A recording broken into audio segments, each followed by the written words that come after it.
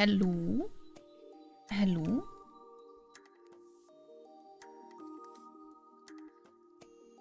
Hello? It's a Friday. It's Friday. Happy Friday. Mexanadian, you're the first today. How you doing? And Sarga, thank you so much for the lurk, both of you. I appreciate it. I appreciate it. It's so today we're gonna do what I was supposed to do yesterday. I was supposed to finish, or at least try to finish, Ghostpia, which is something that I've been playing every Thursday since I started playing it.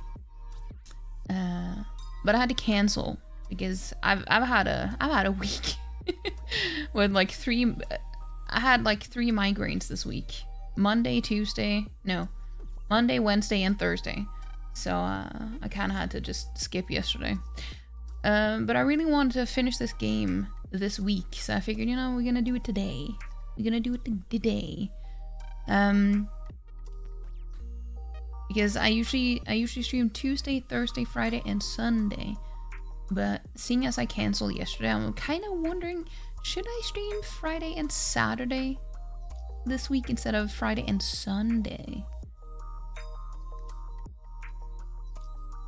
Because I'm kind of thinking of it, because I usually stream Baldur's Gate 3 today.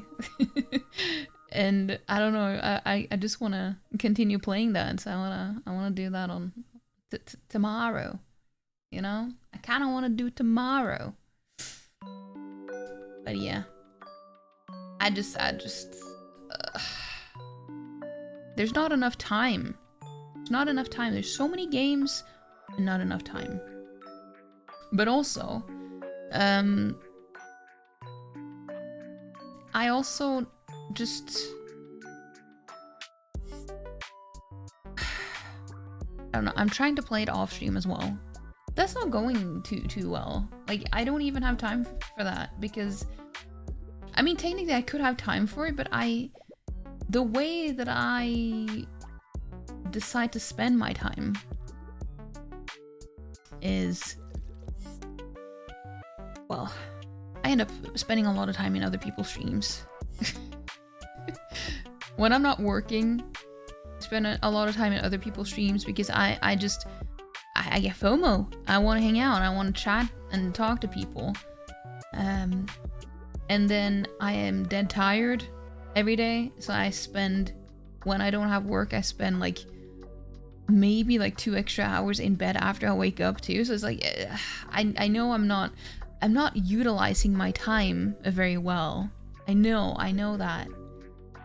Well, I mean, that's not entirely true. Spending time in people's streams is time well spent, I would say. Maybe just not spending extra time in bed after you're woken up. That might not be the best, but that's just how it be. That's just how it be. But yeah, so the game, let us open the game.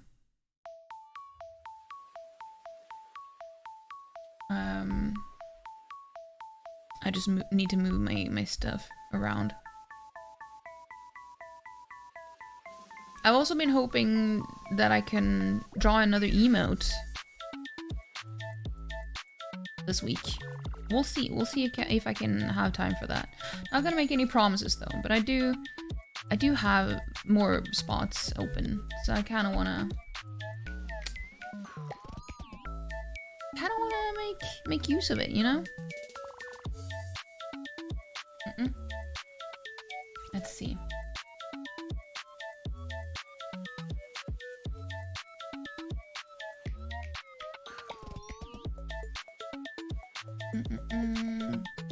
There we go.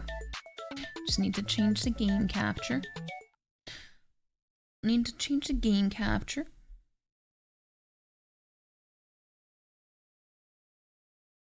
They talk quite a bit of about this game being violent and everything, and it is, but it's not nearly as bad as you expect. by the way that they talk about it so much as like a warning, and both here and on Steam.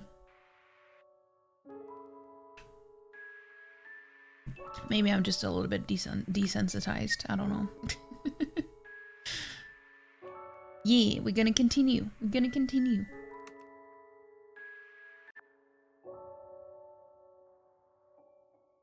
I've been looking forward to the continuation because it got intense last time. I've been waiting in this empty town, always waiting. Waiting for that certain someone. I got work again today. I have to earn money. Money is an absolute necessity for any journey. But even without travel expenses, it's hard for ordinary citizens to survive. So I work in order to prevent myself from doing something stupid, like dying out of starvation as I wait. I work in an office in the corner of a government building that looks like a giant tombstone. As the noon bell rings, I leave the town hall under the pretense of taking a lunch break. As soon as I'm outside, I find a garbage can. Or maybe it's a plant pot, I'm not sure.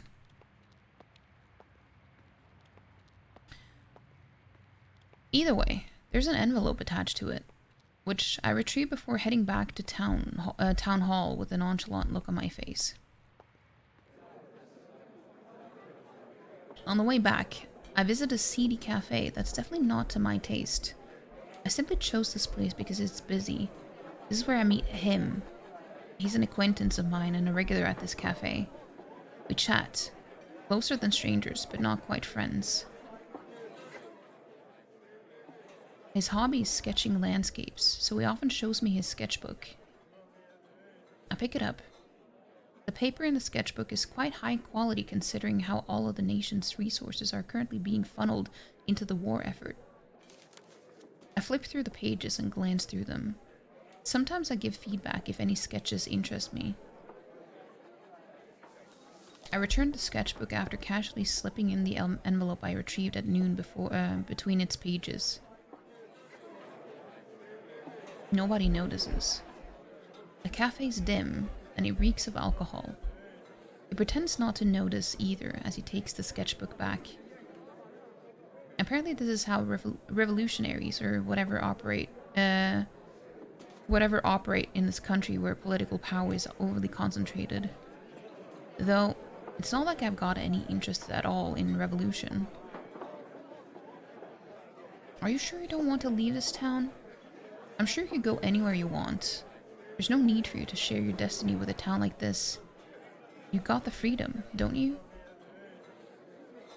The man speaks. In my opinion, he seems to have way more freedom than I do.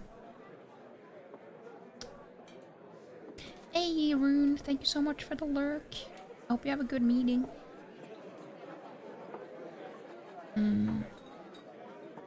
So, for those of you who don't know, this game has been about a ghost town where everyone is dead. Everyone is just a ghost, but they live like seemingly ordinary lives. But then in the town square, there's like a huge missile stuck in the ground with all the names of the people living in the town etched into it. And I'm starting to think that that is what he's talking about. That was like a government, I don't know, project, I guess. So I'm really curious to hear how this conversation is going. Or evolving, I guess. I give him a vague smile as I get out of my seat.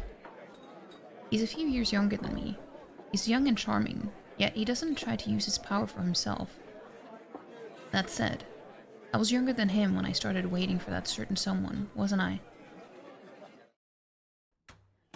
And thus, another day comes to a close. I head back home. The salary is a pittance, so I'm earning slowly but surely. The ordinary days continue. Work. Break. Envelope. Even after I've gotten used to retrieving the envelope, I'm still too nervous to eat my bread. Cafe. Talk with him. He's been looking pale lately. This continues forever. Before I know it, the seasons have changed, but is it a different season in the same year, or a different season in a different year now? When I reach out to retrieve the envelope, someone grabs my hand. The secret police. I've never seen them before, but I recognize them immediately. A gunshot. The secret police officer falls. It's him holding the gun. Not the person I'm waiting for, but him. I take his hand.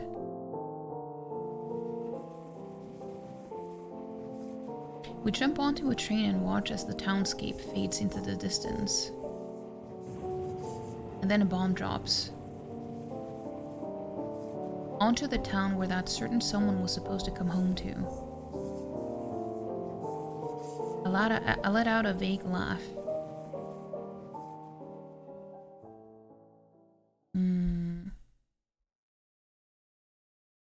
So this is how it all started, I suppose. Hey Kaya! How you doing, Kaya? It is nice to see you. Hope you're doing well. When the image fades out and the credits start rolling, I remember that this was a movie. Oh, okay. Never mind then. A buzzer rings and we slowly get up from our seats. My brain still feels numb.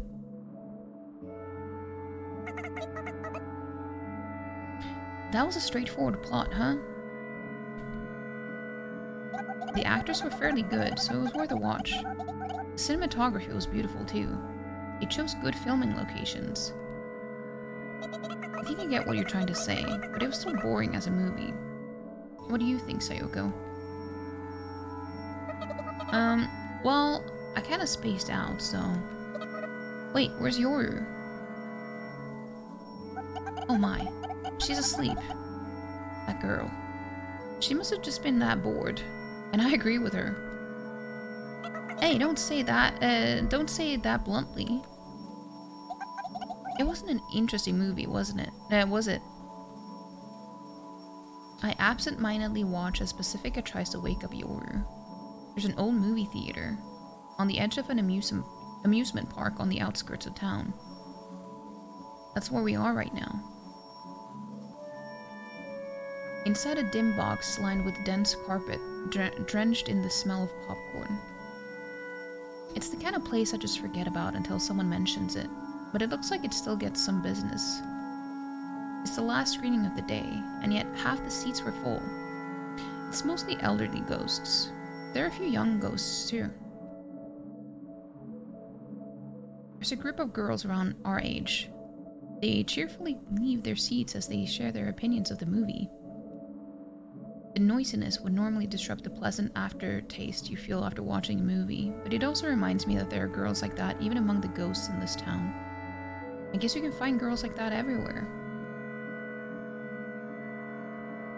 I don't really mind since I wasn't too invested in that movie anyway, but if I were interested in it, or invested in it, I don't want to grab them by the backs of the necks and hurl them out of the theater.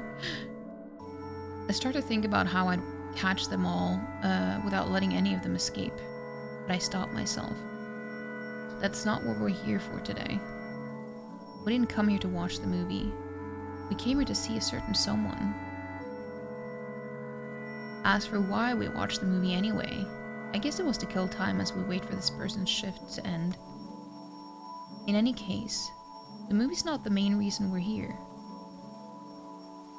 We're here to see the movie projectionist. Aha. I see. Are you doing okay? Been a tired day and done a bit of writing? It's good. I'm glad that you're getting some writing done. I feel that though. I've been to the gym today for the first time this year. I haven't gone since December. So I was like, ugh, I really need to do it because I told myself that I was gonna start this week. But then I've had 3 migraines on 3 different days this week. So I couldn't start when I wanted to. But today, I forced myself to do it. Really glad that I did. That's why I'm starting an hour later than I usually do. Because I needed to have time to like shower and everything when I got back home. But yeah, it makes me really tired when I've been to the gym and then shower and eat afterwards, because like it's fine if I don't shower, but I need to shower because, you know, it's gross being all sweaty and stuff after being at the gym. But it makes me so tired. It makes me so tired just if I don't shower, because sometimes if I don't have anything that I need to do and I don't have to like, if I have plenty of hours to kill afterwards, I don't necessarily always shower right away, even though it does sound kind of gross, but it's hard to be productive because it makes me so sleepy. But yeah, so it's I've managed to do some stuff today. This projectionist is, according to Anya, the most lit engineer in town. Since they're both engineers, it makes sense they know each other. I think it's weird for the most lit engineer in town to work as a movie projectionist, but I guess there's not necessarily a correlation between what you're good at and what you do for a living. Yeah, that's very true. Sometimes, a lot of people say that, you know, if you say that you don't like doing something, it's just like, oh, it's just because you don't know it yet, or you don't understand it yet. Like how people say that about math, if you say that you don't like math. But it's fun when you get it. Like, no.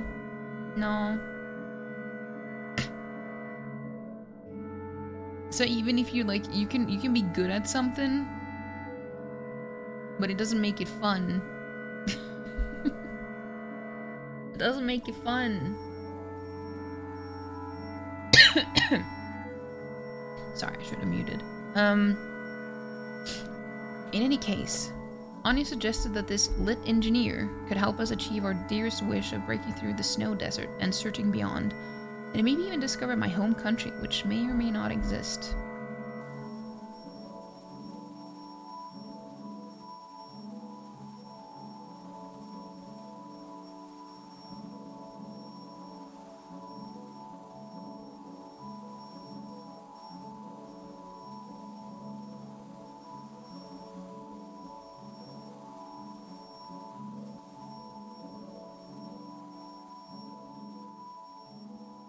Okay.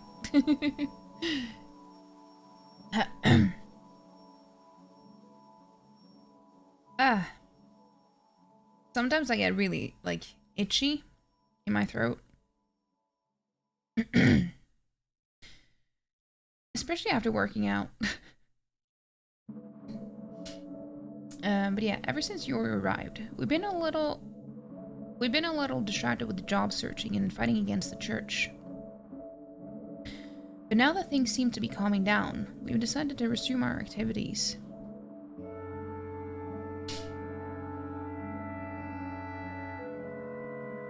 You could probably say that we're at peace. Astonishingly enough, whenever you walk around town lately, people greet not just Yoru, but me as well. I'm starting to remember the faces and names of more and more ghosts, and can even call a few of them my acquaintances now.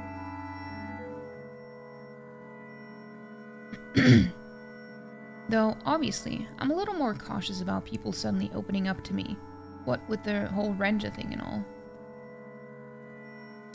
Oh, and speaking of Renja, she was apparently both an influential manufacturer and broker at one of this town's guilty pleasures, so Pacifica praised me for my accomplishment of cleaning up the town. This whole progression of events have has brought me out of my comfort zone for sure, but I'm still glad about how things have turned out. I need to remember to thank Anya properly for setting things up today. That's what I think to myself as we try to deal with Yoru as she cozily mumbles in her sleep. By the time we head into the movie theater lobby, it's deathly quiet. There's not a soul talking, and the carpet even muffles the sound of footsteps. It feels like my ears have been plugged, as if all sounds have been blotted out. Pete! Happy birthday, Pete! How you doing? Well, I mean, I guess it's not really your birthday anymore, but it is for me. But, like, in your time zone, I guess. Did you have a good birthday? How you doing? How did it go? What did you do? What did you do?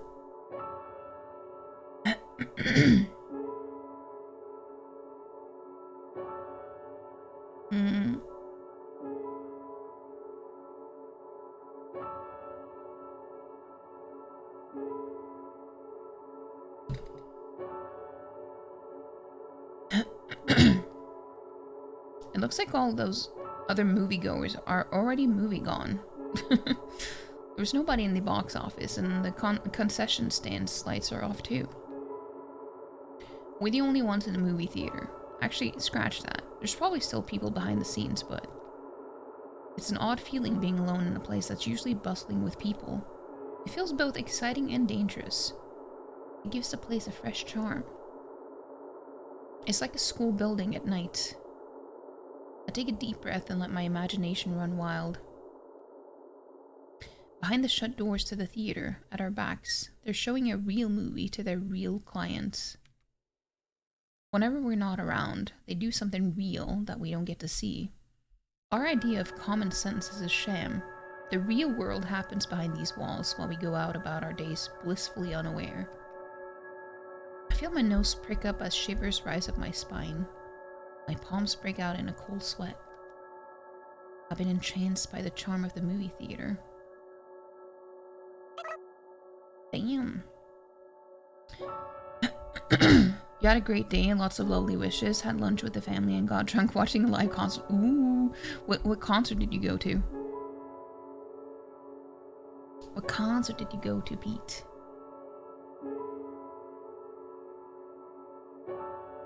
Sayoko? Anya's voice snaps me back to my senses. We're gonna meet up at the rear entrance. That's where the employees leave from. Okay. Let's go. When we leave the lobby, I'll look over my shoulder one more time. Pacifica asks if I've forgotten anything, but I frantically shake my head. Why did I look back? Do I just like movie theaters? Do I have some sort of special memory at the movie theater?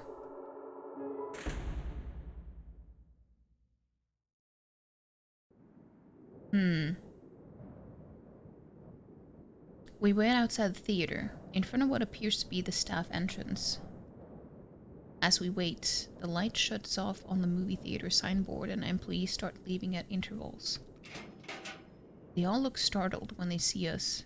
I mean, I guess it might look out of place for a group of girls to wait by the staff entrance of a movie theater after hours. Each time a new ghost comes out of the door, the three of us look at Anya. And each time, Anya wordlessly shakes her head. Is that the one? Nope. This must have happened at least 10 times. A smallish man appears from behind the door. He's short, thin, and has the same red hair as Anya, but his skin is literally pure white, which only makes his hair seem all the more vivid. He's a delicate young man who looks like he's never won a single arm wrestling match. It was pre-recorded, should have been specific. You were at home watching it on TV. Oh, I see. Yeah, but it's just because you go to a lot of concerts, you know? So I thought you meant like IRL. Out in a boot.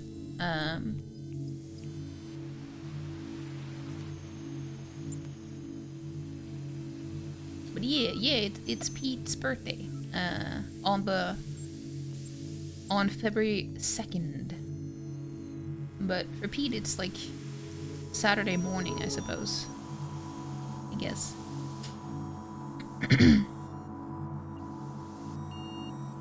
None of the other employees has had this much trouble opening the door. He makes it look like it's as heavy and sturdy as the door to bank vault. Can't help but hope it's not him. I don't know what it is about him, but he just seems obnoxious. The three of us look at Anya at the same time. I can't speak for anyone else, but my eyes say something like, "It's not him, is it?" Instead of answering us, Anya calls out to the man with a somewhat surprisingly cheerful voice.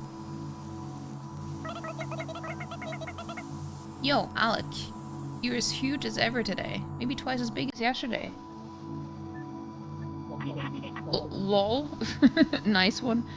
I'm bigger than you, though. Wait, look, Pete!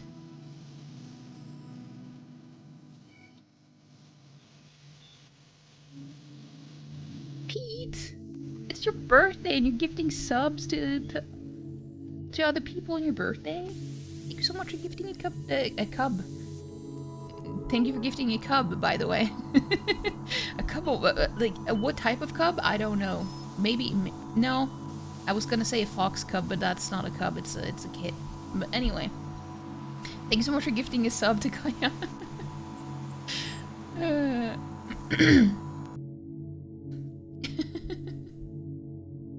But yeah, thank you so much for gifting a sub to Kaya, I appreciate it. I hope you enjoyed the sub, Kaya.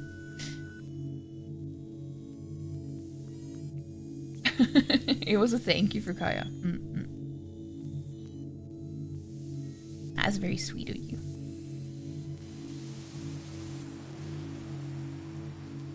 Nice one.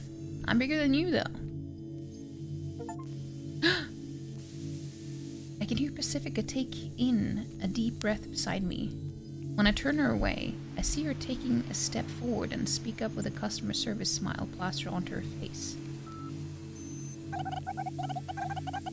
"Nice to meet you. You must be Alec. I'm Pacifica. We've heard about you from Anya, so we came here to meet you."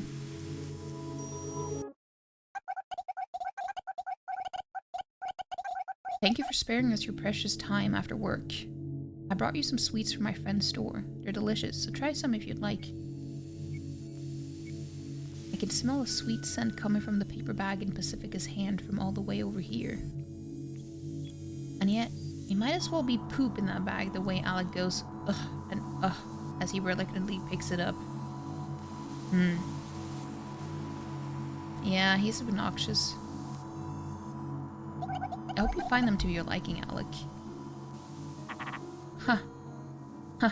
Huh. Huh. Huh. Alec lets out a dry laugh. I can tell his forehead is sweaty despite the frigid temperature. Alec trembles and mumbles as he talks. I got a bad feeling about this. "Lady Pacifica, I'm shocked you would call me by my nickname upon our first meeting. You truly are a lady with the accomplishments of 10 and the connection of 100. I'm the kind of guy who's shocked when a stranger calls me a nickname, but it doesn't even faze you, huh? That's amazing." Pacifica lets out a groan. Alec is short for Alexei. That's his name. I guess I should have made that clear, huh? Awkward silence. Everyone present is uncomfortable.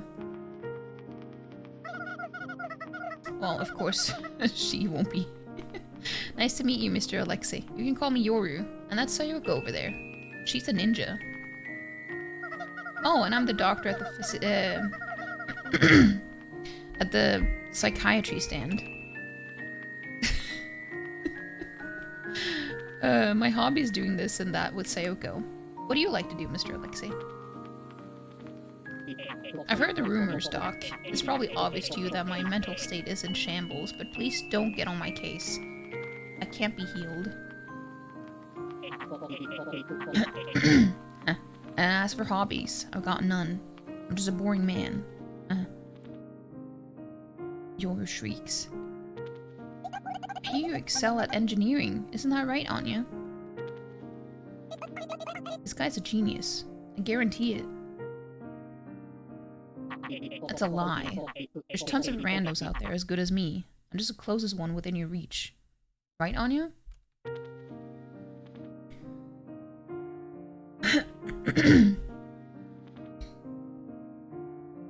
Whenever I look at this Alexei guy, I get a strange, irritable feeling.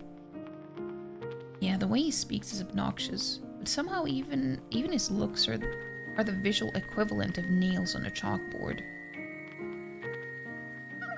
Sayoko, this guy seems like he's in serious need of some counseling. I completely agree with you. Yoru deals with a lot of patients like this. They all look older than their age, but act younger than their age. And the dissonance between their appearance and their behavior irritates everyone around them. These people fuss over even the most trivial of mistakes, and even if you do something good for them, they don't appreciate it. In fact, they even find some way to berate you.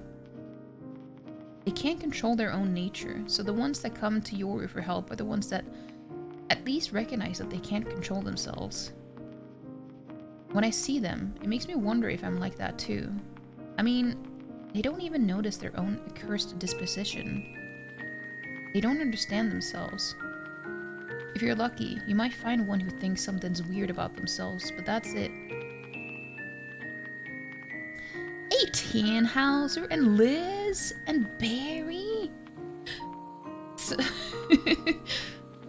just you know, three sweet beans popping in all at the same time. But hey, Tannhauser, how are you doing? And also, thank you so much for the lurk, Liz. I appreciate it. It's the Pia game. It is the Pia game. And also, how are you doing, Barry? I don't know why my chat isn't showing up on the screen. It should be, but sometimes it just doesn't. Barry? Yeah. Esteberry.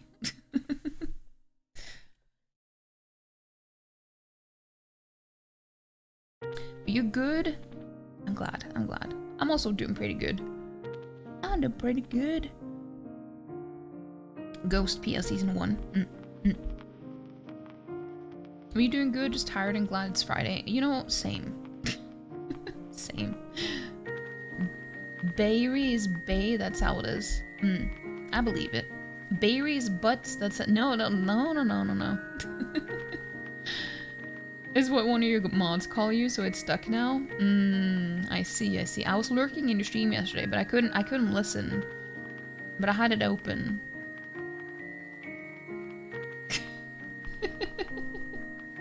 Hold on, let me do some shouty outies. Also, first it's Pete, the legend himself, and then we have Liz. We have Liz, and then we have Barry, Esteberry. Did I forget anyone? I don't know. How did I like? It looked really good. It looked really good. It was cute. It was not at all what I expected. It was very different than any other PNG tuber that I've seen, but it looks really cool. I like it. Wait, Tannhauser, you stream too? I didn't know that. Hold on, let me give you a little follow. Let me give you a little follow. Also, you're playing one of my absolute favorite games. I love The Witcher 3. It's one of my 2 favorite games.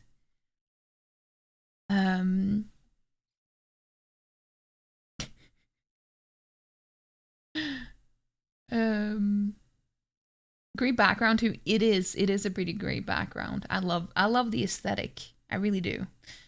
What kind of freeze frame have you walked into? Hey, pun gentleman.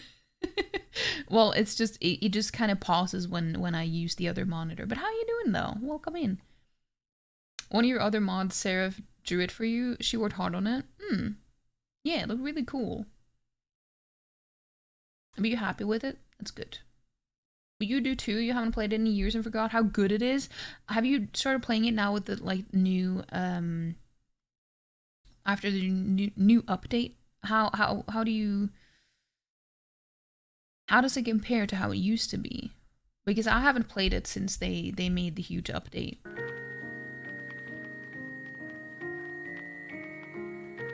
I haven't played it at all. Last time I played it was when I played it on stream, and that was in 2021.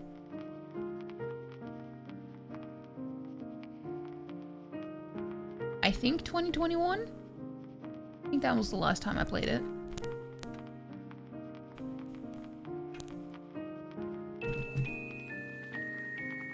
It's been 5 years or so.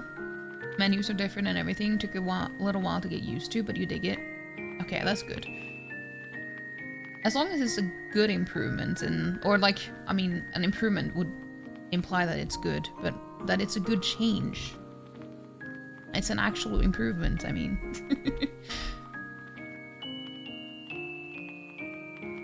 You still need to play the Witcher games. You were gifted the books by one of your friends for Christmas.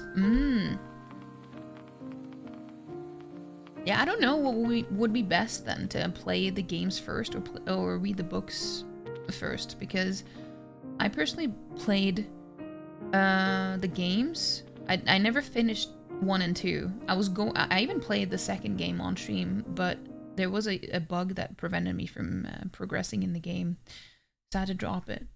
The first game I dropped because I just played it for 1 sitting, so for about like 5 hours or something, and then I never went back to it.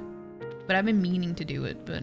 So the Witcher 3 is the only one that I've actually finished, and finished several times. I finished The Witcher 3 3 times, I think? And then done the DLCs twice.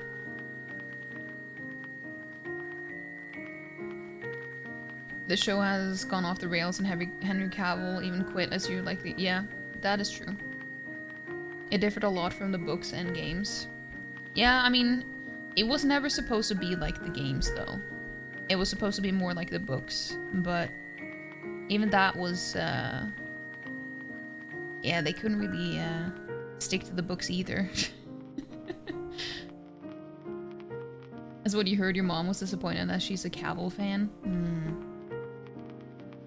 I think, didn't they cancel the entire show now? When they realized how unhappy people were with how things had been going. I heard that they had canceled the whole thing now. Maybe that was... I never read it. I just heard about it, so I don't know how true it is. It started out pretty good, but went its own direction. Yeah, I mean...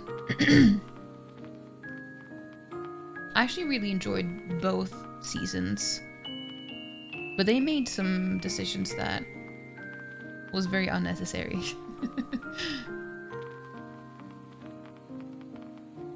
Yeah, it was pretty good. It was pretty good for a while. It wasn't like a masterpiece or anything, but it was good and entertaining. It wasn't like a huge disappointment, at least. But yeah. In other words, I might be like them and just not know it. That would suck. I wouldn't want others to think of me like that. Even thinking like this makes me feel like I'm putting myself a step above them. Even thinking about thinking like that feels disgusting. I'm just not good with these sorts of people. And I haven't even spoken a word to him.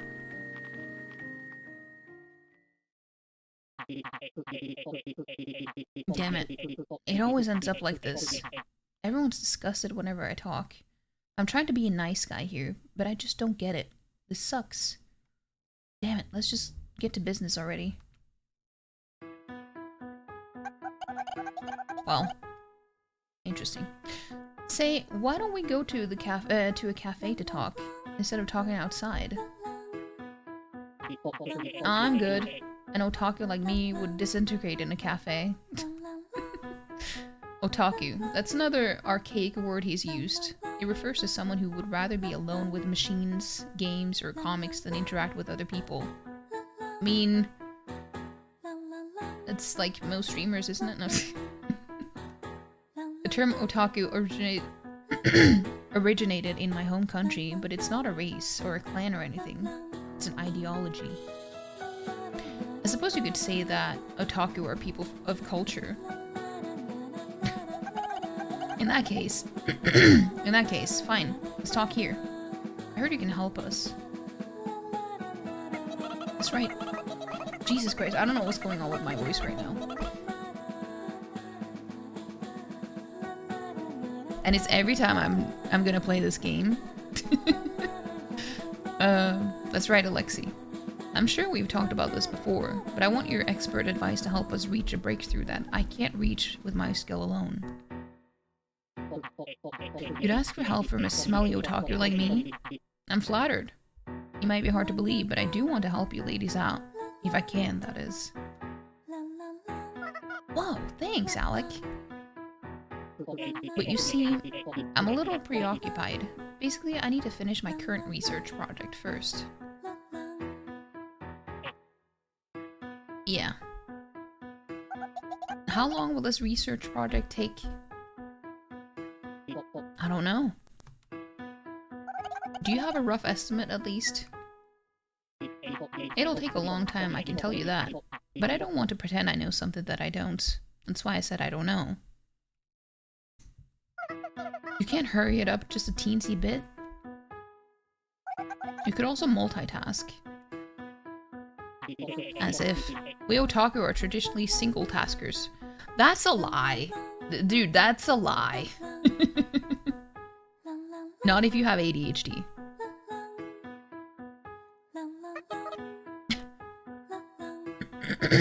Otakus are allergic to sunlight, in-person social interactions, and drinks that aren't Dr. Pepper. Dr. Pepper, by the way. Dr. Pepper. Or my Mountain Dew. Are you one too? I mean, aren't we all? I have to say though, Dr. Pepper is not something that I drink. We don't really have that here, but I've tried it and it's not really my thing. Not Mountain Dew either. But I do drink Pepsi Max.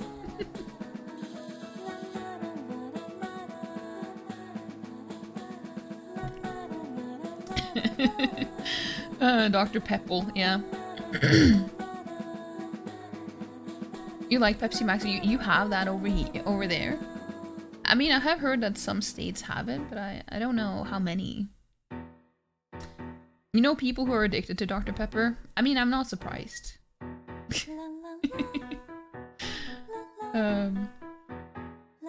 Yeah, that's news to me. Why are you in such a hurry? We ghosts have an infinite amount of time. If waiting will solve a problem, why not just wait?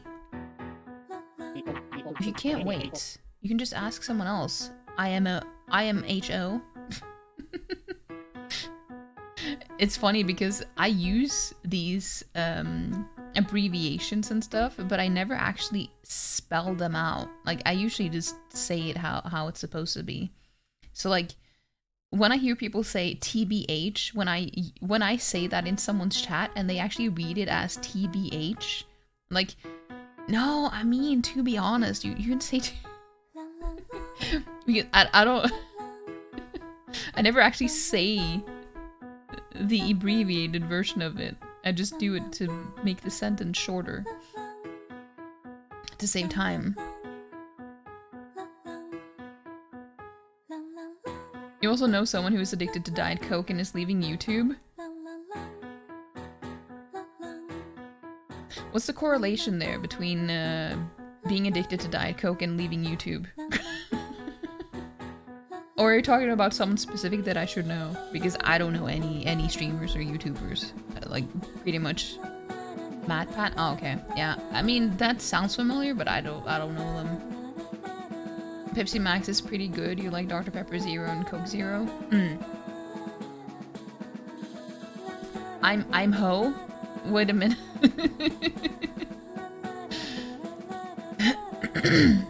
There's just too much Diet Coke on YouTube, apparently.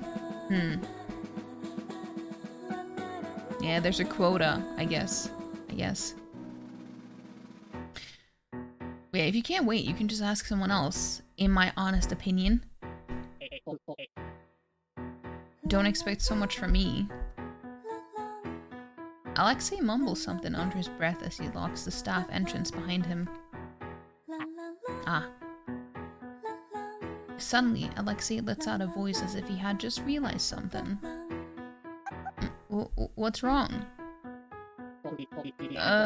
It's nothing. Whenever I ask someone a favor, it never turns out pretty. Just say it already. Whoa! Be gone, evil spirit, be gone. Wait, what is going on here?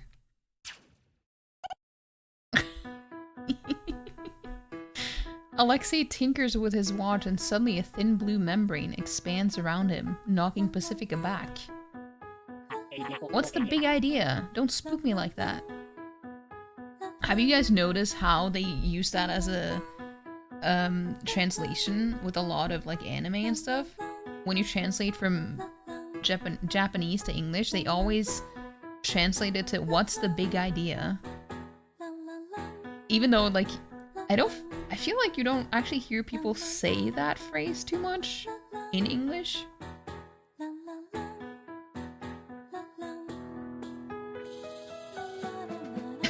There's just too much You can type. That's what they all say. Yeah, don't spook me like that. You're the one who spooked me. What's with this bubbly thing? It's my portable otaku guard. Pog. It's the Pog. This is the Pog. By the way, serves you right. You won't find this much strength at this smallest size anywhere else. Portable otaku guard. The Pog. Yoru whispers. This is starting to get kind of exciting. I nod back. I can certainly see why Anya places so much confidence in Alexei's engineering skill. That's what I think to myself as Yoru secretly gets pumped up. She does have a taste for weird things after all. Shut it off this instant. No, you just get mad at me. How can you tell I'll get mad? Because I'm gross. Females have always thought that I'm gross. I can tell you'll be mad even without you having to say anything. Okay, so he's just a typical incel. That's what he is. He even calls women females. That's like the one thing that that tells you that he's an incel. Don't call women females. It's just... Barry, why do you like this guy?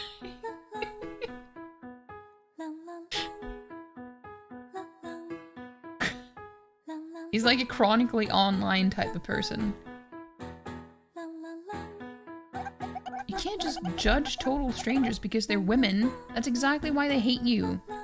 Exactly. Damn. Pacifica picks up a shovel off of the ground and charges at the, what was it called again? The Pog. That portable otaku guard. I want one. Anyway, Pacifica starts hammering away at the barrier with the shovel. Each time she hits it, it lets out an unpleasant low-frequency sound wave. And eventually, the barrier's outline starts to fade away. Stop! This thing's power output is still unstable. Hey, Alexei. What?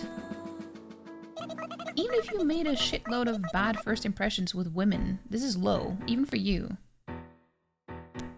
That's just how hopeless I am. You of all people should know that. Hey, no need for the attitude, you know? Are you stupid? Look, I'm an otaku, and whenever an otaku talks to a female, he just wants to die. It's how we're built. I don't know if you can even imagine this, but I feel so sick right now. What is it? What is with this dude? He has a built-in shield in his watch. His issue with women, yeah, not a fan of, yeah. He just wants to die because he's talking to women. I'm a woman too, you know? Anyway, you just had an You just had an idea of how to speed things up, didn't you? Out with it. Out with it. You shouldn't keep it to yourself, even if you think you should. Damn it. So, I was thinking, you could help me finish my research. My research has hit a deadlock, see? That's why I said it'll take time, but if you helped me, it'll speed things up. I'm almost certain of it. But who would want to help someone like me? Oh, god damn it. People like this are so exhausting. The self-pity. Don't beat yourself up like that. Why wouldn't we help you? Anya's unusually talkative, and Mr. Alexei seems to be somewhat open with her. It's a refreshing contrast. Anya's usually the passive one, so she almost seems like a different person. Mr. Alexei turns off his pog and falls silent. He just needs to tell us his thoughts, so why does he need so much time to concentrate? No, I guess it's unfair for me to... I guess it's unfair of me to think like that, since I'm with friends and we outnumber him. If I were in Mr. Alexei's shoes, I'm sure I'd hesitate to speak my thoughts too. He's probably cursing himself for letting out that "ah" earlier. Even I'm starting to feel uncomfortable. I hate this. Pacifica? It's not until I say, that I realize I had even opened up my mouth. The words just start flowing out by themselves. We can just let Mr. Alexei think things through and get his answer on a later date, can't we? I see, says Pacifica. Oh, yeah. I see, says Pacifica. She folds her arms in consideration. I'm sorry, Anya, but can you ask him again tomorrow or some other day? Oh, I don't mind. If Anya's going, then I've got no objections. Hey, Veld! Veld is today second. How you doing, Veld? We're getting an ad in like 15-ish seconds. So, not gonna do anything when the ad starts. We chat a bit more for a while until we settle on Anya coming back the same time tomorrow to hear his answer. Phew, I'm not used to this sort of stuff. It particularly pains my heart to make Anya ask for me.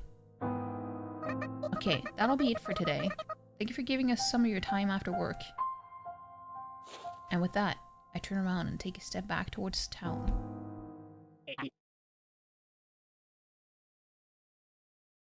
We're gonna wait. Barry's third. That you are. Okay, hey, wait. Oh, what is it? If you have more to say. I was just hoping that some music would show, like, come up. Because otherwise it will be completely silent during the ad break. I guess we can just turn on some music here. How you doing, Veld? It's nice to see you.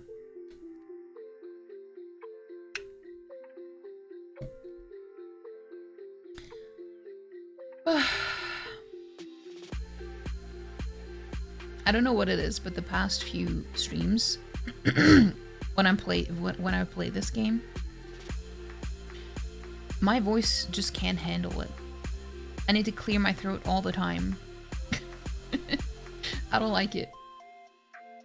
You're okay-ish, at least better than the rest of the week. Aw, I'm sorry. Being sick sucks. It does. It does. Have you started feeling a little bit better at least? Yeah, it's not good to be sick. You don't like that? Hey, Nikki!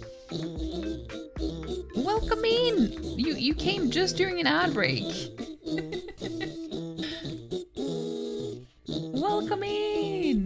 welcome in. I'm so sorry to anyone who came in during the ad break now, but thank you so much for the raid. I appreciate it. How was your stream? What were you playing? Hold on, let me give you a shouty howdy.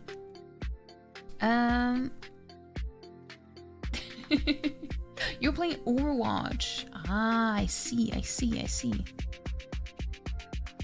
Yeah, thank you so much for the raid. And if you're not in an ad break, should I wait until the ads are over? Maybe. Hey Miffed! How you doing? But you're not so sick that you can't do anything anymore. That's good. That is good. Also, hi Sarger, welcome back. Yeah, it's happy Friday to you. It's good to have a weekend here finally. Yeah, we can do it anyway. So yeah, if you don't know me, my name is Vepricos. I'm a Norwegian streamer. Well, these days I'm playing this game called Ghostpia, which is a visual novel. We're gonna try to finish it today. We've been doing this for about 4 weeks now. 5 weeks? It's been a thing every Thursday, but I was sick yesterday, so I had to do it today instead. And I also play a Baldur's Gate 3. And then we have, well, there's a third game that I... the slot is open for now. So, we'll see. But yeah. Also, in case well, if you need to raid and run, Nikki, no worries. Also, we're back from the ads. So that's good. I hate it when the ads show up at the most annoying times. Is that it? No, it's fake. I use this sometimes on stream. I only have this one in my nose. This one isn't fake, but this one is.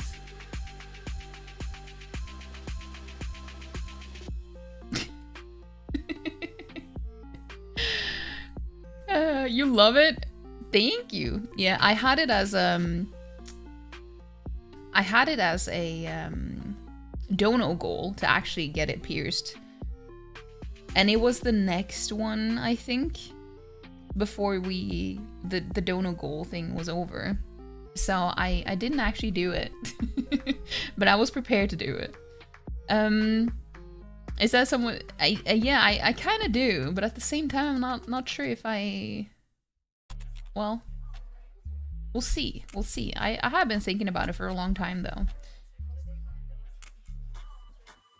But hey, Matsuma, how you doing? Welcome in.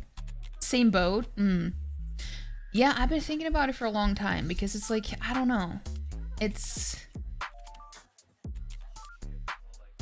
like the combination of having both this and this. I don't know why, but it just I feel like it just works. I don't know. I like it. It does. It butts. Yeah. Yeah, I like it. So for now, I've had this fake one for a long time that I haven't used it in a good while now, but I have used it quite a bit on and off. You get caught up in your own head about it, so you haven't committed.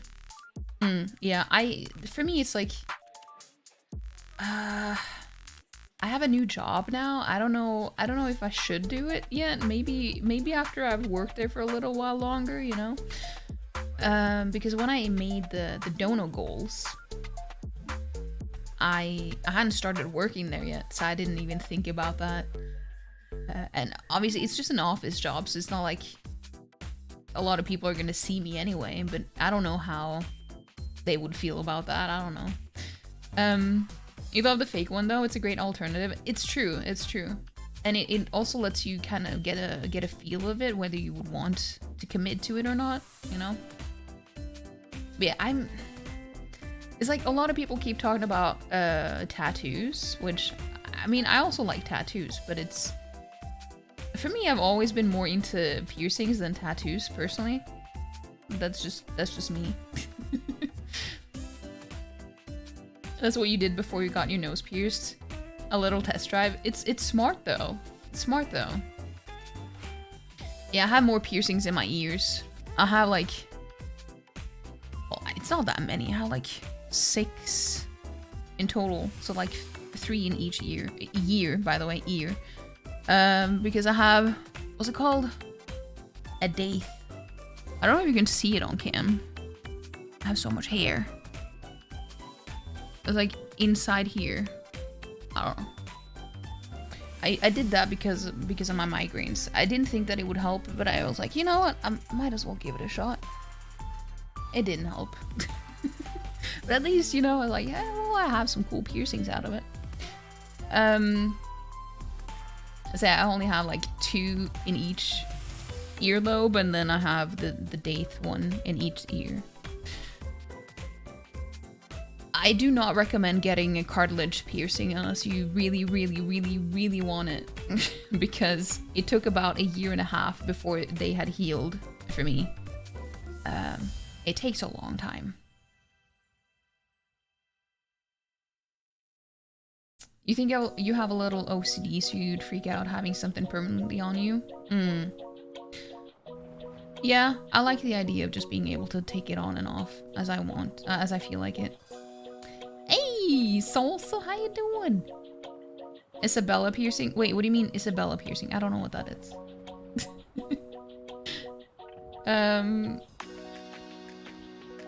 Now you have a pretty piercing. Yeah, right, exactly, exactly. I still haven't changed them since I got them pierced. Because I don't have a piercing studio near me. I don't think. I don't know, I feel like they open and they close and then it's like, yeah. You got a double on your right side and they took forever to heal. Yeah, it's a pain in the ass. 4 years? 4 years? Google it? When you say that, Sarga, when you tell me to Google something, I am very hesitant to do it. Simply because it's you.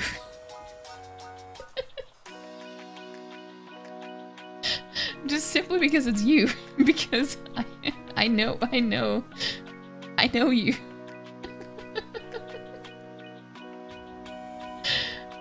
I'm a very gullible person, but I have learned. When Sarger tells me to Google something, or Palm tells me to do it, I'm like, yeah, I don't know. I'm not sure.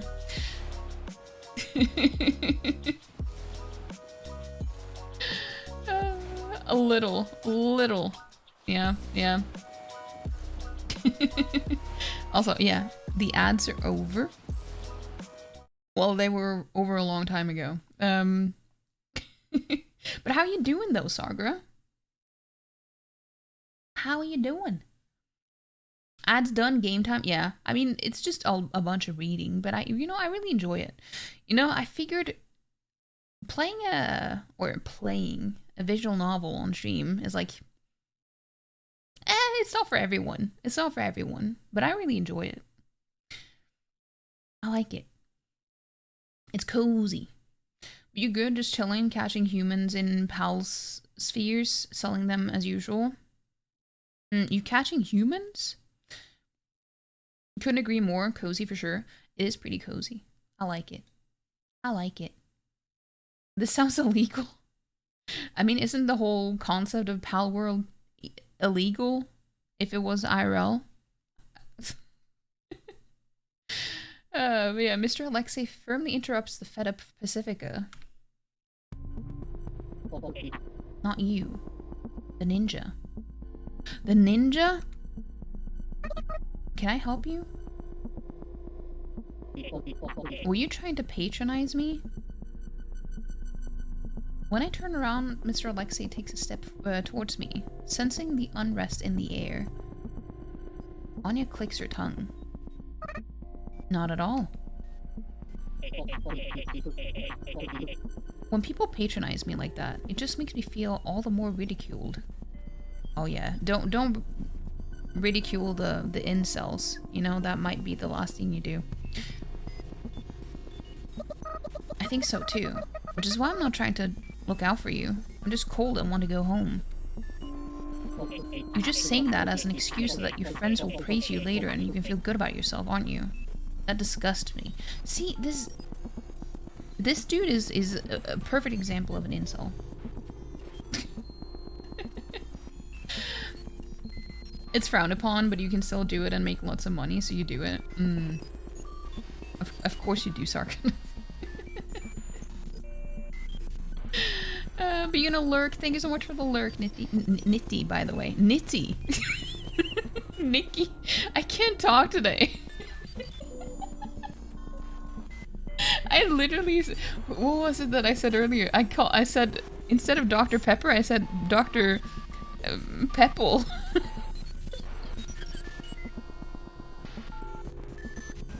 Do you knit by any chance, Nikki?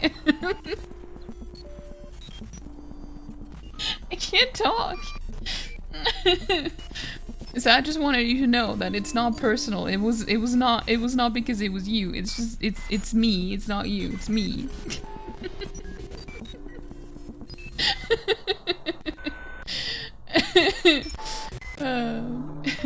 It's perfectly normal to smack animals on the head and then throwing a metal ball in their face. Oh no. Poor animals. Pepple? Yeah, Dr. Pepple. You don't, but you need to now. I said nitty. Nitty. But yeah, that was my bad. I apologize. I can't guarantee that it won't happen again, but I'm gonna try my best not to let it happen again. Nitty hurry.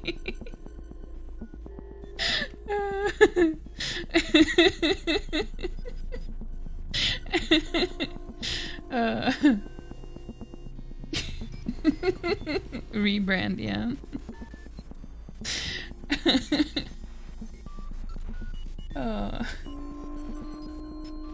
Knitting with Nikki. But yeah, thank you so much for the lurk though. I won't hold you anymore, but and also thank you again so much for the raid. I really appreciate it. Hey Valo, how are you doing? Hope you'll have a good weekend. I hope you will have a good weekend. Thank you. Yeah, I actually managed to get to the gym today for the first time this year because I haven't gone since December. So I'm kind of well, I don't know. I feel good, but I also feel tired because I always get tired when I shower after going to the gym. So it's gonna be, I think it's gonna be a good weekend. I feel good about the weekend. That'll be your YouTube channel when you retire. You know, that sounds like a pretty good idea. From whatever you're doing. You never been to a gym? Hey, that's fair. That's fair. And don't shower. I wish I hate showering, but I need to. It's like, I mentioned this before. I wish that I could do like, you know, Dexter in Dexter's laboratory. When he decides that he hates taking baths, so he ends up laminating himself. So all the dirt just slides off of his body. The unfortunate thing is that won't really work though when you get older because, you know, sweating is still going to be trapped inside the lamination part of your body, you know? So it's not very practical, but I feel like it would be nice if there was something similar you could do.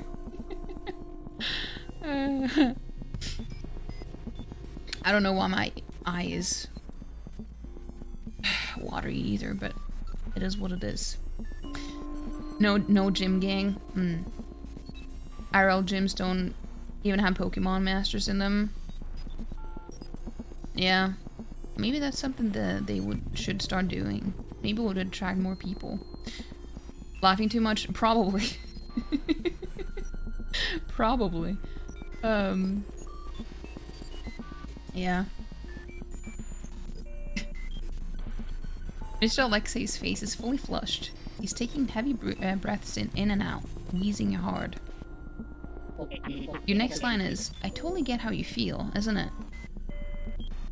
Yeah, I do get how you feel. I also kind of get why you'd get aggressive about it too. It's exactly because I get it that I shouldn't say I get it. I get it. So if we flip things around, you're saying that you get how I feel then, right? Please stop. You think you know anything about me? Disgusting. Oof. Mr. Alexei lets out a weird sort of groan, but he's smiling. Savage AF. Savage as fuck. He wasn't expecting that, did he? I don't know what savage AF means, but Alexei chuckles after he says it. You don't have many friends, do you? No, because he can relate to it, so he's like, well, I don't have friends, so how can she do? I don't know. Maybe not. Anyone without many friends is a friend in my book. What? That's my personal theory. Fine, I'll show you the goods. Come with me to my lab. Damn, that was easy. This time Mr. Alexei turns his back to us and trots off. His shoulders shiver, and after a few steps, he stumbles. Yoru gives me a smile and a thumbs up. That guy's a pain. I agree with Pacifica's grumble in the silence of my heart as Anya helps Mr. Alexei get up and we follow behind. Yeah, so we've just started chapter, or episode 5. And this is the intro for the game.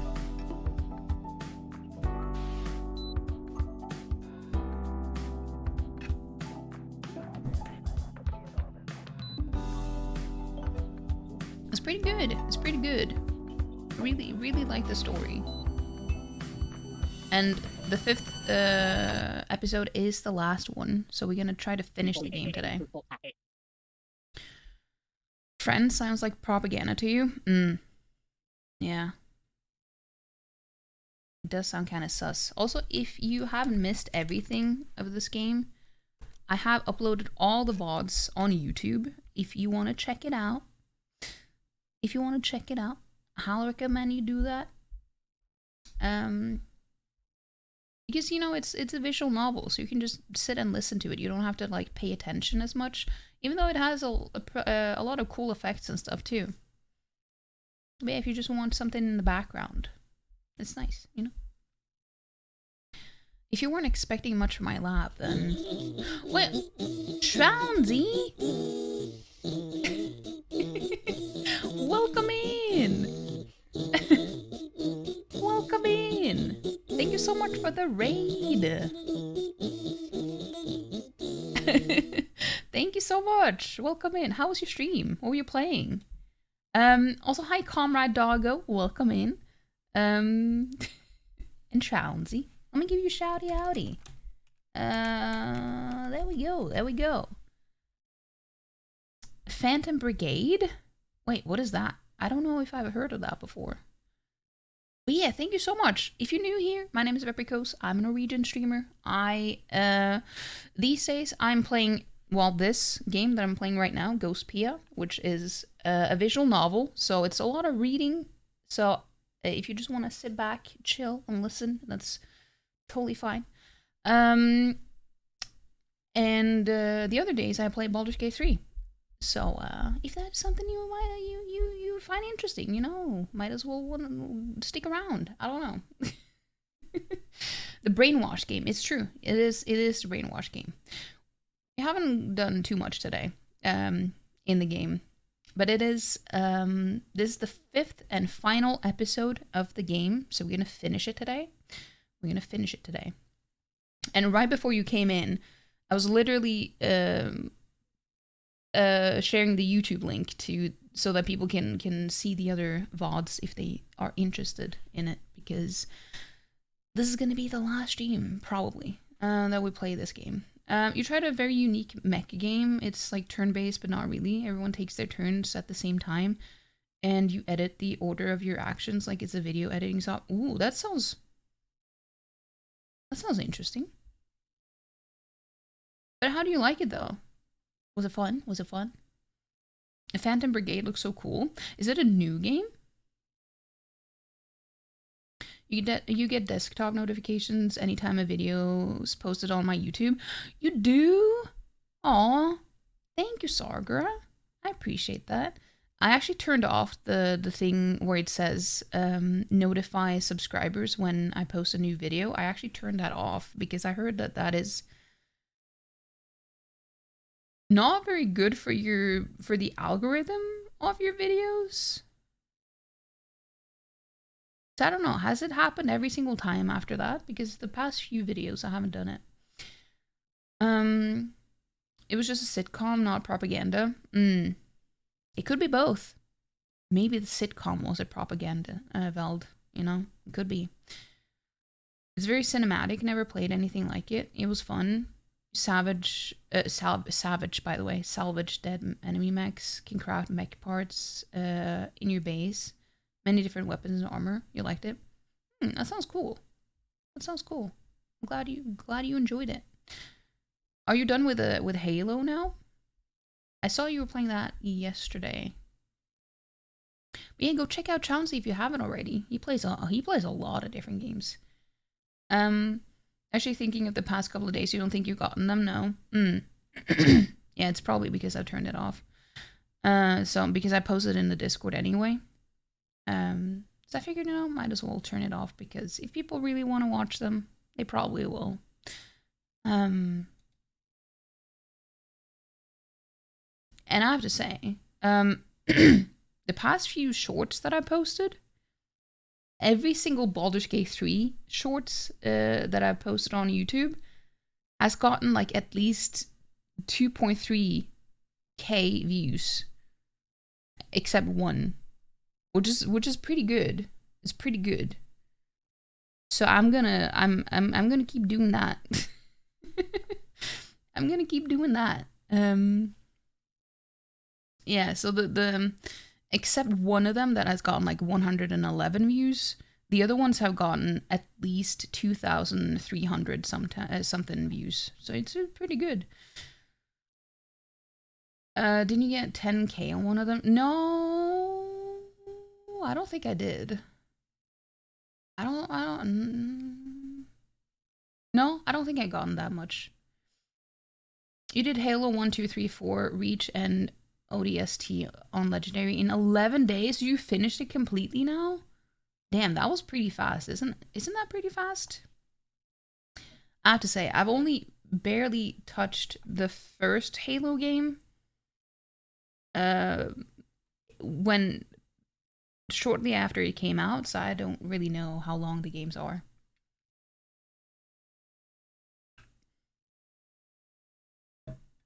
It must be, yeah, I mean, it could be. Well, I mean, it must be. Correct in what talking about with the algorithm, it happens because it's impression to click ratio. If you send out notifications to all your subs, but only 10% actually click it, the click-through rate is 10%. Yeah. Yeah, so that's why I figured, because I actually saw a video on it. I didn't even look it up, but it was just, you know, when you have the app open and it starts like playing a video without you actually clicking on it. That kind of happened with one of those, and I was like, wait, this is actually kind of interesting. So I just kept on watching, and I was like, I'm gonna do some of these things. So, I mean, it seems to have helped a little bit. If instead you don't have that and people actively look up your channel, click the video, then it's 1-to-1, so it gets pushed. Yeah, it sounds really smart. It does sound really smart. But that in 11 days, that sounds pretty wild though. But you do stream for pretty long each time. And is there a single day during the week where you don't stream, Chauncey? So I guess if you have really long stream and you stream every day, maybe it is more doable. I don't know, but it does sound pretty impressive though. Not really. Do you like playing video games? I feel that. As understandable. But yeah, if you need to raid and run, feel free to do so. Because you've probably been live for quite a while now. We're just chilling, reading some dialogue and stuff. Yeah, if you weren't expecting much from my lab, then oh, start episode 5. Now we got an achievement for that. Hurried up already. Eep. Eep. I still have no idea how to pronounce that without sounding weird. Hey Shane, how you doing today, Shane? It's nice to see you. We're standing in front of Mr. Alexei's house. From the outside, it looks less like a lab and more like a bougie villa. Since it's located close to the amusement park, perhaps it was indeed originally meant to be an expensive vacation home. But, fine, never mind. Mr. Alexei almost looks tearful as he holds his hand out to the needlessly huge keyhole. The moment I wonder if he left his door unlocked, I hear an electronic sound followed by the thunk of a heavy lock turning. Whoa! Was that a biometric lock? Nah, you can't trust something as easily fakeable as vein recognition. Simple is best, so I just implanted a chip in my hand. It's pretty convenient. I'll be on your phone while you cook as usual. These types of games are great, can follow along just by listening. It's true, it's true. But yeah, I appreciate that. Are you good? That's good. I'm feeling better, yeah. I've had 3 really bad days this week with migraines. So I was supposed to finish this game yesterday. So we're doing it today instead. Well, yeah, I'm feeling better today. I even went to the gym today. So that's kind of how I feel when I've had several days where I haven't been feeling good. It's almost like I feel like I need to overcompensate by like catching up with the stuff that I haven't been able to do. Which, you know, might not be very helpful always, but sometimes it pays off.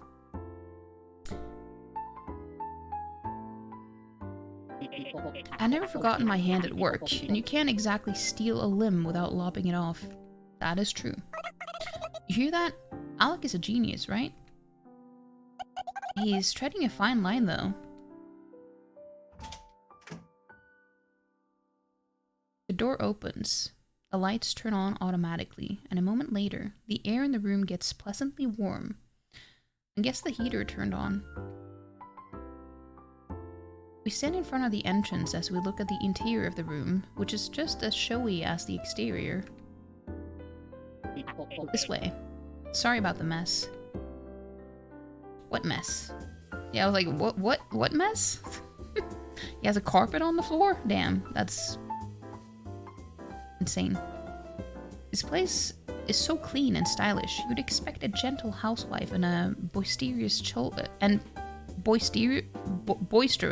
boisterous, that's the word.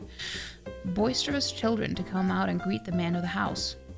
It's such a stark contrast to the image of the homeowner. What a nice house, huh, Sayoko? If only our place had this much space.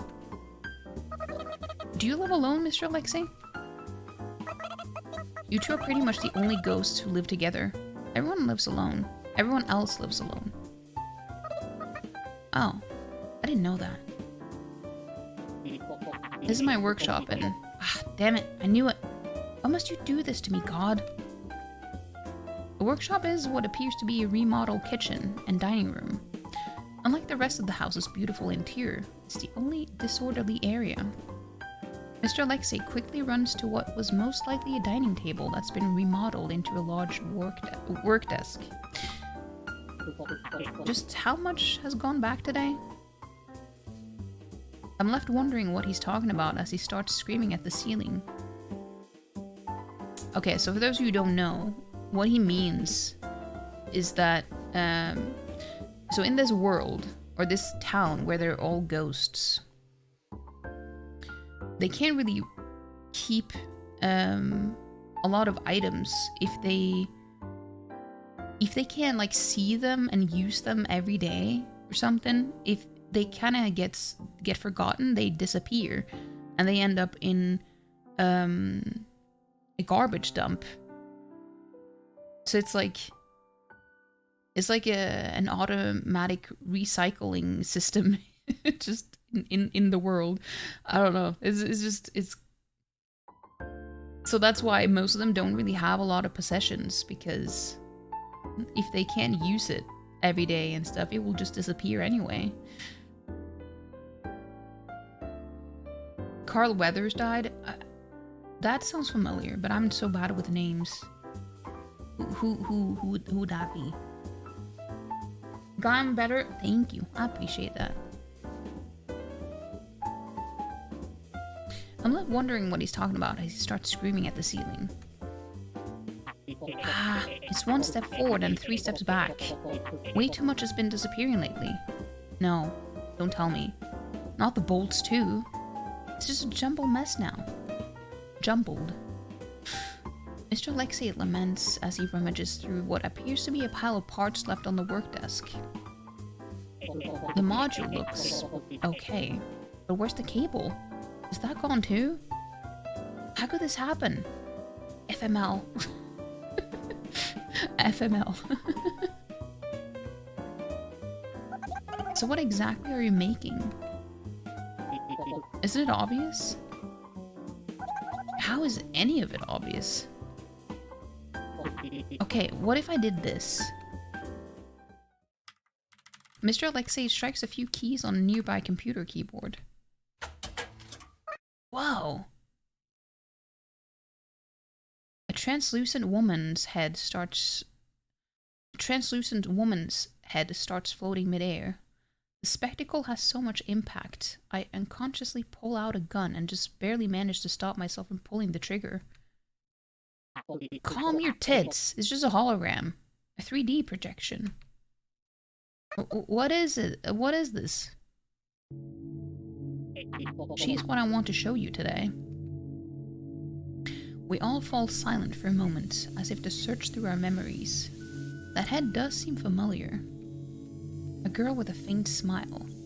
I was about to say, just before we saw it turn into what she's supposed to look like, this was what the episode started with. It was like they were showing something from before this town turn into a ghost town.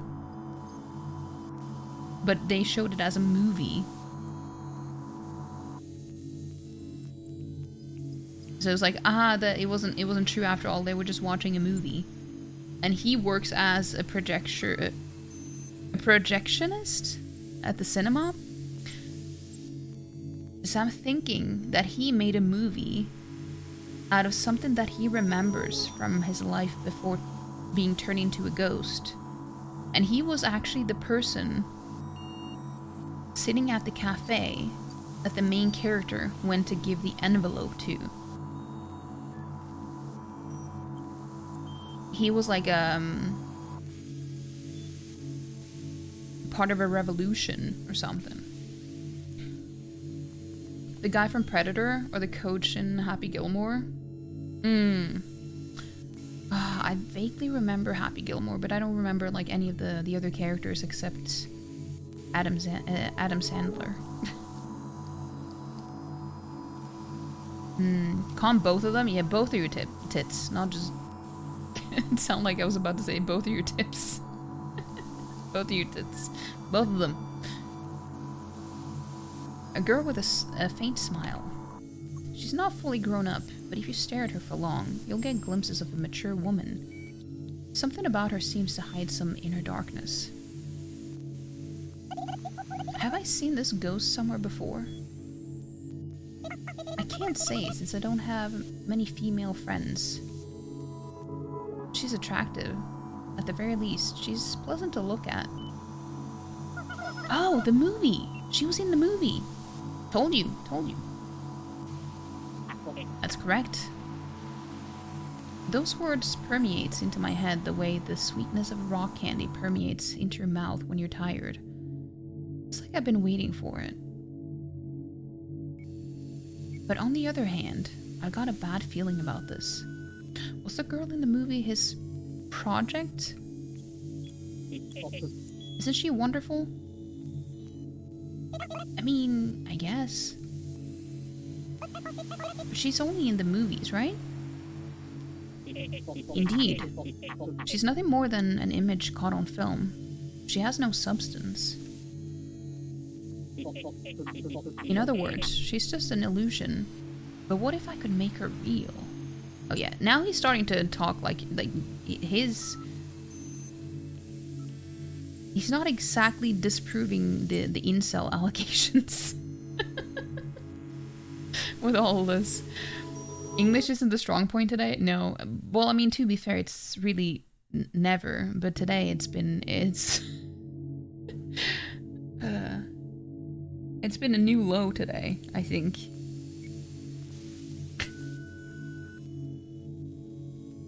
Wait, so, Alec, you're trying to make this chick? No. That's not it at all, Anya. Good. I thought you had gone way off the deep end for a second. Okay, that's good. At least. I'm just deploying her into this shitty world. Oh no. It's all about the semantics, I guess. It's like, she's already real, she's already in the Matrix. We're just bringing her out of the Matrix. I get it. Oh boy. What do you mean by deploy? He means make, but with a fancier word. Yeah. Not at all. I thought of all the shitty women in this town. At least you get me. To make her would be to simply create something in her image that would act like her. But what's the point in that? Yeah, what would be the point in that? What I want is to ascertain each and every one of her functions, either abstractly or concretely, and deploy her into this world. Not just in spirit, but in body too. That's what this project of mine entails. And then what? Live with her, obviously. You see it all the time in anime, don't you? Every day, she'll wake me up, eat meals with me, and welcome me home. I was hoping I was wrong. I was hoping he would, like, prove me wrong somehow, but...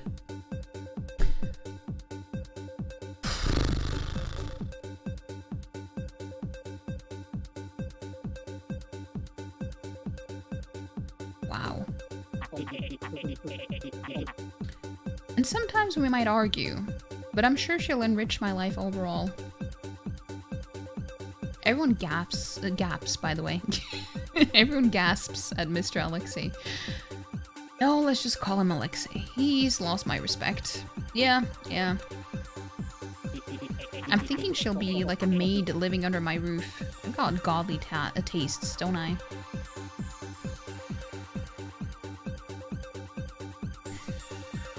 Yeah, he was bringing the incel vibes immediately. I was just hoping that I would be wrong about it. I've even drawn clothing designs. I'd love to get some females' opinions on them. Yeah, that was my first clue. When he started talking about the women in the game as females, that's when you know this dude is... Yes. Long skirts are the best, aren't they? I'll bring up the designs. And with that, Alexei starts typing away at the keyboard, but Anya frantically stops him. Well, whatever. I'm sure you've all come to understand the loftiness of this project's goals, but... I'm sure we all come to understand it was a mistake to come here. Indeed.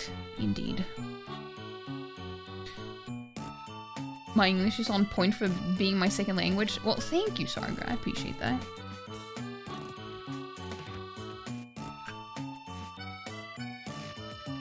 Also, thank you for the redeem. And thank you for the lurching. I appreciate it.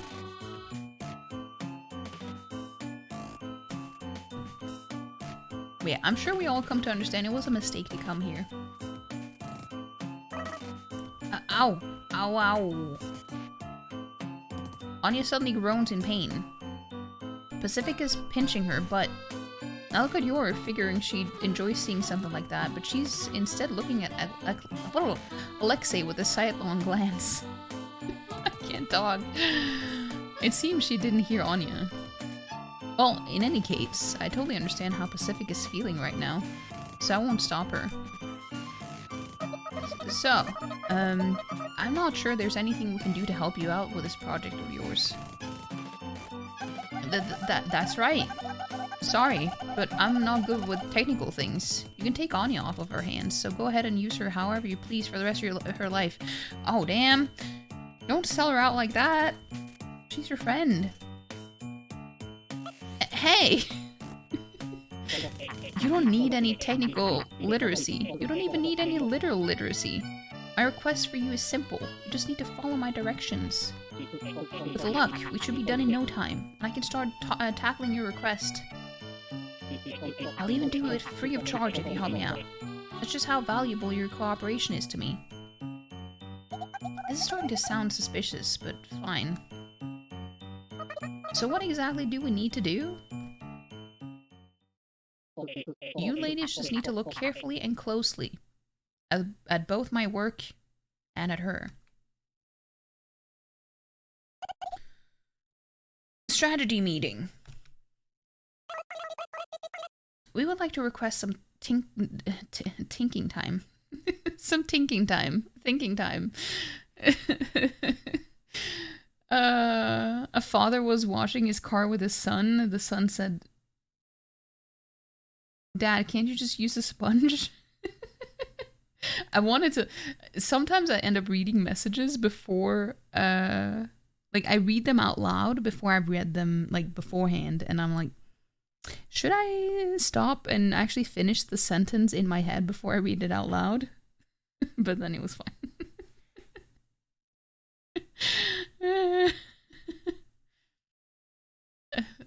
So the thing about dad jokes is that I actually picture them in my head, like actually picturing what I'm reading, and I'm just picturing a dad like holding his son with his one hand and like rubbing his son over the windshield and stuff.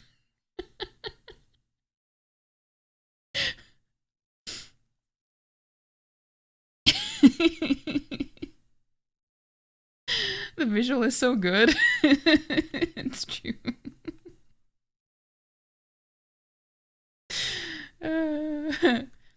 Yeah, we would like to request some thinking time. Approved. Damn, he approved. Oh, I like this song. At Pacifica's command, we all gather in a corner of the room. I'm sorry, guys, for like everything. That guy's messed up in the head. But what he's doing is incredible. Yeah, he's always like that. Nobody can keep up with him. In more ways than one. But his engineering skills are the toppest of the top notch.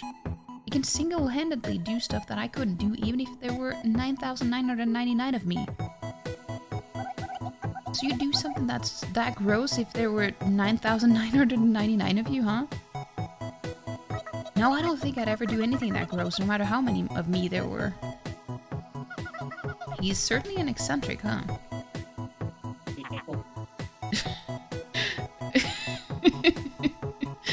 It's like, this guy, he... JSYK, I can hear you, FML.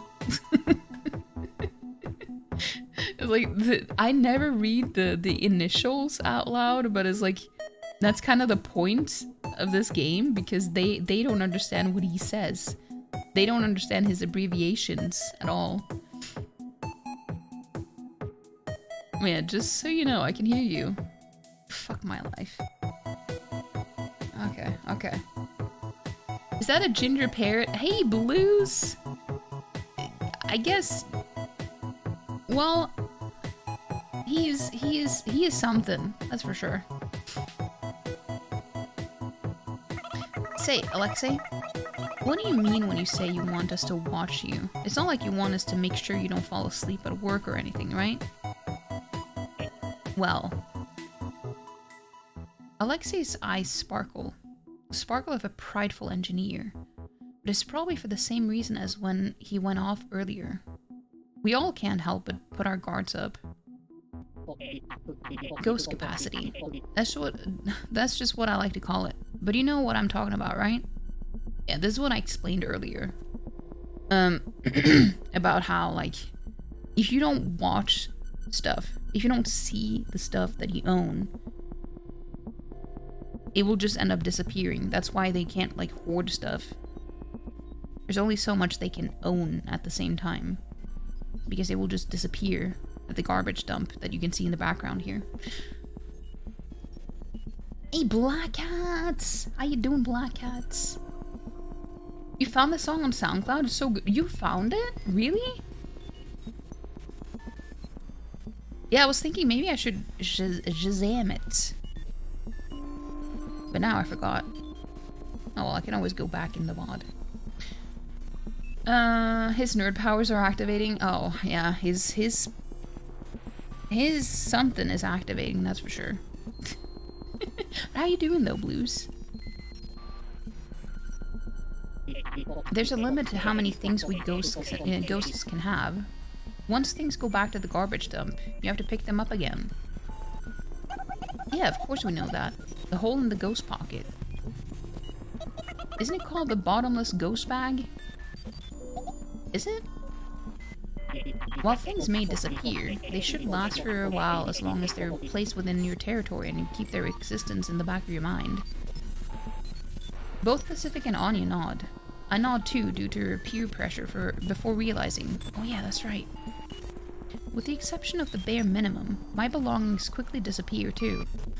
Alexei makes it sound like you're guaranteed a certain extent of possessions, but it feels a little different in my experience. I think the reason these things feel more natural to me lately is that now that Yoru's moved in, we share our belongings. Also, now that I've figured out gunshot wounds and other injuries count as belongings, I've actually been finding it pretty convenient sometimes.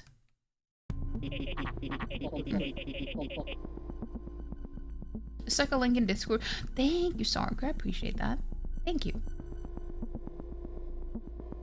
Also, for those of you who are not in Discord but would like to be in there, there's the link. Anyone can join. But you're right. How art thou?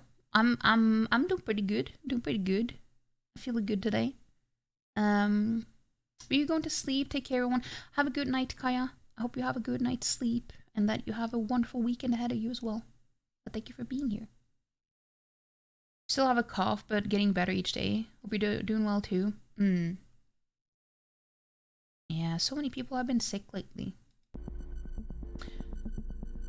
I never paid any special attention to it before either. Never. Ever. Not even once. However, Pacifica lets out an agonized groan when Alexei screeches mid-speech. She's too detailed. The sheer volume of information necessary to imitate God's creation of man is far too much for our ghostly bodies, it seems. Ha. Alexei casually picks up a part off of the scattered heap of work on the work desk. His eyes seem filled with a deep sadness. No matter how I assemble her parts, no matter how I code her personality presentation program, parts of her disappear if I take my eyes off her for even a second. It's probably random what parts disappear. The bolts and the entire skeletal structure disappeared this time, so she's incomplete and I can't show her body to you ladies. FML. The sound is so sus, that whole sentence. Alexei explains in an oddly dramatic tone, but I can feel his calm enthusiasm as he tries to convey the objective truth. We're not normal. We weren't humans that lived. We only call ourselves ghosts for convenience. We don't actually know what we are. If you ignore the fact that we've been excluded from the phenomenon known as death, then it certainly seems natural to call us ghosts. After all, we can't survive in sunlight. Intuitively, it makes sense to think of us as ghosts. Or at least ghostly. Her volume exceeds my capacity as a container, so I just need to prepare a new container. Perhaps she can be contained if there are more ghosts to perceive her. When you mix in the fact that there's a limit to what we can possess, that intuitivity starts to falter. So once again, my request is that you ladies watch as I assemble her. I'd prefer if you slept in shifts. That's all you need to do. You wouldn't ask storage to do computations, right? For how long? It probably won't be done in a single day. You'll only take a few days off from your jobs, that's for sure. Even if we're not ghosts, we're some sort of ghostly creatures. I'm sure the others aren't scared though. I mean, why be scared of ourselves? We're not here to prosper. We're not here to expand. We're just here to exist. This won't have any negative effects on our bodies, will it? I'm a little scared. That's why I ask an odd question. I wanted to distract myself with some talking. There may be some negative effects, I will admit. If you're scared, just sleep through the whole thing. Alexei might not know this, but I've had that sort of experience before. I do feel that it's somewhat difficult to acknowledge new things. There's no point in telling him right now. That's not what Sayoko's saying. She's not scared of working with you. She's scared of you. She's looking for a reason to decline. I'm just telling the truth as close as I see it. Even when you're telling the truth, the tone, attitude, and syntax you use to tell it makes all the difference, you know? You must have failed your public speaking classes. Just hearing the phrase public speaking classes feels like a punch at the gut. I'll do it. I don't know if I can do it well, but there's no harm in trying. Oh, you will? I'm in too. You've definitely gone off the deep end this time, Alec. But as a lowly engineer, I'm intrigued.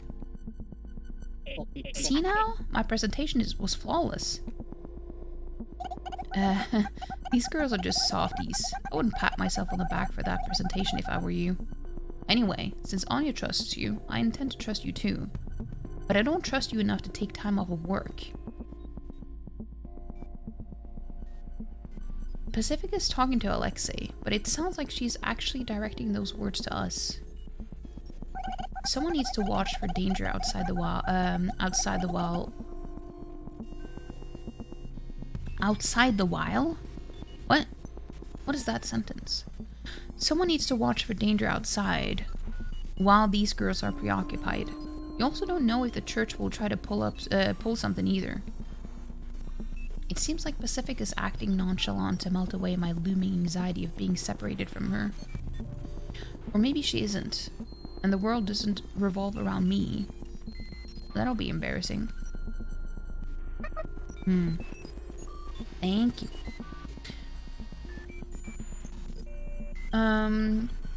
Did you hear that Larry Davies is... who'd that be? I mean, I know Elmo. Why would he assault a puppet? Unless it's the guy who plays Elmo, then I know exactly what you're saying. Which... yeah.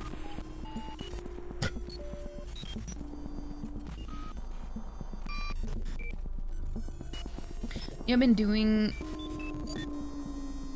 been on a Discord break for 2 days and definitely feel continuing to do it for a while is the right call because you're feeling the psychological withdrawals. Yeah, if that is what you need to do, Black Hats, then definitely do it.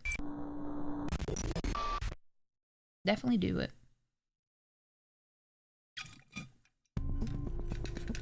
Anything that will help you feel better,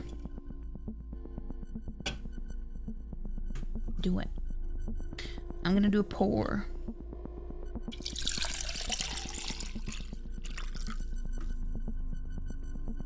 There we go. We're having an ad in a couple of minutes.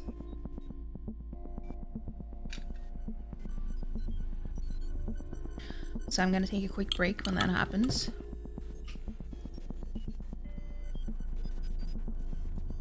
He assaulted the puppet, grabbed him by the face and punched him live on the Today Show. Was it a bit, or was he actually mad? I don't know. Yeah, I'm like...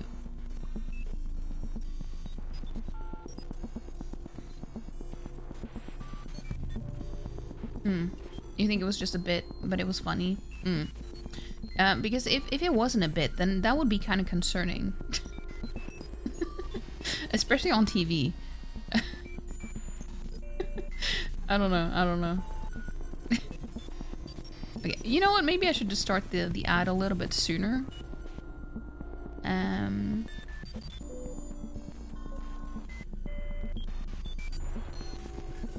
Yeah, I'll be right back. Another puppet on there was talking about using everyone. Using everyone? In what way? Oh, suing. Well, not sousing, but suing. Yeah. Okay, suing. I see. I like using? About using in what way? Yeah, autocorrect can be a pain. I feel you. I feel you. Okay. Should I go on the be right back screen?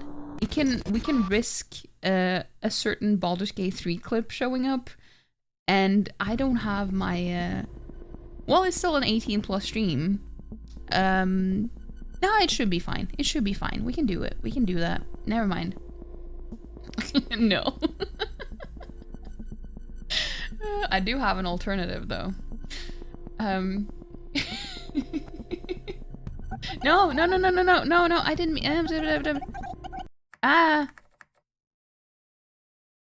Rewind.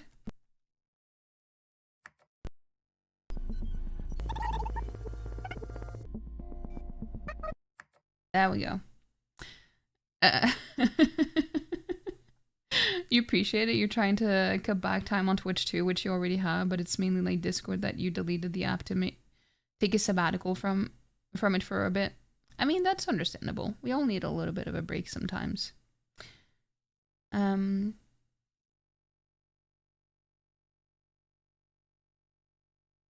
Chaos control.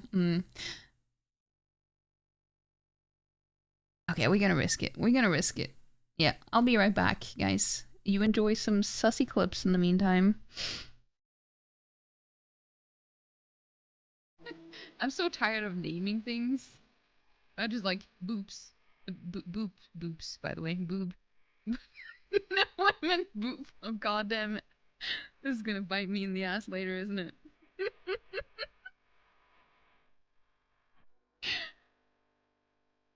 I didn't mean to. Oh god. Oh. Hello?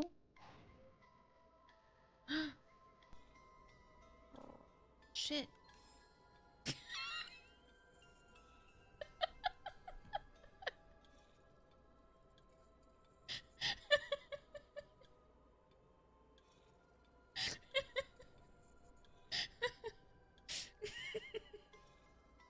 I wasn't expecting it to be...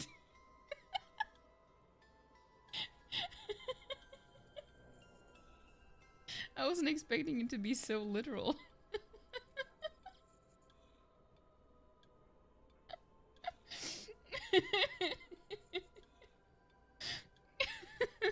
That's a fertilizer, alright.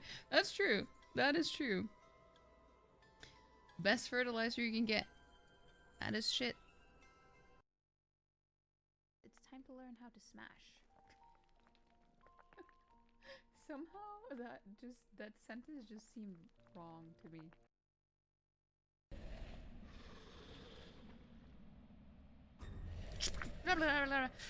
No.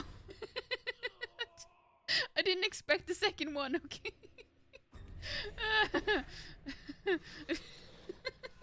That second one caught me off guard.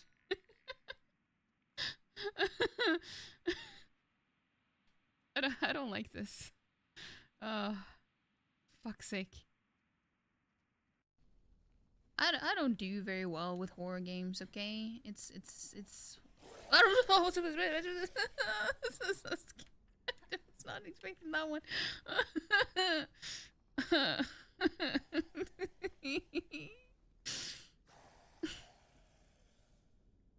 That's so embarrassing.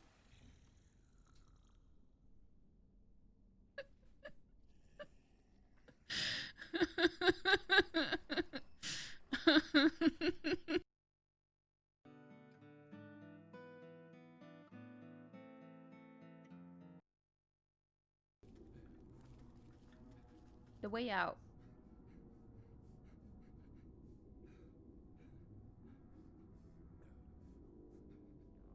I don't want to go out that way. That looks sus. That... Why?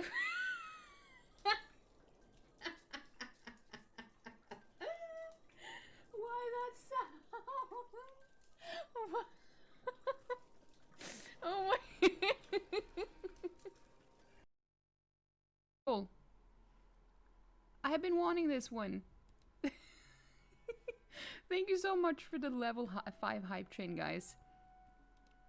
I think what we're gonna do about that is we can make this into a moment. We can make this into a moment. How do I make a moment? Do I not have the moment thing? Same here. I'm Clona. I'm Hupao. Nice to meet you, Carl. Coral. Coral. Coral.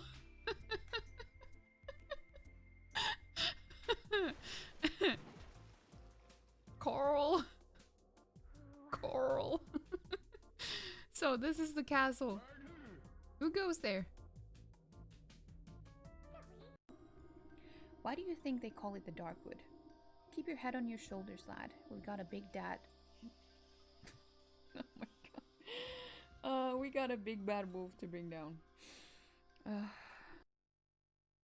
gonna sound very good. Okay.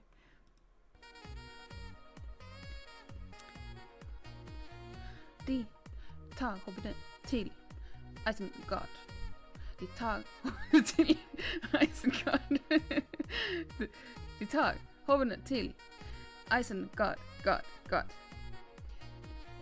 Vad sa du? God. Fortell meg hvor gammel vi er. Jeg vil gjerne snakke med han.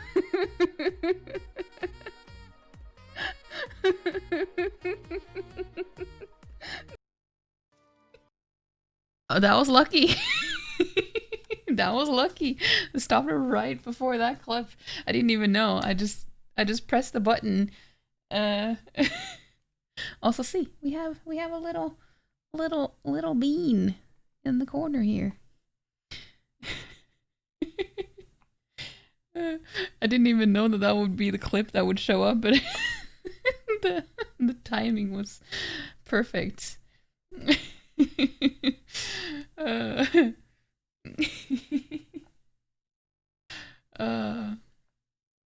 Because, you know, it's fine when I'm playing Baldur's Gate 3 and it shows up, but this game is not mature rated. Like, the stream is still 18 plus, but the game is not mature rated, so I don't know.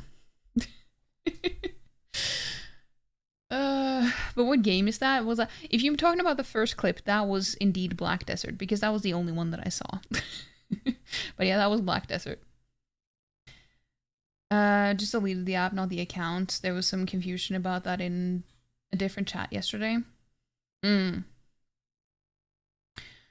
Makes sense. Muting servers didn't do anything. The VEP noise. Wait, which clip were you talking about?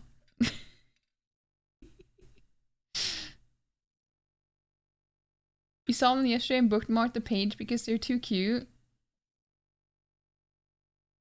Wait, is that the Mop Garden? Oh yeah. Zoomboy tends to use their emotes quite a bit.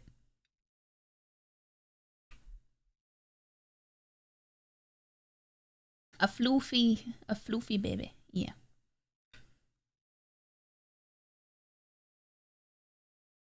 It looks so different. Really? I've been meaning to get back to Black Desert again. I have it downloaded, but I haven't opened it because I don't even have time to play Baldur's Gate 3 as much as I would like. They'll be fine. A bit of nudity never hurt anyone besides you and yours. It's just a teeny tiny glimpse of a nipple. That's pretty much all the nudity you see. But you know how Americans can be. I say Americans because Twitch is American. That's the only reason why I say that. But you know, it's true. It's true.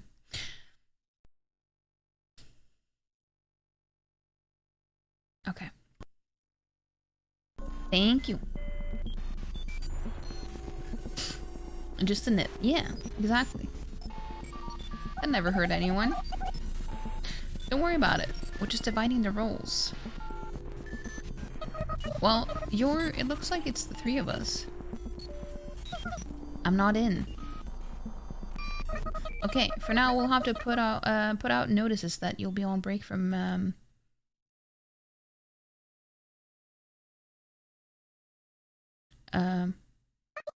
wait, what did you say? I feel a shock, like being struck on the head. You'd think Yoru would be the first person to be excited by the sight of this stupid thing. At first, I think Yoru's messing with me, but when I look into her eyes, I see she's serious. I said I'm not in. Why not? Because I don't want to do this. I'm utterly confused by Yoru's calm rejection. She's usually overly expressive, so when I see her say that without a single change in her facial expression, it instantly throws my mental stability off balance. What's wrong, Yoru? Does your stomach hurt? My bowel movements are perfectly regular.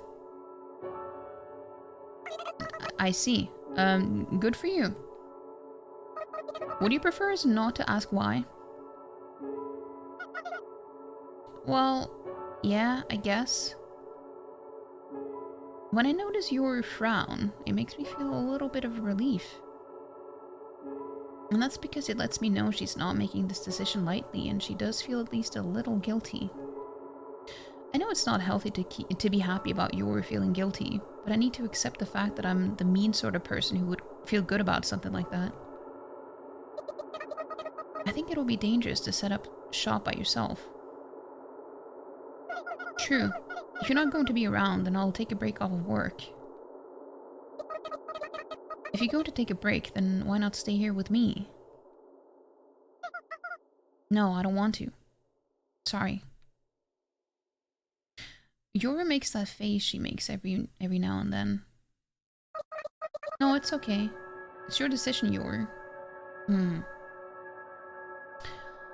That makes sense, yeah. Good on you for recognizing you needed a little break. You have all the notifications muted all the time anyway. It's more like you just need to pull back for a bit. It was becoming too much of an emotional siphon, and when you get overly attached to friends, your feelings get hurt easier than usual, so your mental health has been all over the place as of late. Yeah, that's understandable. Sometimes we need to step away and decompress and also just... I don't know.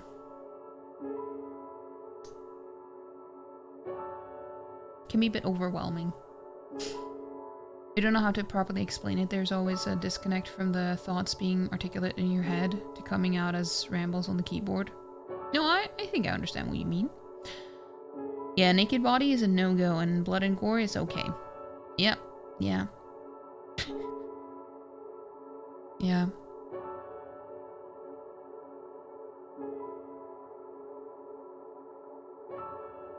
You should probably take a break from stuff soon too. Are you also feeling a little bit overwhelmed? Yeah, when... Yeah, it's hard to take breaks from things when you get this FOMO and I don't know. Sometimes I feel like I also should take a little break, but I also don't want to miss out on anything. It's really hard to do what's best, I guess. You can relate very much to this. You've been a little too active in Discord recently and has definitely made you feel really attached to it. You should do more to try and step away more often. Also, hi, welcome back, Rune. I do appreciate you lurking. Lurking in the shadows. I hope you're doing well, though. Hope you're doing well.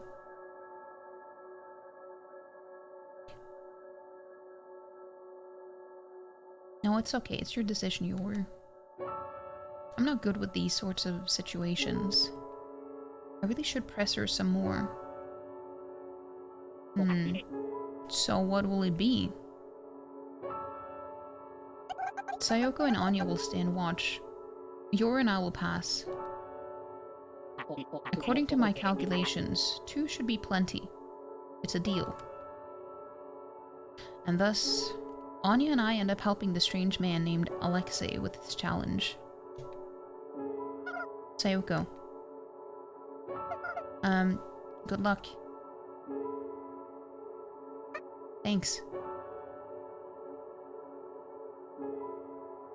There's a lump of anxiety lodged in my chest. I never pretended to know everything about her, but this still comes as a bit of an unpleasant surprise.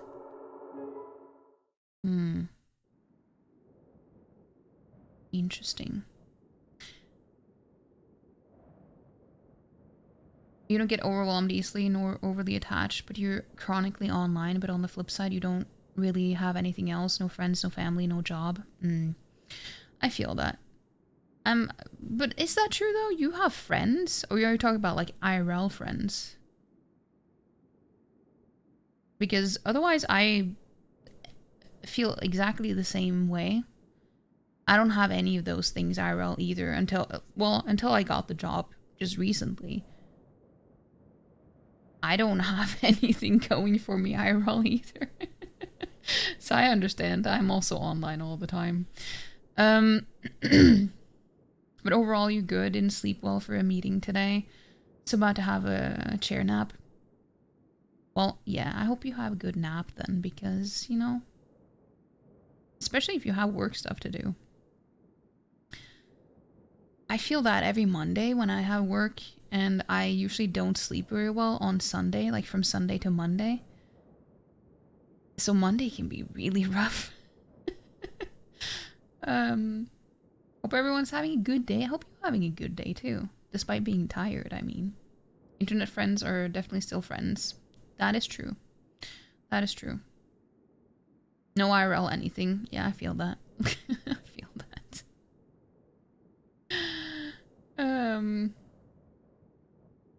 That's the issue you're running into too, and you're hoping taking a break will help you start to more evenly split your time. You plan to read some of your old favorite books, do some of the adult coloring books, take more walks, etc. That sounds like a good idea. I also need to do that. I also need to like step away a little bit, read a bit more, and not to mention be better at taking care of my home. Like, it looks like a mess here. But guys, I actually ordered I ordered a new vacuum cleaner. I know I'm not going to go into a whole conversation about vacuum cleaners because that's boring as fuck, but I'm just going to say, because I've had the same one for about 13 years or something, and doing a task that is already so boring to do with a vacuum cleaner that isn't functional anymore makes it so hard to actually do what you need to do. So now, like, now I'm gonna buy one that is cordless, no hassle, and it's just easy. I don't care if I have to spend a lot more money than I would for a similar one to what I have. I'm doing it because I already hate vacuuming. So I'm gonna spend money on something that makes it so much easier and better. So I did. So I bought a combo vacuum cleaner that, like, you can also mop the floor with it as well as vacuum with it. So I'm actually looking forward to that. Is this what it's like to be an adult? It's so sad. It's so sad. All of it is IRL. No one hears the computer, right? That's what we don't know, though. Blues, we don't know that. We don't know that. IRL is overrated anyway. I agree. I agree. The divorce and arrests. Wait. What? Kind of separated you from everything IRL, even your family in Canada? I didn't know about the second part. Cordless vacuums are an absolute game changer. Yeah, that's what I'm thinking too. Because it's such a hassle just doing the bare minimum. I don't know. I hate vacuuming. There are two house chores that I hate more than anything. And it's vacuuming and doing the dishes. Those are my two least favorite things to do. And I absolutely hate it. I can't stand it. You thought everyone knew? You're an active No, I did not know that. I did not know that. I think I've heard you mentioning something about like, do you have one of those ankle things? Is that what you mean? I wasn't sure if that was something you were serious about or not though when I heard you mentioning it. But no, I did not know. I'm not gonna pry though. But Alexei truly is skilled at engineering, which is why I think he can help us further our goals once this is done. I'm also interested in Alexei's insights about ghosts. There's so much I'd like to ask him when we've got the time. At least that's what I keep telling myself as I try to find a way to justify my decision to take on this job. But the fact that I have to look for justification is proof in and of itself that I'm unsure about this after all. You don't have one of them, no? Just monthly meetings with the social worker and certain rules to abide by. Oh, okay. Well, that's good. At least. That's definitely better. I meet up with Anya in the same old plaza, with the same old sights, minus our psychiatry stand. After all, we're closing up shop well for the duration of my time at Alexei's. Yo! Wait, Sayoko. Where's your luggage? Anya asks as she carries a big bag. In my coat pockets. I got a handkerchief and a gun. The bullets disappeared, so I'll have to make up for it by aiming real good. Oh, good luck with that. Wait, shouldn't you at least bring a change of clothes and a towel? I've been thinking. Huh? Is it really necessary to shower and change clothes? Show that you have standards when it comes to hygiene and talking poop. What an achievement. You're starting to sound like Yoru. You think so? Good thing Pacific is not around. She'd be all like Bargle Gargle. Bargle Gargle. Okay. Bargle Gargle. Yeah, Bargle Gargle. Okay. You used to have a few IRL friends. Some moved away and never heard from again after numerous tries to reach out even. And the last one, who lives about 10 minutes away from you, literally got an import bride and haven't seen him in over a year. Reaching out doesn't work, so you just gave up. I'm sorry to hear that, Vald. That really sucks. Yeah, I've never been good at, keeping friends, I guess. I'm good at making friends. I'm just not good at keeping up with them because, well, there's this one thing called, object permanence, for example.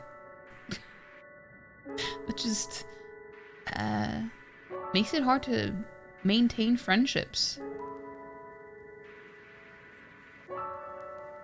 And also because most of the friends that I had growing up, I didn't really care for them very much. It was just because we were in the same school, but I didn't really actually, you know, vibe with any of them. So there was no reason to keep up with it. So, yeah. It has been so eye-opening over the last few years, starting to get excited for things like new cleaning supplies, cooking supplies, appliances, all the adult stuff.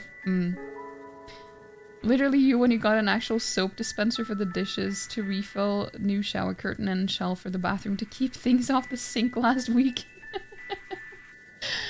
I think it's just because we need to do those things anyway, so anything that makes it more convenient and nicer makes us happy, I guess. It's awesome getting new appliances or a new smell in a cleaning product. Yeah, it's really hard to maintain friendships, especially as you get older as well. No, wait, I don't know. I feel like it would be easier as an adult, but maybe that's just me. Because people understand that you have your own life going on and you have other priorities that you have to... I don't know. It also depends on the person, I guess.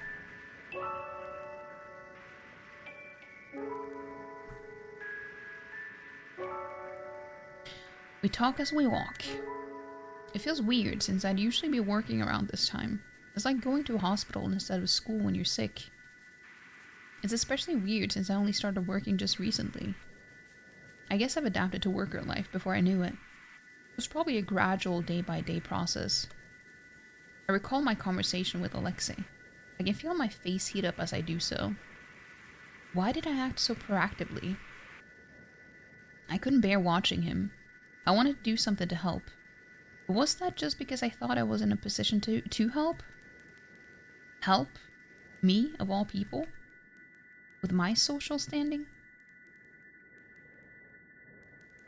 I think those thoughts to myself as we approached the amusement park. We were here late last time, but it's operating hours right now, so there's cheerful music playing with the decorative lights shining in the night sky. It's kind of extravagant by this town's standards. Anya, have you ever been to the amusement park? I ask.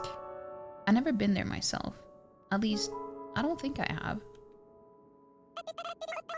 Well, I've been there a number of times, but I didn't have much fun, though. Why not? The amusement park itself is fine, but the problem is the customers. Do they have bad manners? Well, it just feels like they're at the amusement park more to look like they're enjoying themselves rather than to actually enjoy themselves. That's how it feels. It sends shivers down my spine. Shivers? Shivers my timbers. I see. I think I get you. It must be annoying to be surrounded by people like that, huh? It just feels like people like them look down on people like me. I don't want to be in the same place as them, you know? Anya speaks bitterly. I never really thought about it, but I guess that sort of vague social hierarchy exists in this town too. Maybe as a foreigner, I'm just excluded from that pyramid entirely. Sorry if I asked something I shouldn't have. No, it's fine. Anyway, those people don't make sense when they talk. They're so damn boring. I'm sure they find me so damn boring too. You don't really get along well with your current co-workers either. Two of them really want to be friends with everybody and can't handle it when someone just isn't matching with their personalities. And then there's one who is just professional about it. And you give each other the respect that you should, and you can actually work together pretty well. Yeah. Hey, felly mancer, how you doing? Welcome in. Welcome in. Thank you so much for the raid. How was your stream? What were you playing? What were you doing? Incoming floof. Stand by for cuddles. You know, you can get all the cuddles here. You're playing Horizon Zero Dawn? How are you enjoying it? How are you liking it? thank you so much for the raid, though. Also, if you're new here, if you don't know me, my name is Repicos. I'm a Norwegian streamer. I play a bunch of different games. Right now, we're playing Baldur's Gate 3 and ghostpia, which is a visual novel. That's what we're playing right now.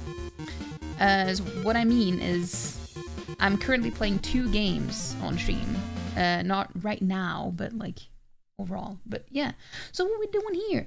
So I play a lot of RPGs, indie games, some Souls games as well, or Souls-like games. So if you like that, maybe you'll like it here. I don't know. But thank you so much for the raid, though. I appreciate it. Serufian, how you doing? What?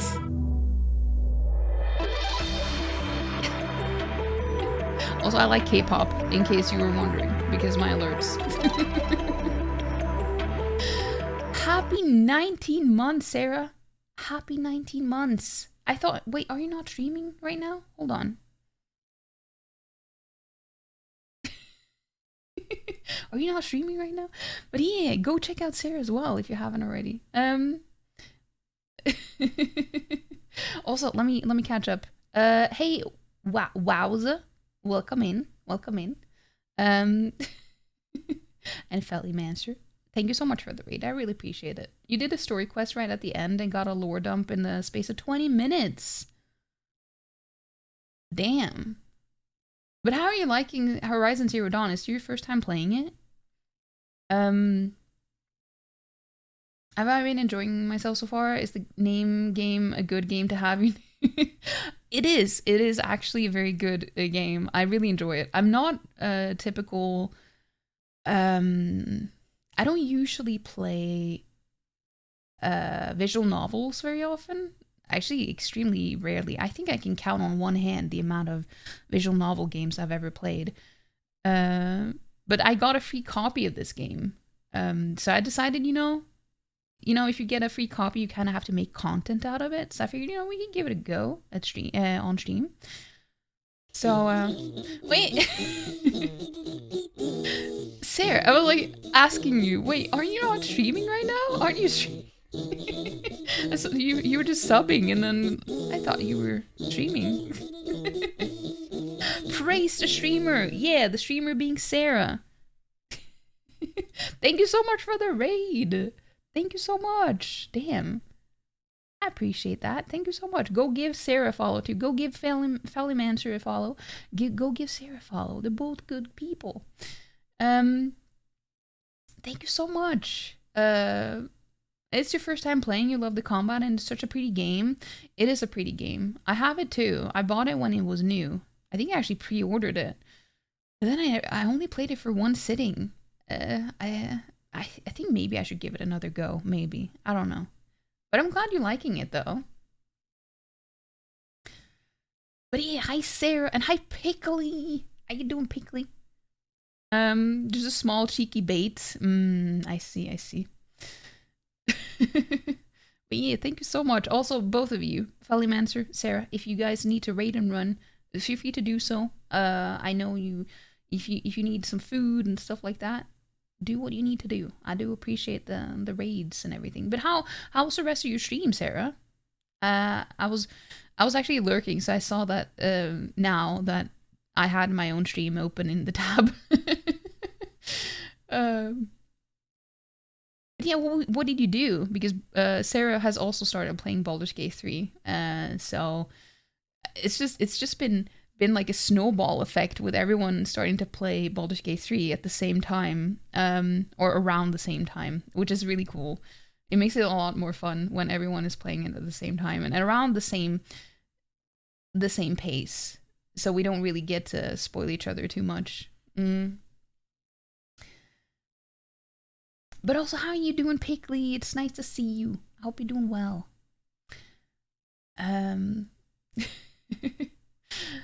It was fun. You finished the siege of the Goblin Temple thing. So you're heading west, ready to head for the mountains. I haven't done that yet. I have not done that yet. After the Grove part, I just went under the to the Underdark. So You kind of caught up with me almost now, I guess. You have to add it to the backlog. Rob just ordered you this, like, you don't know how to describe it. It's like a Sprigatito plush that was limited to Japan, that it made in the shape to be cuddle, like his arms flop over, if that makes sense, for V-Day, and then plushie and Minion plushies for your anniversary. That is so cute. That is so cute.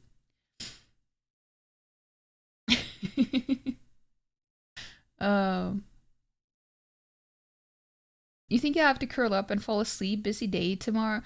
It will be nice to be here listening while you do. Thank you so much, Fellymancer. I appreciate that. I appreciate that. But yeah, go do whatever you need to do. Obviously, that is. Well, I was gonna say that is it's your right to do so. But yeah, it's pretty chill, and you know, we're just reading, and yeah, it's pretty chill stream. But you're doing well. You had a quick interview with a company this morning, moving to the next round. That is so good, Pickley. I'm happy for you. I hope you get it. I hope you get it. Is it a job that you applied for just because you felt like you should, or is it something you actually really, really want as well? Because I hope you get it. I hope you get it. Yeah, we're at the amusement park right now. Oh no, wait. I didn't mean to do that. I don't need to save. I don't need to save.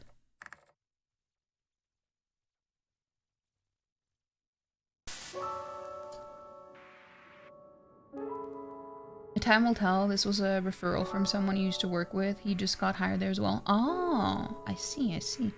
And is it someone you know that you actually like? So you would like have someone that you could like hang out with and stuff, or that would make the transition to a new job a bit easier and stuff? Because that would probably be nice. Me just getting ahead of myself, like as if you already gotten it, but you know, that's how you need to, that's the energy you need to put out there, you know? Speak as if you already have the job, because then you will get it. Absolutely, he's a great friend. This would be a remote role like your last one. Oh, okay, I see. Well, that's good though. Manifestation, exactly.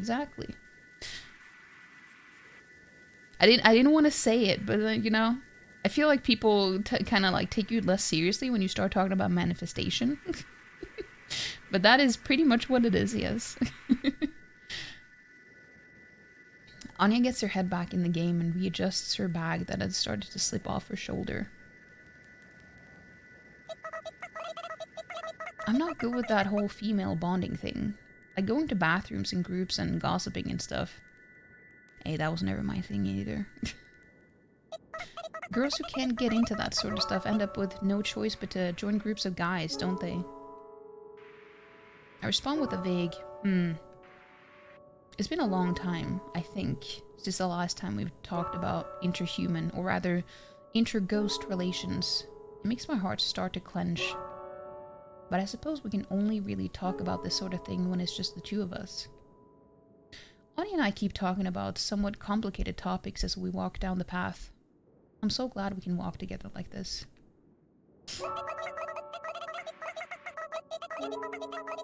But when you join a group of guys, then you have to deal with romance and all that poop, so it'll be even poopier.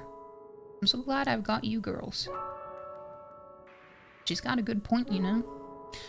Anya says that with a smile. It's a somewhat awkward, forced smile, but it's kind of cute in some way. It's an almost devilish smile.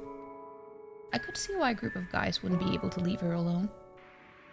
I consider smiling back at her, but I'm so awestruck, I decide not to. We pass the amusement park area and approach Alexei's house. It definitely feels like it's way too fancy a house for Alexei to live in, though I suppose the fact that he lives in it all by his lonesome does fit him. If Yoru were here, she might call this a sleepover. Oh yeah, Yoru. The more I think about her absence, the more depressed I get.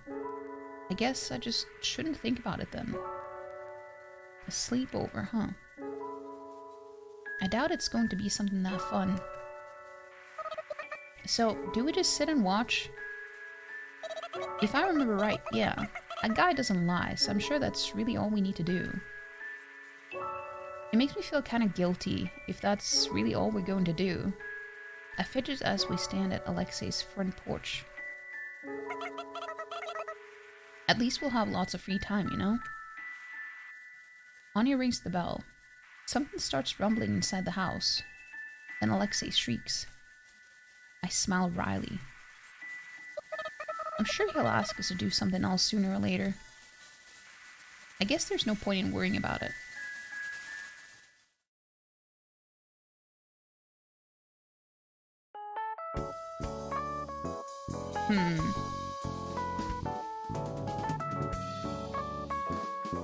You deserve it and much more. Good luck with the next round. I hope it goes well for you, Pickley. I really do. The universe puts in fucking work with a manifestation sometimes. Definitely believe it's real. I believe it's real, for sure. I just know that a lot of people think that it's kind of just silly. But it is true. It is absolutely... If you actually believe it, it's like you can talk about all types of, you know, spirituality and you know, religious stuff. What I would say that I believe in energy. Energy. Good energy will bring back good energy.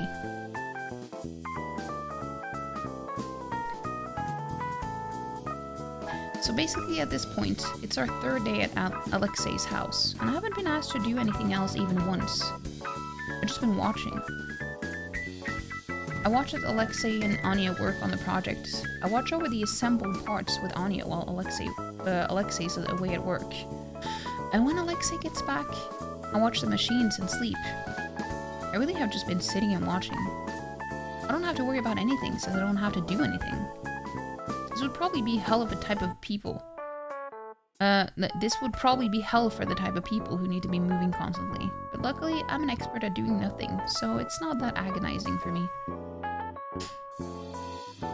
But for some reason, I feel like I've gained weight. Can ghosts even gain weight? I don't know. I kind of miss Yoro and Pacifica. It's a little frustrating when you work and you're paid. When your work and your pay don't seem to match. It's rough when you have to work hard to earn comparatively little, like Yoro did way back when. But conversely, I'm finding it rough to do basically zero work to earn a lot. I figure I could clean the room. Not that I ever clean my own room. But a big barrel-shaped cleaning robot goes around the room automatically a few times a day. Apparently this robot is to thank for the house's almost eerie cleanliness. It's not like Alexei's secretly a neat freak who obsessively clean his house. For some reason, that's a relief. Am I winning? I don't know in what way you could be winning this game, but sure. I think we're doing pretty good.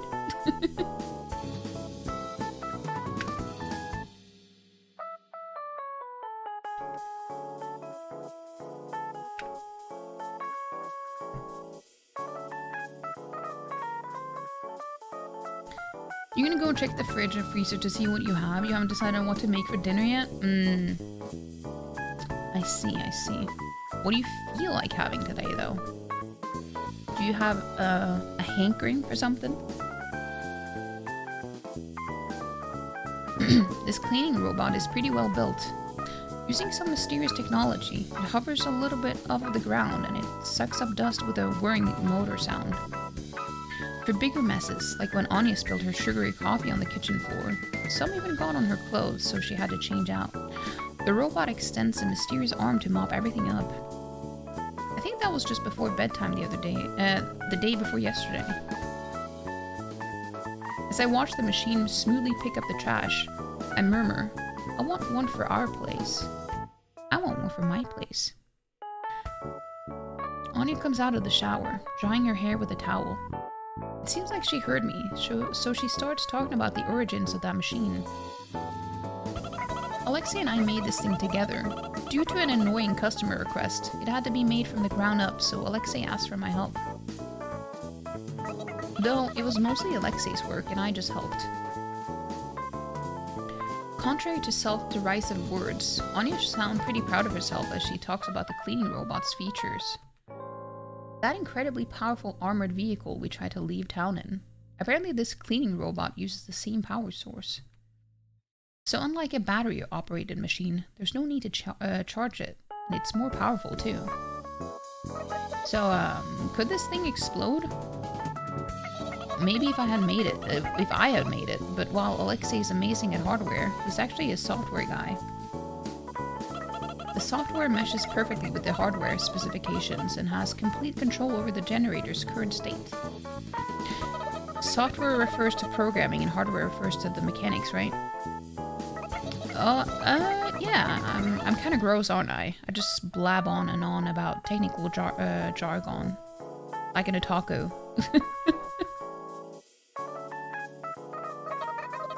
You're normal, Anya.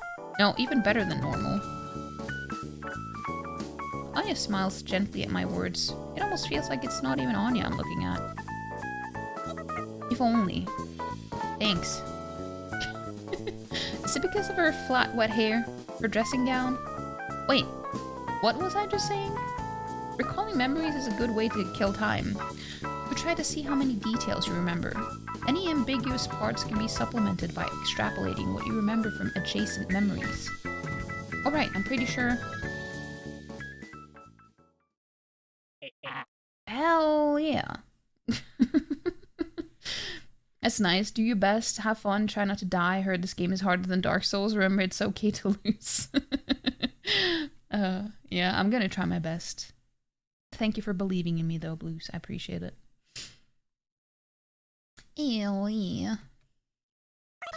Yahoo! My memory recollection is suddenly drowned out by some strange voices. What happened? Oh, take a look. Look at it.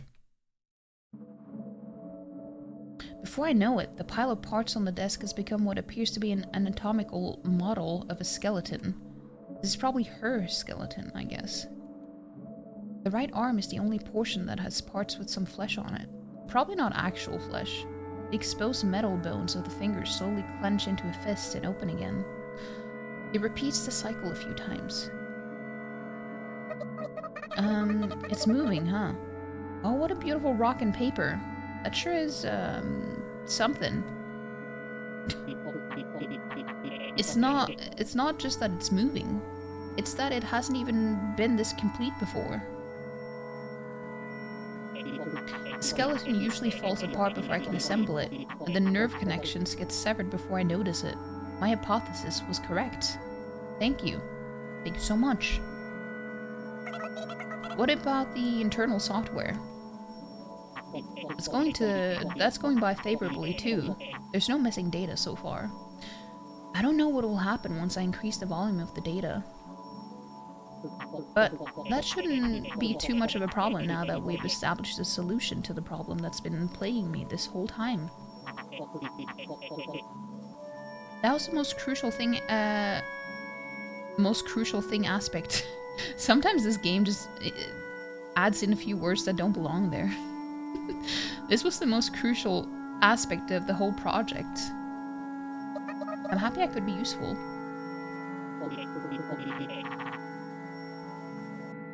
You weren't just useful, you were a lifesaver.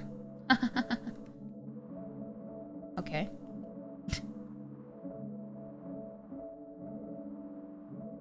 Hello, Mega. How you doing? How you doing? Welcome in, welcome in.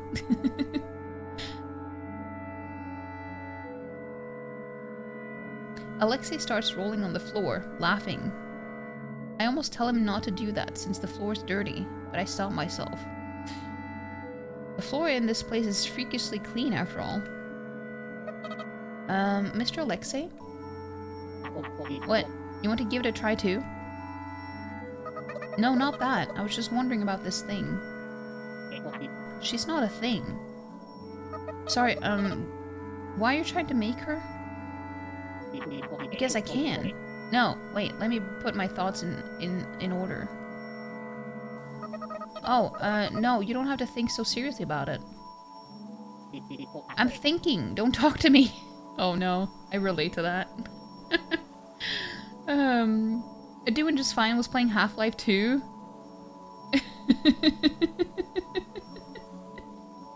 A classic turns into a duck. That's true. It does.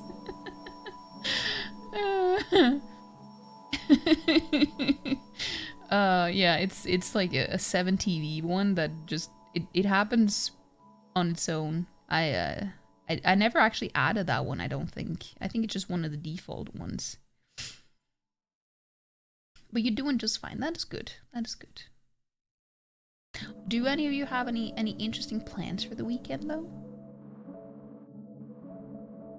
I relate to that. Well, yeah, it's like when I'm trying to think of something and people start talking, I get mad because like I'm trying to think, don't interrupt me. I can't think while you're talking to me, you know? You're such a sleeper agent. Join a raid, doesn't send a raid message from which raid. Oh, wait, so were you in Fellymancer stream? Or were you in Sarah stream? Or were you in... I'm gonna see. Or were you in Chauncey stream or Nikki stream? Oh, oh, okay. Because there's been 4 raids today. 4 raids. You came from Fellymancer stream. I see. Well, it's lovely to see you and have you here. Yeah, I'm thinking, don't talk to me. Oh, come on. Oh, the mouse is in the way. Why do I have to feel this wretched?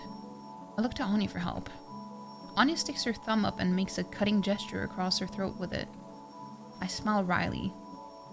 Thank goodness. It looks like I've got the right idea. And thus... So, why are you trying to make her? Did she just punch him in the face? She just punched him in the face. Because I'm curious to know if God will allow me my desire. Oh, damn. I'm talking about desire here. God? You're talking like a member of the church. He's a believer. Huh? He is? He's got some differing opinions compared to the priest, though, so I guess he's more of a heretic. You could say that. Every scientist is like a sort of clergyman who wants to get closer to God's wisdom. That's what I think, at least. Well, okay then. 4, I'm just so... I'm not that popular. But I really do appreciate it, though, when people choose to raid me out of everyone they can pick, you know? It is an honor. 90% of the time, you'll disappear with no sign-off. Hey, I do that too. I do that too, because I get easily distracted. So sometimes I end up leaving streams without saying anything. It happens very often. I feel you. Poor nerd. He had it coming. But now that I think about it, when we first asked for Alexei's help, he did easily agree despite saying it would take some time. He was probably thinking proactively of how it would benefit others. It's a little late now, but I can't say I didn't sense there would be an ulterior motive to this, to his seemingly good intentions. Since God made us in His image, I'm curious if He'll allow us to create. By the way, see, sometimes they just add extra words in the sentence. I'm curious if He will allow us to create something in an ARM image. Honestly, I had my doubts, but that's changed now that we're here. I thought I'd reached a dead end, but I was wrong. This was a trial to see if I could climb the barrier. Alexei stands in front of his computer and presses a button. She stops clenching and opening her fist. In response to the weekend plans, D&D and maybe digital drawing. Ooh, what do you draw? Or what do you usually draw? Well, that sounds like a fun weekend, though.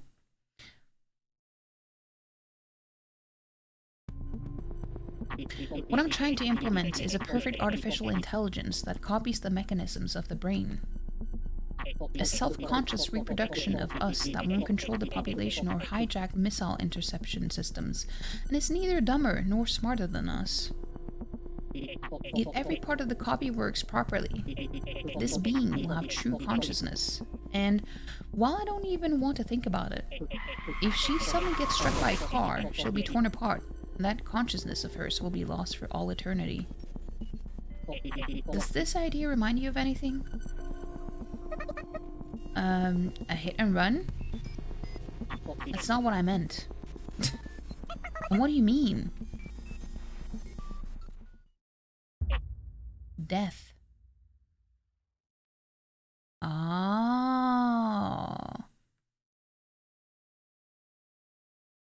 Yeah, that is quite interesting in a town like this, the concept of death, because they don't die here. A chill breeze blows underfoot. No, wait. We're indoors, so it's probably just my imagination. As soon as I process that word, my spine shudders and I start finding it hard to stand.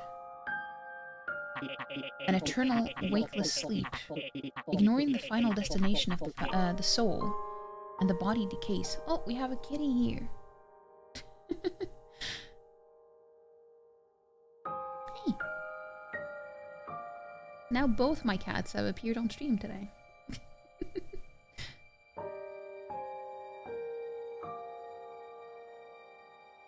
In Roll20, computer. Ah, I see, I see. Well, that sounds like a lot of fun, though.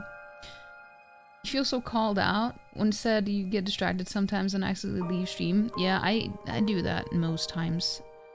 Unless I know that I'm gonna get ready for bed. No, even then I can get distracted and forget to say that I'm leaving. As for drawing cartoonish style, but you've been also working an anime style? That sounds cool. Never seen that before, just looked it up. Looks really interesting. Yeah, we've actually talked about it in having, you know, very short campaigns, like campaigns that will like last for only one session at a time in the Discord. It was Gobi who suggested it. But I think we're gonna wait until he's like, probably after he's moved and everything. But he suggested it, so we're probably gonna do that in Discord at some point later this year. Enema style? I didn't say that!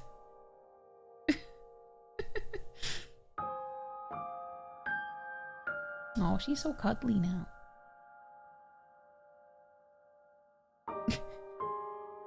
Roll20 is like a digital table to play on. Pretty cool. That's pretty cool.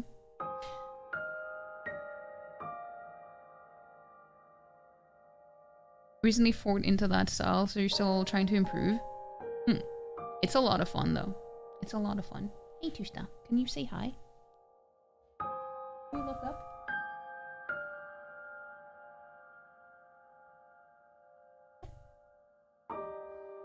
No, she doesn't want to. She doesn't want to. Wait, awesome.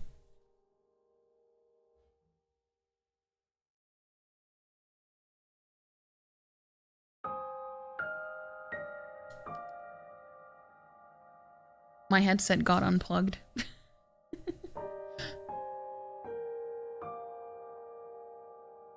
Hey. An eternal wakeless sleep, ignoring the final destination of the soul. The body decays, and those left behind can do nothing but remember the departed. Now what does that sound like? You mean...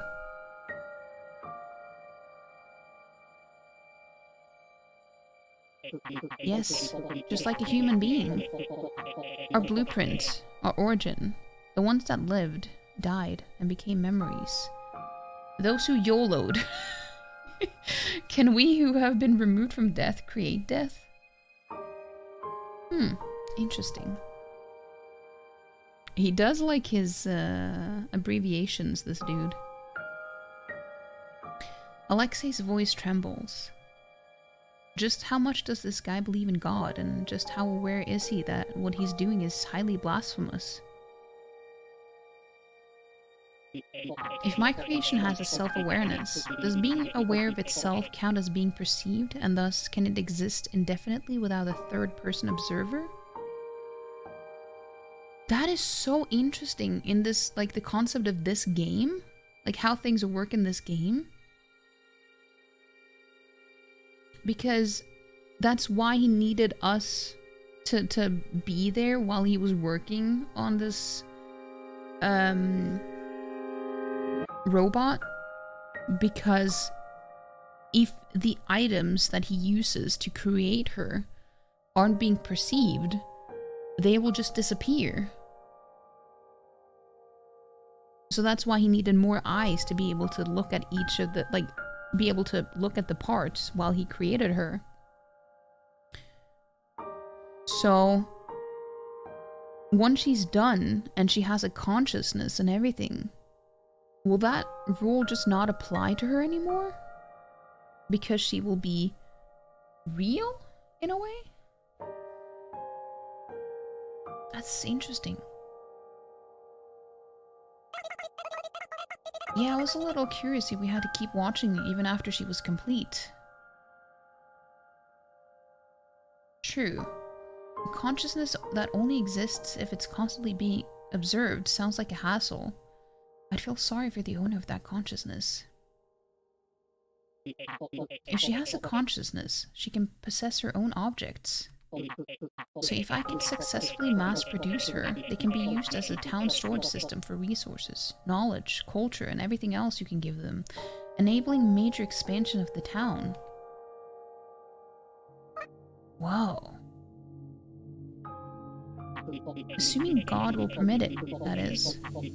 We're here thinking about things because, of course, there's doubt that God will permit it. Are you aware of the theory that God has banished us into the night as punishment for our sins? For our sins? What sins? That's just what the church says, Sayoko. Lots of people have differing opinions. Some of them are kinda interesting too. One time a customer came in wanting a chainsaw repaired, and as the boss worked, the customer said that this town is a prison. A prison? Yeah, the prisoners here are all nefarious scoundrels who can't be placed in ordinary cells, so they're hypnotized into thinking that they're ghosts living in this snowy town who can't be awake in the day. That is also an interesting theory, though. Also, we're getting an ad, so I'm gonna take a break here while the ads are running, because, you know, I don't want to do anything in the game so people won't miss out on anything. You chronically leave stream without saying bye, but didn't really mean to leave stream, so that's why you didn't say bye. Exactly, Black Cats. That's how it is. You're kind of approaching a bit of a burnout because you keep looking at exceptional artwork from an acquaintance and you're so critical against yourself because you think you're not good enough. It really sucks. I understand that. I can relate to that feeling. But the thing is, it's so important to remember that we all have different styles, and there's not really... You can always improve your skills, but your style will always be just your style. So comparing yourself to others in that way is... I don't know, it's not fair to yourself, you know? Because we all have our own styles and unique way of you know, putting what is in our heads onto paper, and even just what if you drawing from something you can see, even that will be perceived differently by everyone. There will always be some variations on how it's being perceived, depending on who is like perceiving it, you know? So, I don't know, there's not really good or bad art as long as you're, you know, creating something that you feel passionate about and that you enjoy doing. Comparison is the thief of joy. It's true. It is true. Hey, Tater! Maybe it's a little rude, but you never say bye in chat. There's always a chance you'll be back, so you quietly depart. Yeah, I feel the same way. I feel the same way. I do feel that too. It's like I don't intend to never come back. Like I'm gonna keep the stream open and everything, so I intend to come back. So that's why I don't say anything. But hey, Palm, praise the streamer, praise the palm, praise the potato. How you doing, potato? I don't know why I call you potato, but you are a potato. But you're pretty quiet while you watch and listen, like the shadow. You like the shadows. I am also a massive lurker.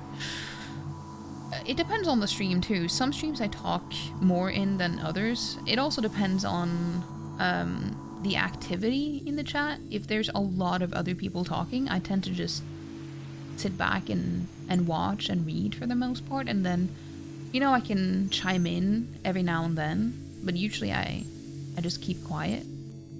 But yeah, it really depends on the stream.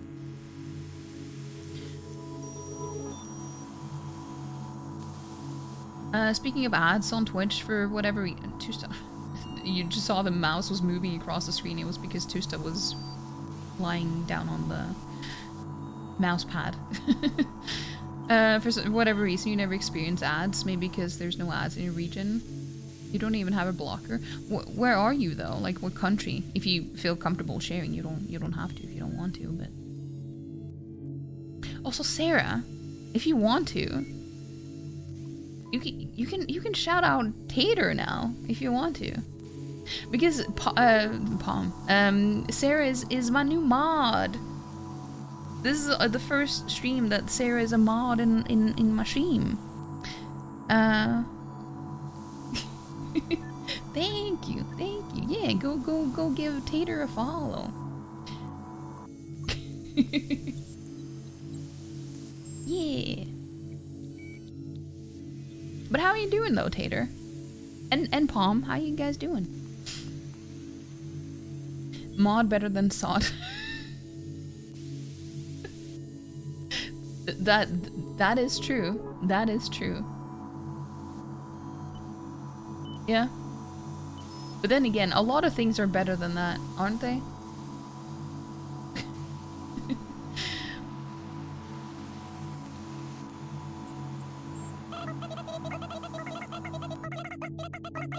The reason they never die is because their sense of time has been tampered with. No time has actually ever passed. You and I are actually old men who have committed heinous crimes, apparently. It's kind of a scary thought. I try to imagine myself as a giant man in a prison uniform who thinks he's me. There's a prisoner who thinks he's Anya, and a prisoner who thinks he's Alexei, and what he's actually making is just a mud ball. That kind of sounds like the concept behind Sucker Punch now. Except it's not, they're not prisoners, but the concept is similar. But you're good, you're working right now. I'm glad you're doing good. I'm glad you're doing good. Do you have the weekend off? It's Latvia. Ah, I know a different streamer as well who is also from Latvia. I've also been to Latvia. That's pretty cool. That's pretty cool. Yeah, I was in Latvia in 7th grade.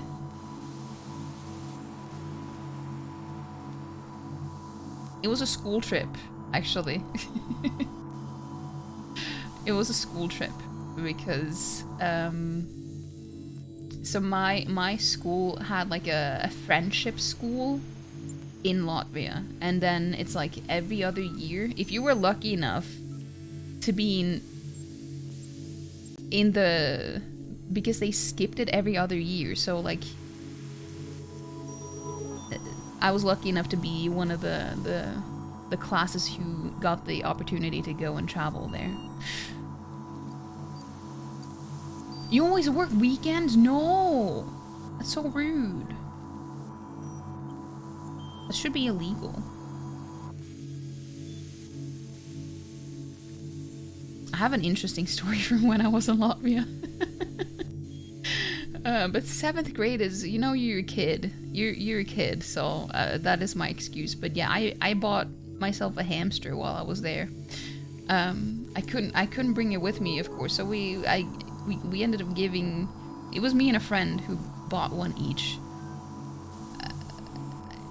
This is what my brain thinks of sometimes. I don't know. I can't explain it. So obviously we had to leave them behind and give them to one of the families that we met while we were there. So yeah, because we didn't want to get stopped at the border and stuff, caught with the pets that we weren't supposed to have.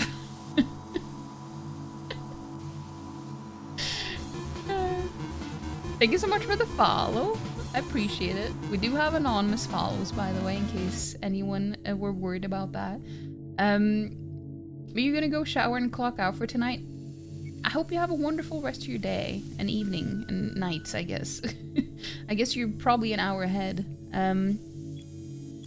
Till next time, whenever that is. I stream on Tuesday, Thursday, Friday, and Saturday. No, Sunday, but I'm gonna actually stream tomorrow instead of Sunday. So I'm gonna be back on tomorrow. I'm gonna be playing some Baldur's Gate 3. And then I'm gonna take Sunday off because, I don't know, it's just how it's gonna be this weekend. But thank you so much for being here though, Mega. I appreciate it.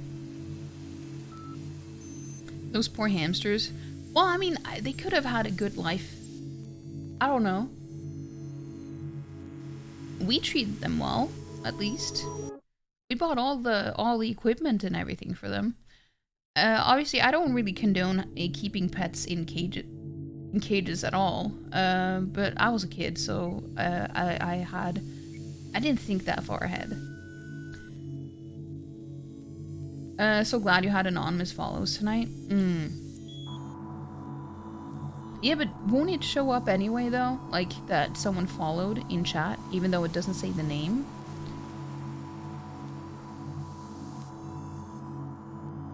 But yeah, it really sucks being, bot-rated. Follow-botted. There's so many different ways you can say it. I don't know. Yeah, it really sucks. It's happened to me once as well.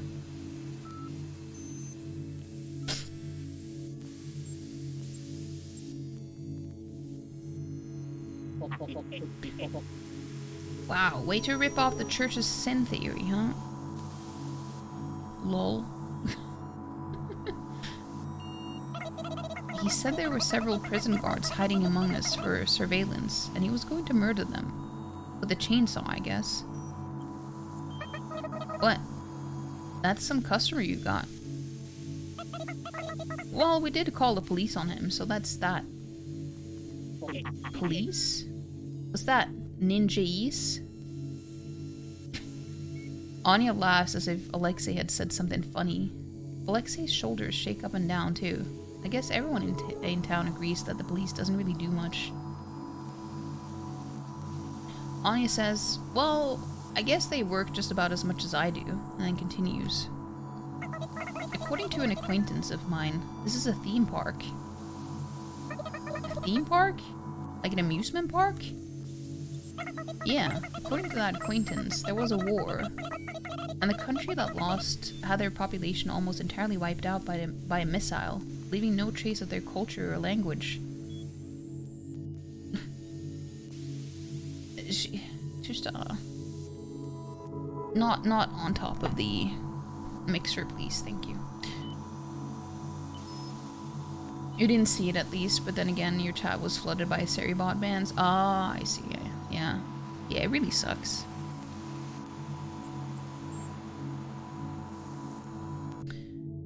I think this theory that they're mentioning now is the right one. There was a war, and the country that lost had their population almost entirely wiped out by a missile, leaving no trace of their culture or language. Because there's a missile in the town square.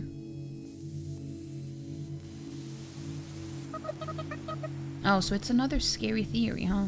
I mean, it's probably not one specific theory, but it's like... I don't know. I really want to know all the answers. So it's another scary theory, huh? A missile, huh? I see. The country that won came to regret their actions later, and created something of a memorial park at the missile impact site, and created animatronics, robots that imitate the personalities and language of the dead, leaving the devices to their own devices as a reminder for generations to come of the people they had wiped out with their own hands. And we are those robots? That's right. We're set not to recognize when a visitor arrives, and we're forced to sleep for hours, after hours maintenance. What we think of as mourning isn't actually mourning. And so the weird list of names written on the missile is meant as a memorial of the victims of the dead. Of victims who died, I mean. The prisoners in my imagination turn into robots. I imagine Alexei with exposed, somewhat rusty metallic joints. As we talk, there are kids on a social studies field trip watching us, anti-war pamphlets in hand. There must be some sort of real-time automatic translator translating our words, and the kids just go, huh, as they listen, not quite understanding what we're talking about. We keep talking under the mistaken impression of having been granted our own consciousness. That's the kind of thought that keeps you up at night. Like, maybe people can hear my thoughts. That kind of thought. A paranoid fear that you can't prove either right or wrong. Whoever thought of that must be amazing. Actually, I'm the one who thought of it. Amazing! That is pretty amazing. Ain't not fine. Hey, Thunders. How you guys doing? Nice to see you both.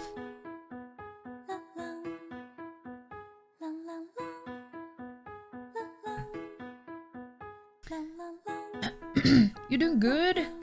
That's good. Do you have any plans for the weekend? I'm doing pretty well. I'm doing pretty good. I'm pretty good. We're just playing some games and chatting. You taking a little break? Hope you're doing well. Are you at work right now and offline? That's good. That's good that you're taking a little break. I'm doing good. I'm doing good. How you doing, Palm? How you doing? Amazing. You better be amazing. You might think I sound like that Chainsaw Man I mentioned, but it's a pretty solid theory, don't you think? I even tried to address why we have to sleep in the morning and why certain things go back to their original state. I'd say you're more talented than you give yourself credit for, Anya. Anya slaps me on the shoulders. Well, that was uncalled for. I was just bored before, that's all. Thinking about things to talk about is a pretty fun fast time, by the way. Pretty fun pastime. You know? I mean, why not? I'm free to come up with my own theories, aren't I? Yeah, I guess so. So, lots of people like a good conspiracy theory, and I'm sure a lot of them find you're awfully suspicious too. church locked Doc away before, didn't they? I hypothesized that they were afraid of mass hysteria instigated by such conspiracy theorists. Is Yoru that important? Damn. You always at work? No, you can't be always at work. You're socializing tomorrow, but today will be a chill day. Damn. You're socializing? That seems like such a foreign concept to me. Just kidding. That's good though. That sounds like a good weekend. So still a bit of flu left in the system. Oh, I'm sorry to hear that, Paul. I hope this weekend you'll get rid of it.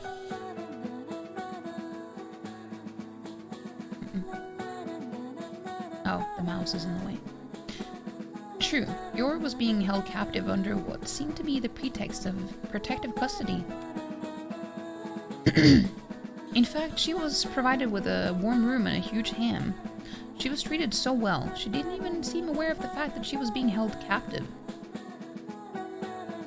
And then there's the priest's tone of voice. He was afraid of Yoru, but it seems like there was more to it than that. That's right. I talked to the priest, didn't I? I must have been real nervous, since the more time passes, the more the details seem to sink into the back of my mind. I can only just barely make out a rough outline. Was I alone at that moment? I don't know. I feel like someone else was there.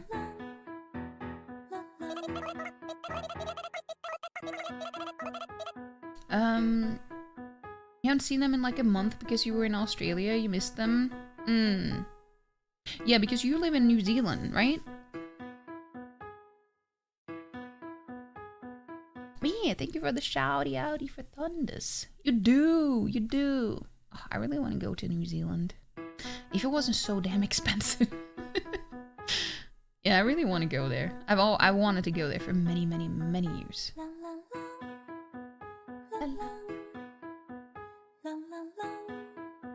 Where did she come from? Where did she go? Where did she...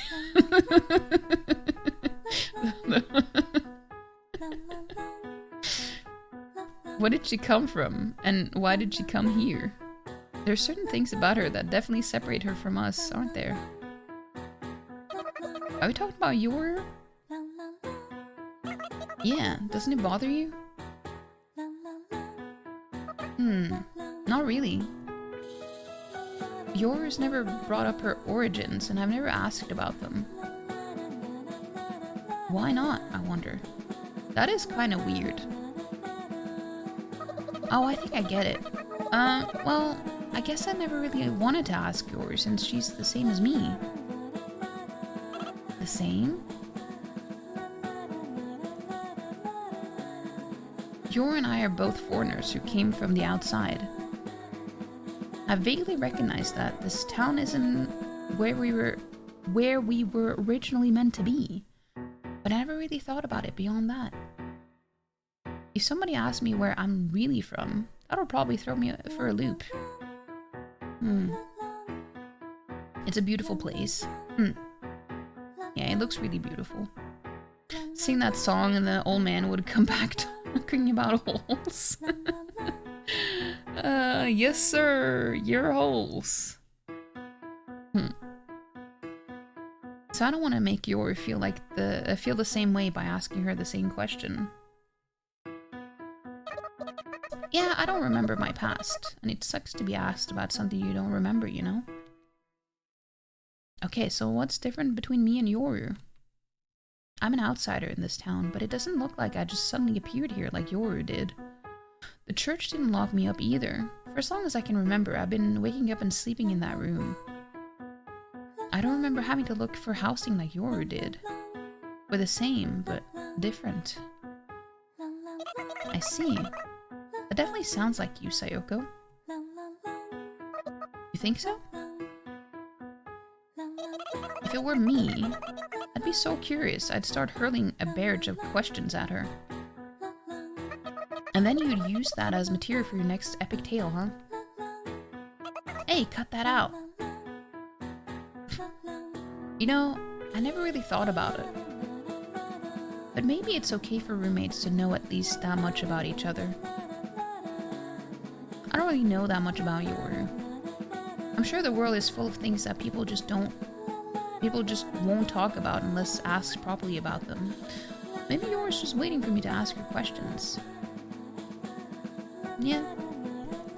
Maybe not asking her anything makes me untrustworthy in her eyes. And to be an even more useless roommate, here I am, spending night after night at some strange man's home. No, it's not like that at all. I'm sure Yoru's interested in talking. As soon as I decide to ask her as soon as I get back, I start to look forward to seeing her again, and thus I grow impatient and the wait becomes excruciating. Snurch? Indeed.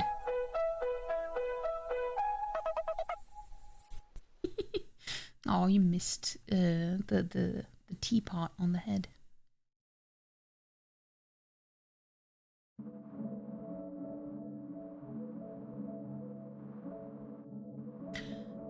As I worry about Yoru, development proceeds smoothly. The flesh and the soul develop concurrently, and they constantly act on each other. With that declaration, Alexei spends half his time tinkering with the parts, and the other half typing at his keyboard. The motion test advances from the right hand to the left hand, and then from the upper body to the lower body, down to the toes. It almost looks like it happens in fast forward. It really makes me feel awestruck at how far science has progressed, like Renge's spider, except without the imminent danger. A single man is single-handedly carrying out a project to recreate a human in comfort of his home. Has culture really progressed that far? Can a human be recreated as easily as a somewhat intricate hobbyist diorama? Actually, on second thoughts, Alexei's just an outlier. But if he's this skilled at engineering, why does he work as a movie theater projectionist? Maybe it's just because all ghosts seem to be somewhat reserved when it comes to work. I mean, I would be too, if I was a ghost. I mean, I already am. I don't know if that's true, actually. Alexei decided that today will be her first outing, but out in this case just means out in front of the house. Now that the full body unit test is complete, he wants to install a temporary personality file and check for any movement issues.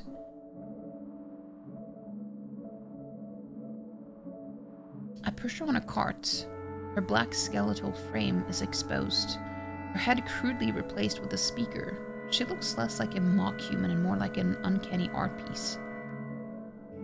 Alexei moved the test up ahead of schedule to today, since the snow just happened to stop, thereby minimizing the risk of damage to the parts. Okay, let her down over there. I let her down from the cart as instructed after Anya and the cleaning robots sweep away the snow at the designated location. As previously instructed, I insert the cable into the port on the back of her neck and hand the other end over to Alexei. I advise you to step back a bit. There's no guarantee that there won't be any malfunctions. She's got some ridiculous horsepower, and you never know if an arm will come flying off. Alexei plugs the cable into a laptop and starts typing away on the keyboard. Okay, good girl. Easy does it. Here we go.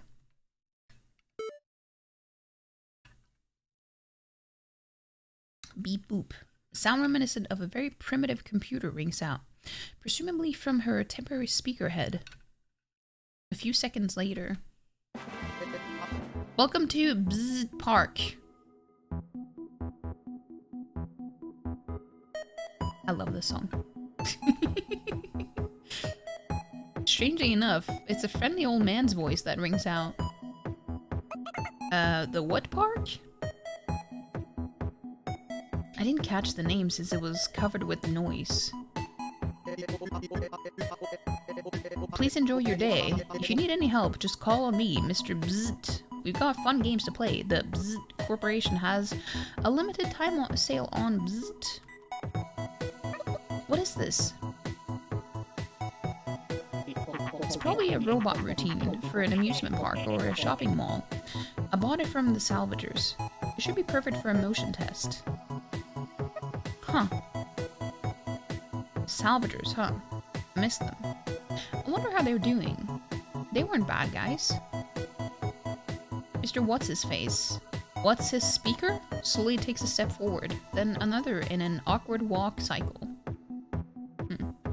A jammer? It's indeed a jammer.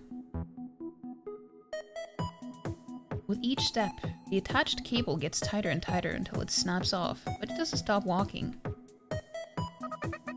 Oh, so that wasn't a power cable? I think it's more like a charging data cable. It should be basically wireless outside of charging. I mean, there's not really a point in a robot that can't move without a cable, is there? True.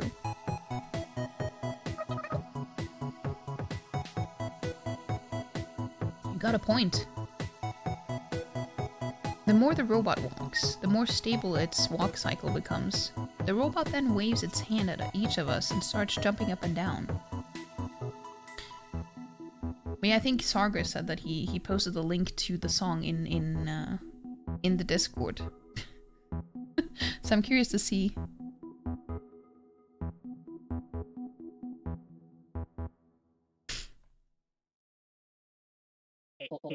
Her body comes equipped with all standard functionality, so it should be able to run software made for other machines using the same standards out of the box.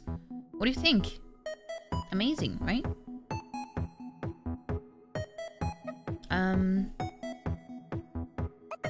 Just say amazing. Amazing! I think I'm starting to get used to talking with these two. Whenever Alexei says something incomprehensible, Anya gives me notes to help me respond properly. None of us are the type who hates silence, so there's no need to awkwardly look for something to talk about. This isn't bad. Sayoko! Anya! I turn around so quickly, it's embarrassing. There's Yoru running this way from that telephone pole over there. She came here to see us. She must have been lonely too. Either that or she's running into some sort of problem.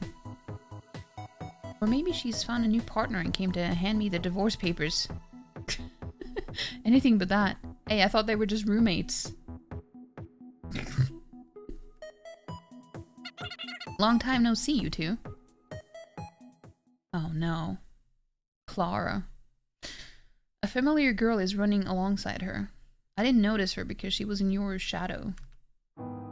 Clara. Why is that thing with you? My whole body freezes over and my legs go numb. I realize my right hand's in my pocket, unconsciously gripping my gun. I catch Yoru in my arms when she runs in for a hug. Yoru! How you been, Sayoko? He hasn't been bullying you, has he?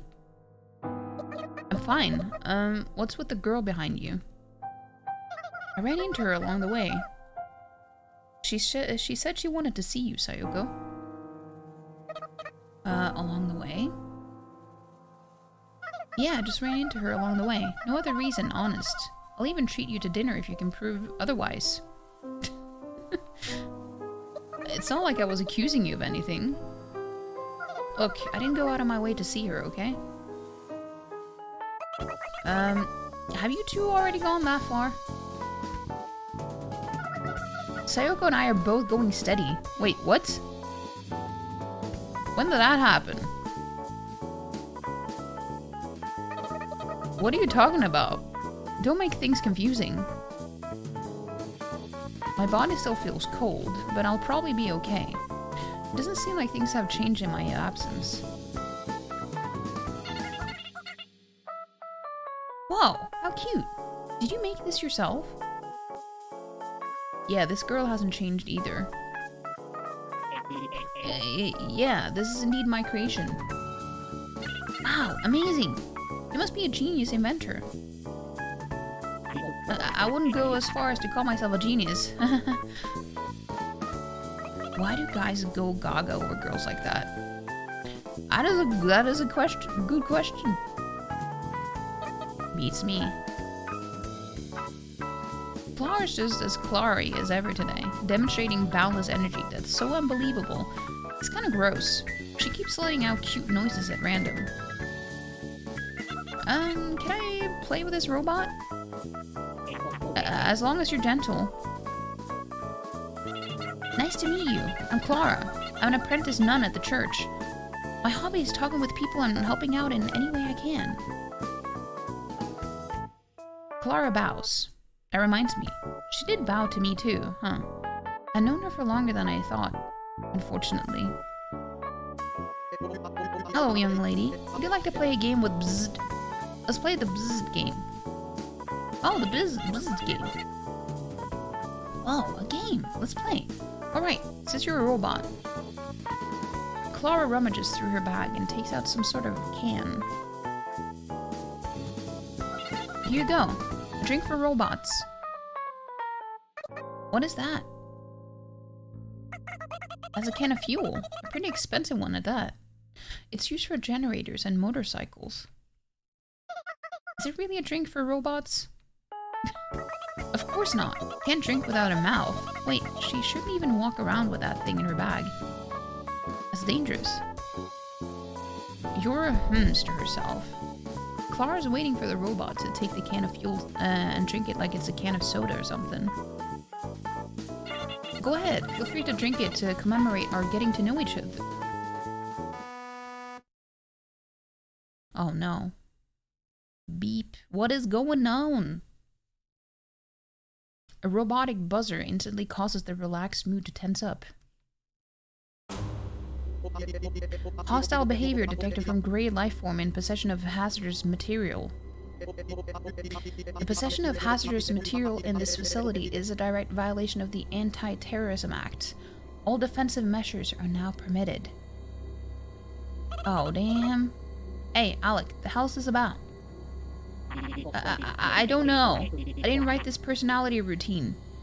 But I think I've got an idea. Please quickly state your 9-digit national identification number and repeat it. Maybe it's a shinobi? I've only ever heard rumors about them. Shinobi asking for someone's personal number?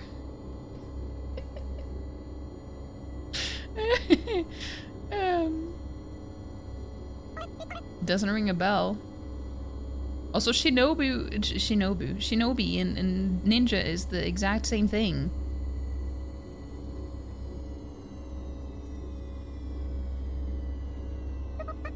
Sorry, can you explain? There's an urban legend that hidden among the general purpose companion robots at malls and conventions, there are a certain number of shinobi robots programmed to seek out spies and kill them, like a sort of secret police. Killer robots? It's not good. You gotta stop it. I repeat, please state your national identification number. It's too late. Damn it. Security robots aren't consumer goods. They're military grade. You don't want a terrorist hacking something like that, so they're completely shut off from external commands. I'm only able to get the gist of what Alexei's saying, but I guess the machine has identified Clara as a terrorist and is about to attack her. Why didn't you notice it before you activated it? How was I supposed to know it was an imposter routine? Damn it. Looks like shutting it down won't be as easy as turning off a computer. You idiot, don't shoot! You got any better ideas? This is your final warning. Please state your national identification number. I'm sorry. How do I apologize? Activating defense routines. Have a safe day. What? He chopped off her arm?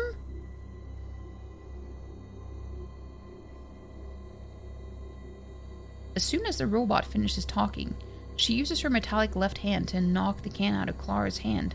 Actually, let me rephrase that. She wrecks Clara's hand so hard she can't even hold the can anymore.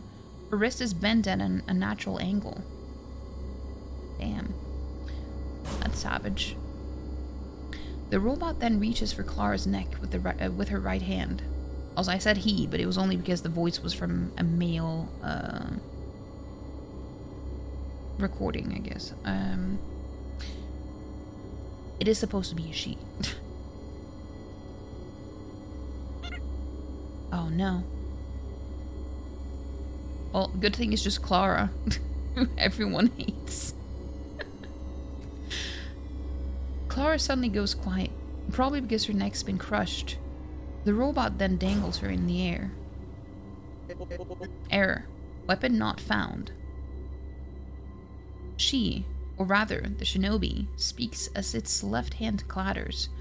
It was probably intending to finish Clara off with a standard issue weapon, usually installed on the left arm. Oh, come on. I kick its clattering left arm. Ow! But man, is that thing hard. I guess I should have expected it since it's basically an iron pole. I shake my head and try to regain my focus. Weapon not found. Terrorist backup detected. Weapon not found. Oh damn. What happened to her face? What did he do to her face? It was just pixelated. Looks like my efforts weren't wasted at least. The shinobi lets go of Clara. Thank goodness Alexei didn't install any weapons. In fact, it doesn't look like the shinobi even realizes it's not in the body it's supposed to be in. While its repeated error statements are annoying, they're also kind of sad. I'm no terrorist, but come at me. The shinobi responds by letting out a static roar from its head speaker before tearing up some fallen scrap metal and brandishing it like a sword. Oh. The speaker-headed killing machine raises its rudimentary sword as it lunges at me. It's hard to believe it's made of metal based on how light its movements are. What's not light is the way it swings that thing down. Wouldn't want to get hit by that. Sayoko! Anya tosses me a road sign that's been cut off at its base. In fights like these, the longer the reach, the better. I swing wide and parry the shinobi swing. Come at me. I carefully ward off each and every swing. It may be fast, but it's nothing I can't keep up with. But more importantly, in hand-to-hand combat with a human, or rather, a ghost opponent, the advantage goes to whoever has the most endurance and stamina. But I'm up against a robot. I may be fine now, but how long can I keep this up? I know the negative thinking will just distract me and expose me to further risk, but I just can't unthink these thoughts. It's no use. I need to go on the offensive. Instead of holding the shorter end of the road sign to prioritize small, quick swings, I shift my grip and hold the sign out as long as I can to take advantage of centrifugal force. As a result, I don't have time to adjust to how different it feels swinging it before the next attack comes. Instead of simply warding off the attack, this time, I swing back as hard as I can, focusing as much strength as I can into my arms and my grip to withstand the impact of the collision. The iron plate of the road sign starts to the iron plate of the road sign starts to warp.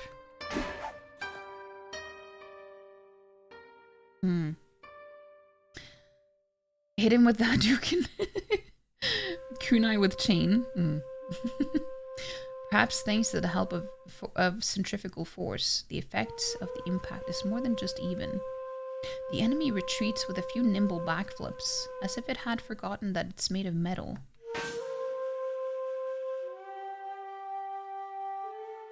So I take another swing. It can defend against the attack, sure, but the ground underfoot's too unstable to completely cushion the impact. So with plenty of leeway, I take another large swing. Now that it's lost its posture, it can neither dodge nor block properly. It may be a machine, but the sheer weight of the road sign attack is too much for it to take as I knock away its metal shard sword. Now that it's defenseless, one last attack should be enough to... Stop! Oh no. We're about to kill his lover, I guess. Or future lover. The poor incel. Alexei shouts. I reflexively freeze in place. The shinobi doesn't miss its opportunity to quickly make some distance. Please don't destroy her. It's not a her anymore, you idiot. It's a killing machine, and it could kill you too. I can't just let you destroy the one person who loves me.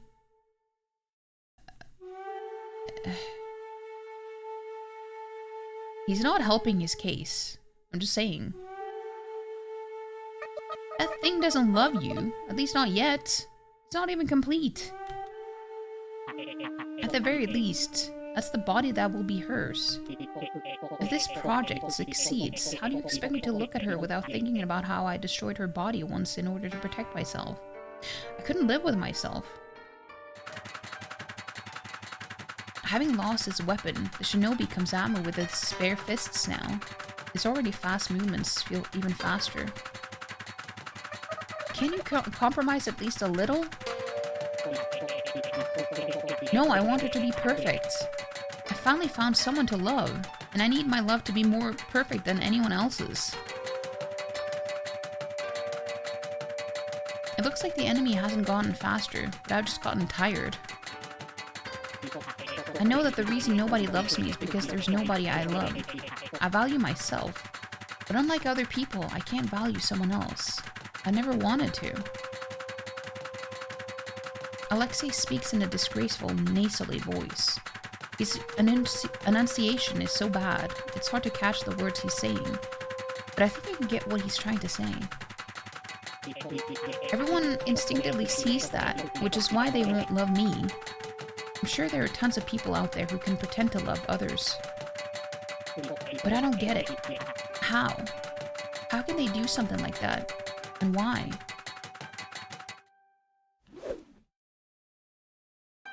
I swing the road sign in a wide horizontal sweep. The shinobi dodges by bending backwards.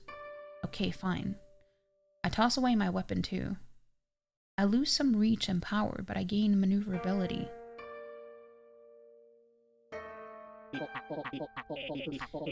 Time for sleeping, kick some ass. Thank you so much for being here, Sagra. I appreciate it. Have a good night and sleep well. Kill you? Good, dying in a waifu's arms? Worth to him anyways. Yeah. Yeah. Is there dialogue options in this? No. No. You're not making any decisions in this game. That was part of what the description on the Steam page said, that you don't have to like worry about making any decisions. It's just one story.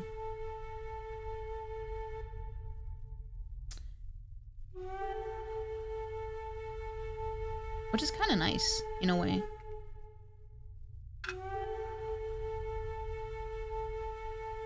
Especially for a visual novel that doesn't really have that much replayability unless you want to 100% it. But I guess it depends on how much it can change depending on your choices and how many choices you can make.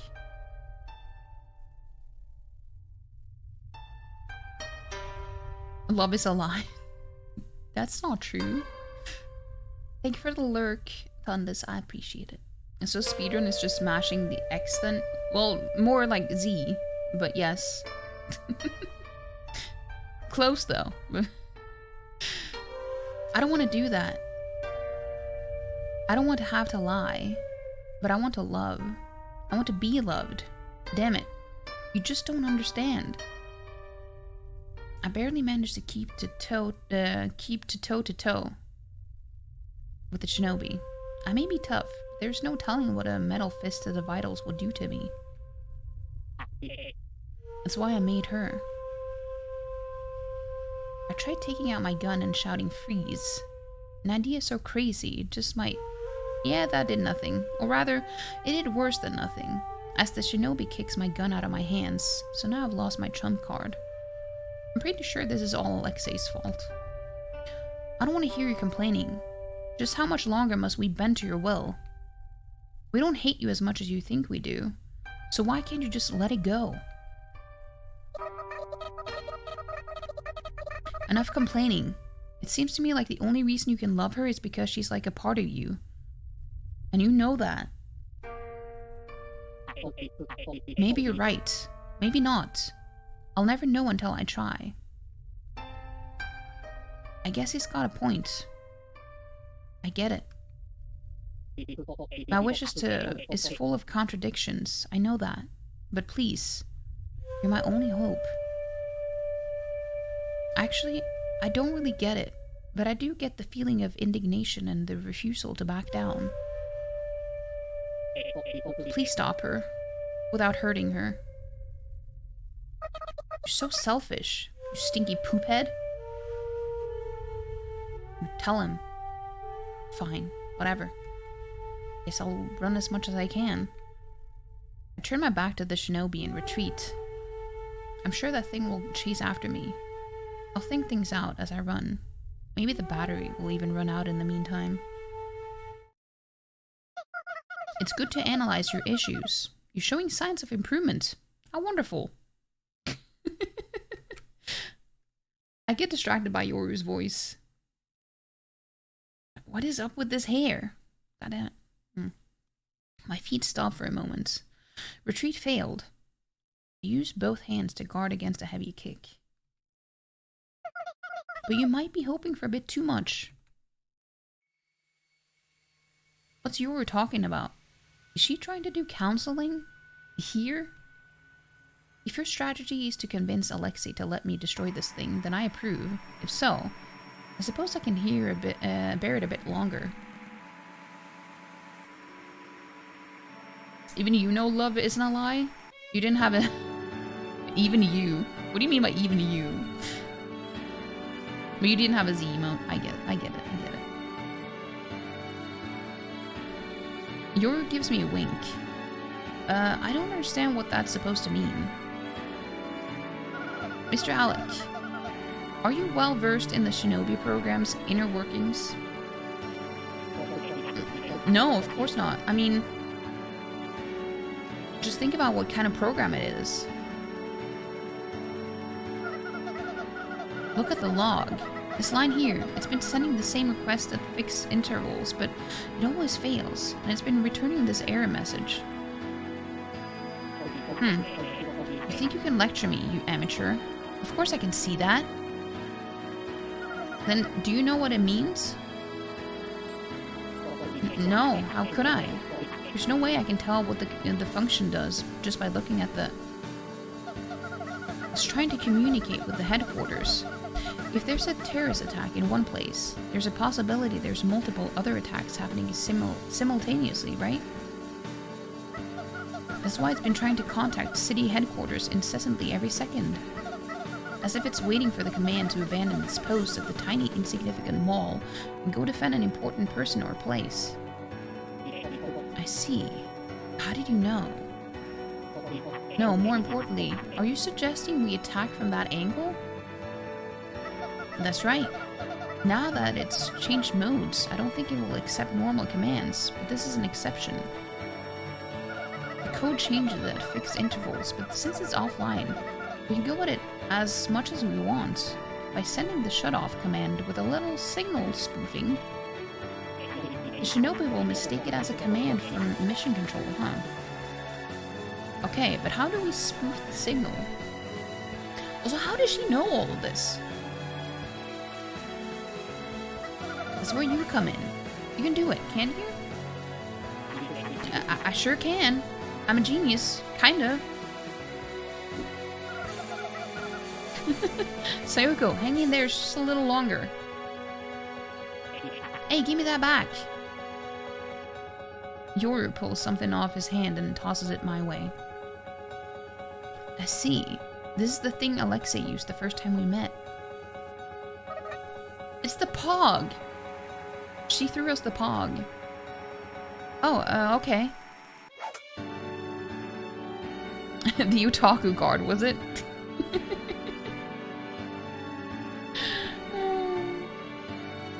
Isn't it the protective Otaku guard? The Otaku. If you ask me, it needs a better name. You shouldn't get Pacifica or someone to think of something. I see Pacifica's face in the back of my mind. I want to have coffee with her again sometime. A moment before the shinobi's punch lands, the guard's thin outline envelops me. Not a scratch. The shinobi stumbles back a step, as if to ascertain what exactly blocked its attack. I find myself impressed by its cautiousness. Though maybe I'm just amused that my codename, Ninja, is synonymous with its codename, Shinobi. I told you. I told you.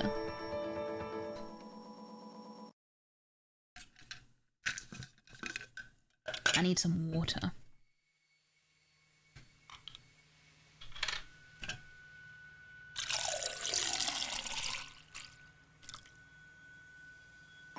There we go.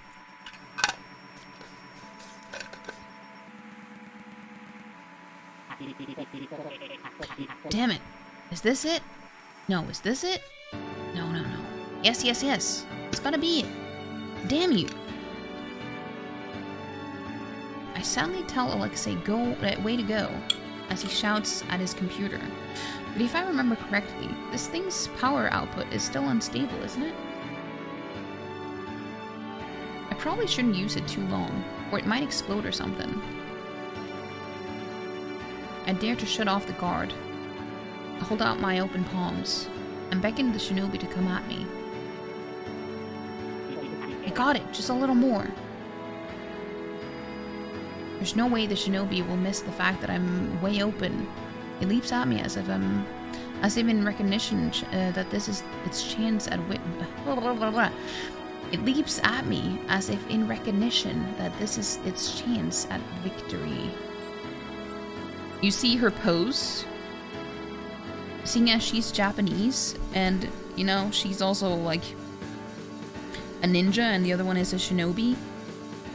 You know exactly what she would have said if this was an anime? She would have just, you know, with this pose, like, she would just be...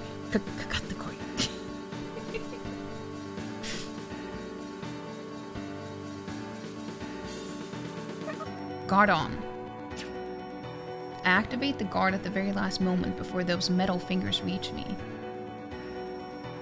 The guard deflects the enemy. The unexpected rebound causes the shinobi to lose its footing, with one leg up in the air. I quickly shut off the guard and try to trip up the shinobi's remaining pivot leg.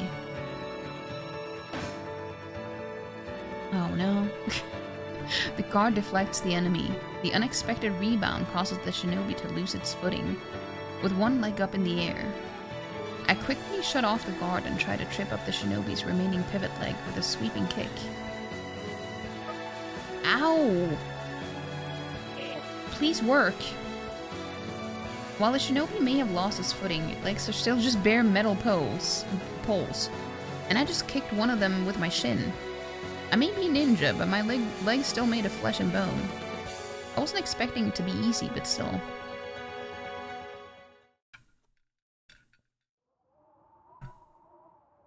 I writhe in pain, forgetting to reactivate the guard, my lifeline.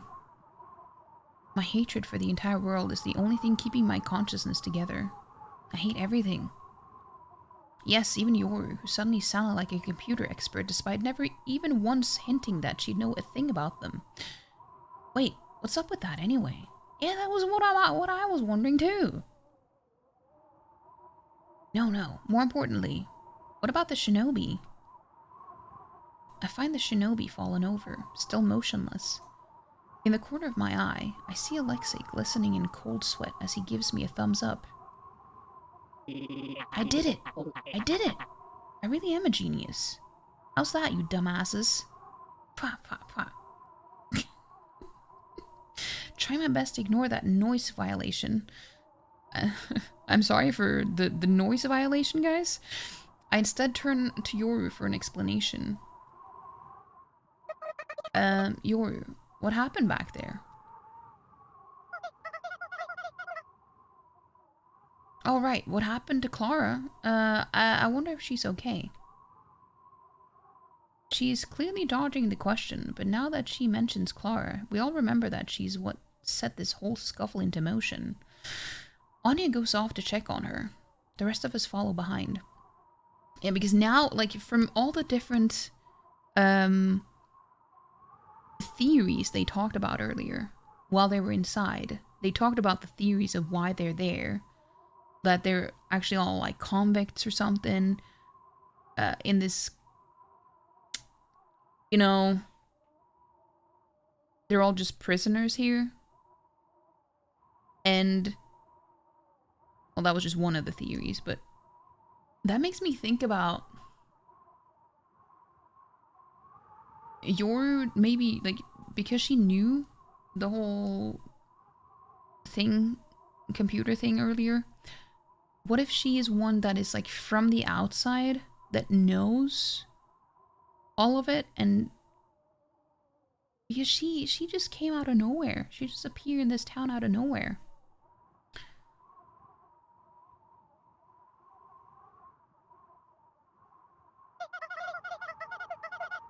If Clara's alive, I wonder if we can change the charge the church rescue fee. It wouldn't change the fact that we've gotten her killed several times over. That's true. Is it possible to live with your neck like this? As she asks that question, Anya shows us Clara, or perhaps I should say her corpse. No rescue fee for us, I guess. I let out a dry chuckle.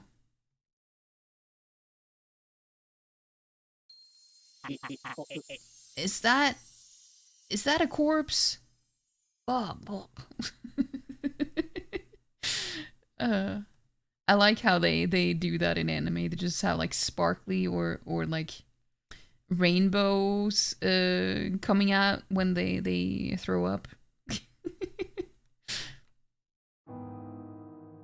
Upon seeing Clara's corpse, Alexei turns pale, takes several steps backwards, and starts vomiting. But apart from her oddly bent neck, she looks perfectly fine. At least, nothing's spilling out of her or anything. Are you not used to seeing corpses? This guy's a shut-in, see? It's you guys who are the freaks. Well, that's debatable. Honestly, there's not much difference between a corpse and what this guy's trying to make. That is also a good point, if we're being completely honest. Also, we're getting an ad now, so I'm not gonna do anything in the game. But I wanted to get the conversation moving a bit more so we wouldn't have to, like, stop at him throwing up rainbows. It's like, that doesn't look too good, stopping there.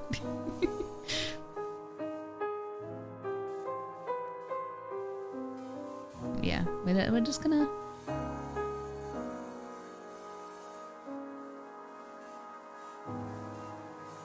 Oh, damn. Anytime I check anything while I'm streaming, there's always someone who has followed me somewhere or joined the Discord or anything that has like commissions or arts that they're selling, you know? I hate it. I wish they would just stop. Get out of here. We don't want it. No one wants it.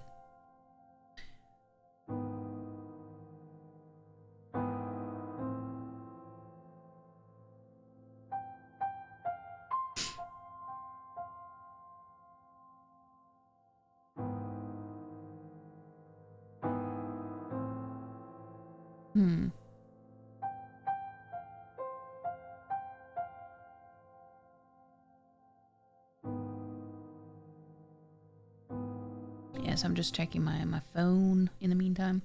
That ad break was like 15 seconds for you. That's good. It's not. That's good though.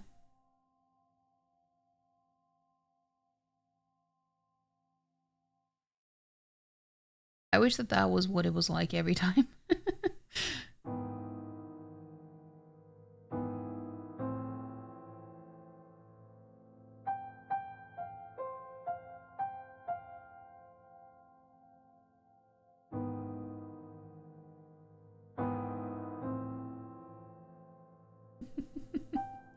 I just checked the memes channel.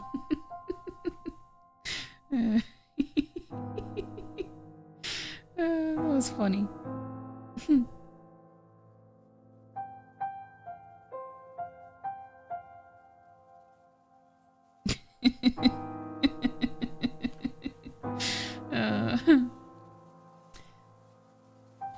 You ended up breading chicken tenders and making them on the stovetop with some mashed potatoes and roasted veg. Ooh, that sounds good. That sounds good, Black Cats.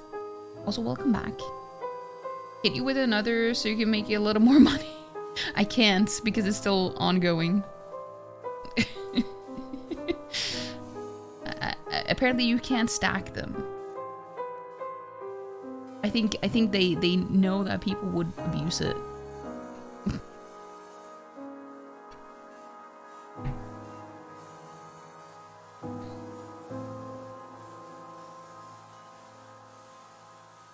But yeah, the ads are over now. But yeah, honestly, there's not much difference between a corpse and what this guy's trying to make. That is true. But I'm sure they're totally different things in his mind. And I guess that's good enough for now. Don't worry, I'll take this thing someplace else. No, there's something I want to ask you, Yoru. That's right. I can't let this opportunity pass. I need to ask Yoru herself. Please get rid of it. Look, Alexei's getting impatient too. Oh, she's trying to avoid having this conversation. Then I'll come with you. Okay, then let's go. She didn't want that. The two of us head away from the amusement park and go all the way to the outer limit of town. Where's a good place to get rid of this thing anyway? Wherever you think is a good place. And let's just go a little bit further, if that's okay with you, Yoru. Yeah, it's fine. I want to give those two some time together, too. Good idea. It sure is. They're so awkward now. We walk a bit more after that conversation. If you look back, you can see a full sprawling view of the town. It reminds me of the view I once shared with Yoru back at the top floor of the church, though the angle is completely different. Each light in town tells of the ghosts who live there. There are a lot of worthless, good-for-nothing ghosts, but there are also ghosts that I like, even if they sometimes cause explosions with weird science experiments. A freezing wind blows. Whew, that's cold. It sure is. I guess we should get back quickly.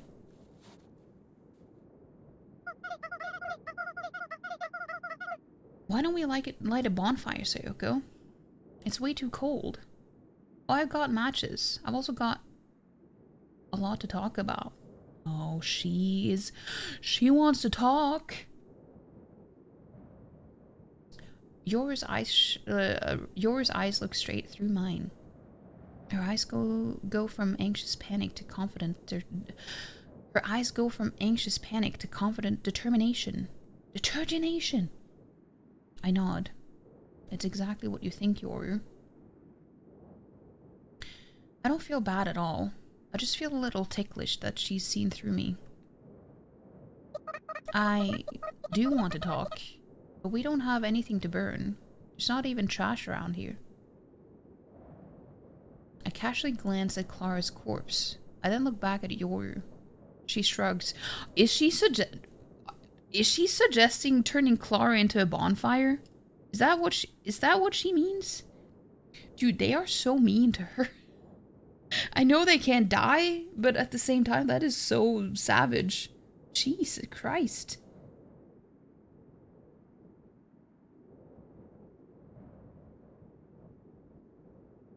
Shrink back and let go of the corpse.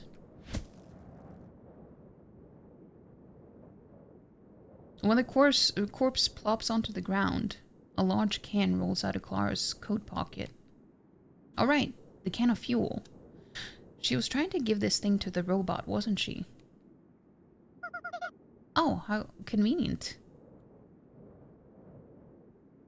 Yoru murmurs.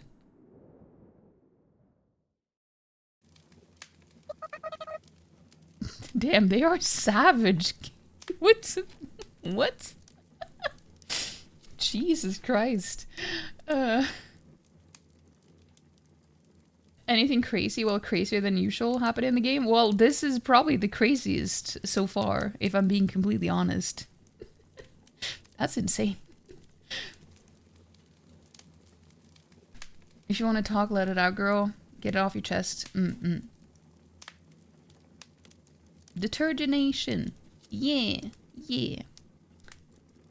I'm so glad you came, Yoru. Sayoko. Bonfire lit. Discover the fun of pyromancy. Yeah, yeah. I guess lighting well, technically she's a ghost on fire. Could still be called pyromancy, I guess. Bonfire lit though. I like that reference. This game is great. I really enjoy this game. I can't save though. Well, I mean I could. Actually, you know what? I can. I can actually save.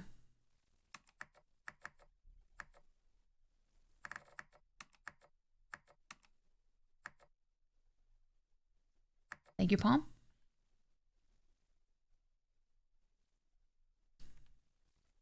Sayoko.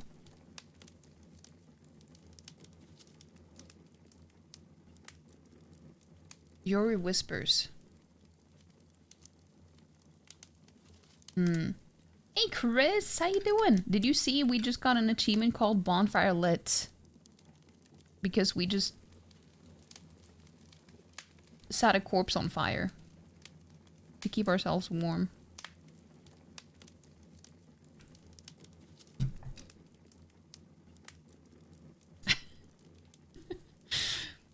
Yeah, go check out Chris if you haven't already. Yoru looks like she's caught on to the fact that I'm going to ask what I haven't asked all this time. She knows she'll have to answer. I'm the one who brought Yoru out here, so I'm the one who has to start off the discussion.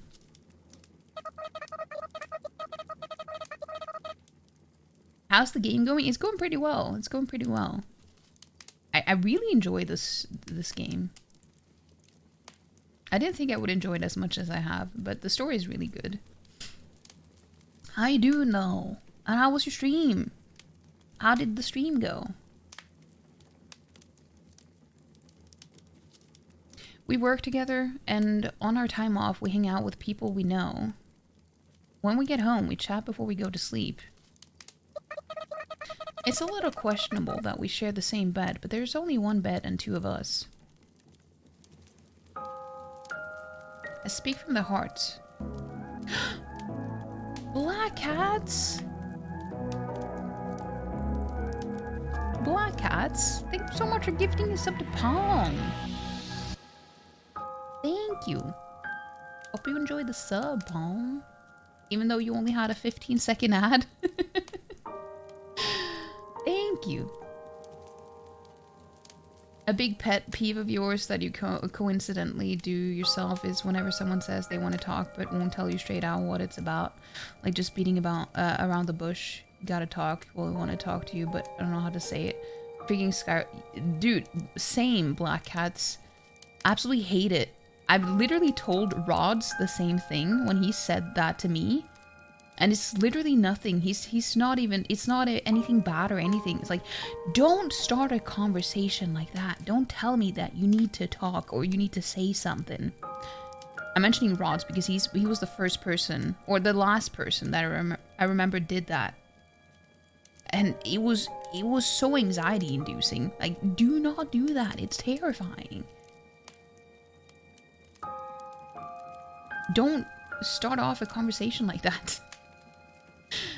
I get scared.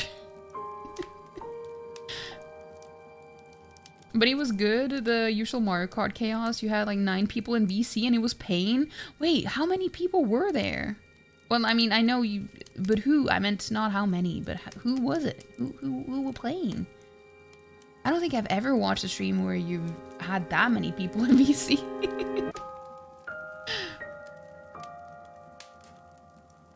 Walking around with my emotes. I mean, Palm does like to be naked. It's true. Palm is a little nudist.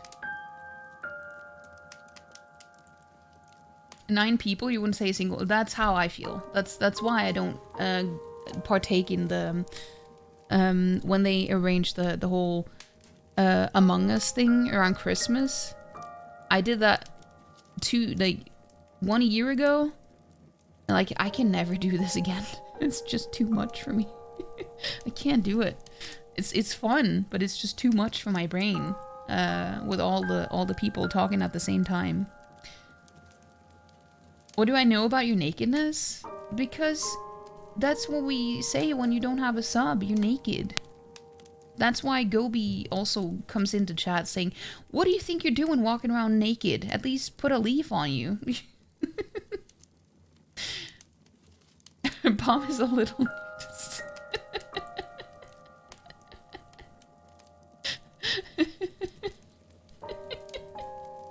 It's true, it's true. Your mind goes automatically to worst case scenario. Mine too, mine too. Did I get... No, it's... I use this sometimes. It's been a while since I used it last time, but it's a fake one. It's a fake one. But I did have it on my, what's it called? Dono goal.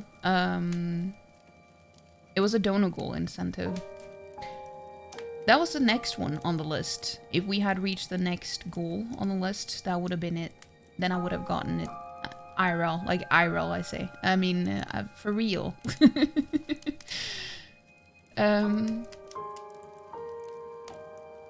And just so much anxiety. What's the nose command?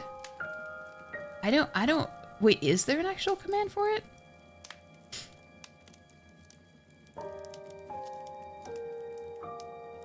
Nose cam? No. I don't remember. But also this picture is really cute. I like it.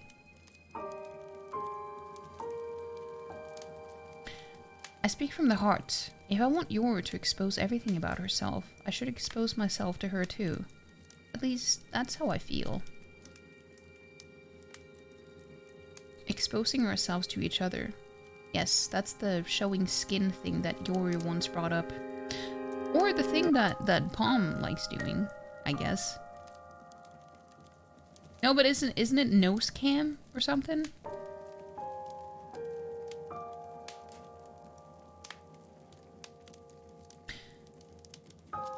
I use that logic to encourage myself. Because otherwise, I'd be too scared to push forward, I'm sure.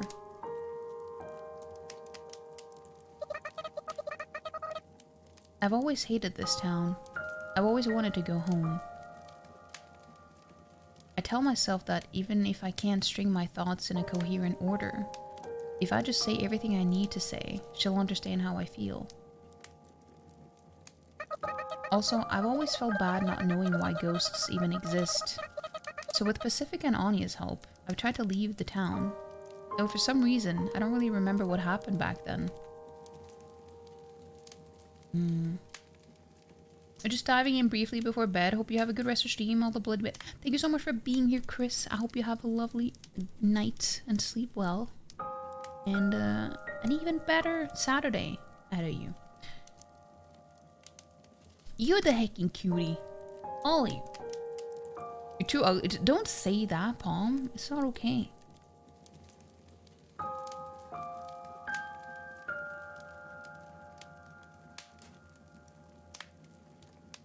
Looks stunning. Now that you don't already, will be equal to not.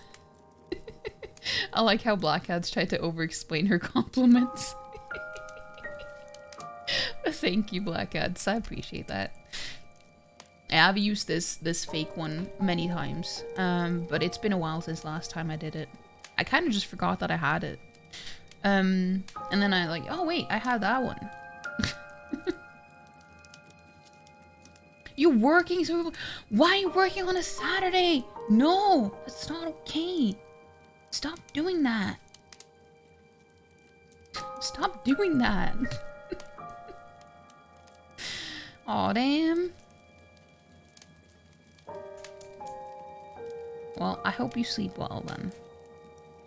No tiredness in the morning.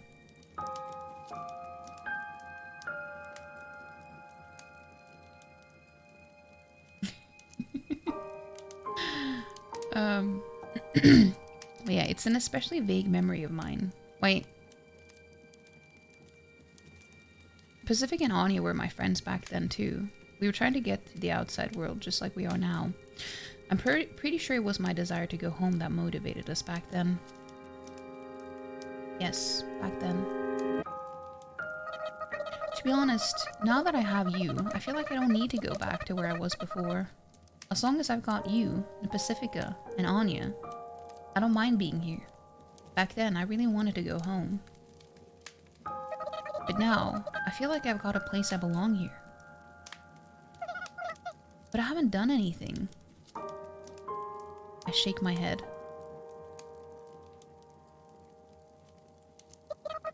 I'd die for you.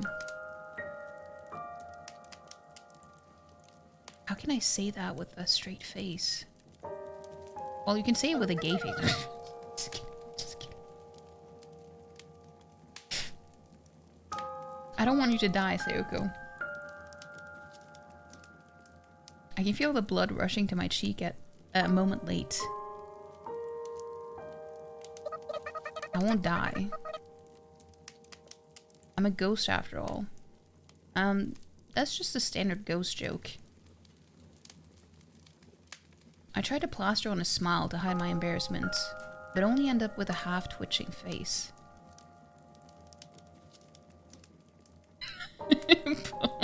No, I was like, I hope no one actually paid attention to what I just said.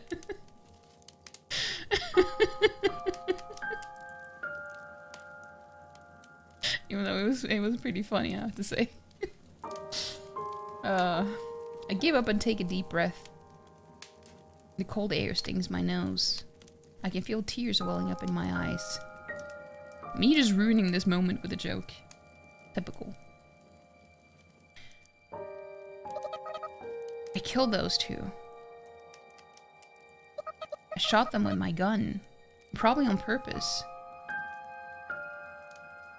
I pull out my gun and point it at Yoru, trying to remember how it felt back then. From the snippets of my memory that I do recall, I feel like I can remember the fear of shooting the gun at this and the surprise at the recoil. Did that really happen? Yoru keeps listening to me without faltering in the slightest.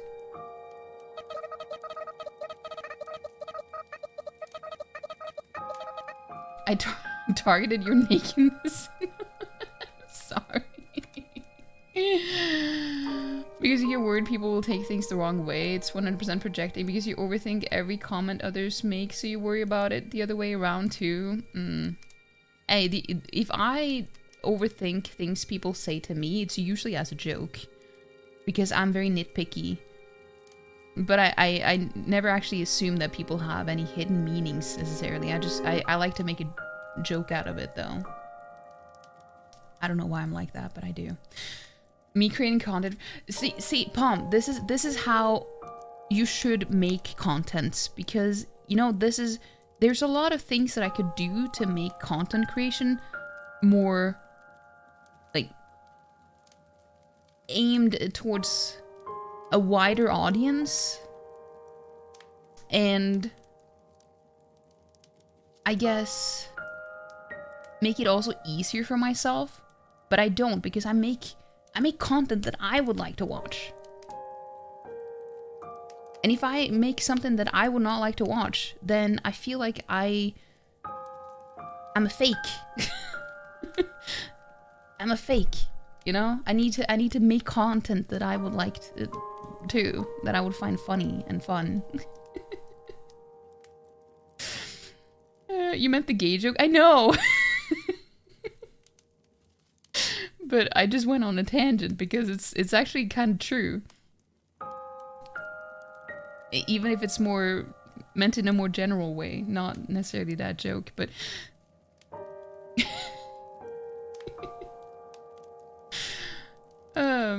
yeah, the three of us once tried to get out of the city. We used the same cars before. Things were going smoothly at first, I think. But then something happened. Something that's since gotten hazy.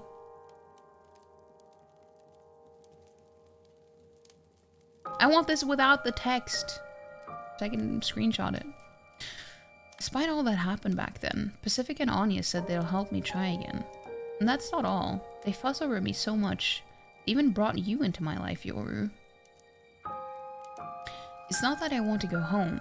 I just want to go further than we did last time. With everyone. They did all of that for me. And I killed them. There must be some reason why I thought that that was the right thing to do. I feel like I need to find out that reason. But Sayoko, you might just end up repeating what happened that time. I feel that the same thing won't happen if I've got you, Yoru. So I'd like to ask you again. Will you please come with me? I can't do anything. I just need your presence, Yoru. I've already shot you once before, haven't I? I feel like everything will be okay if you're with me. I know there's no reason to believe it, but that's just how strongly I feel about you. I just wanted that. Is she pointing a gun at her? Yeah. There was one frame where it was without text. This game is just so pretty. It's like very simple, but it's so pretty. And what sort of feelings do you have for me? Oh, they're so cute.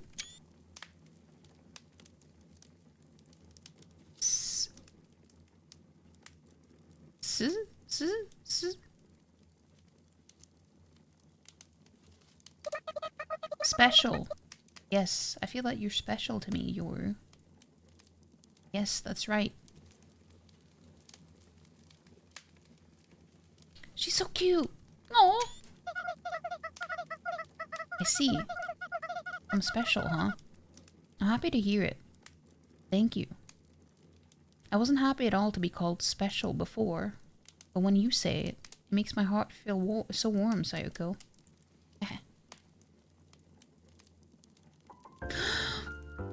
That's even cuter! Yor snuggles up against me as she says that.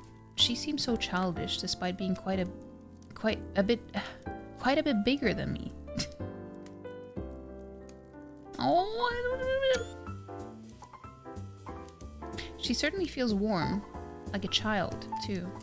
She certainly feels like warm like a child too. Goddamn, I can't read anymore. Sayoko, you said you didn't understand why you ghosts even exist, right? Wait, so she said you? Does that mean that she isn't a ghost? Yor speaks while still clinging to me. All I can see is her head, so her voice draws in even more of my attention. Probably. even less about who or what I am, or why I am.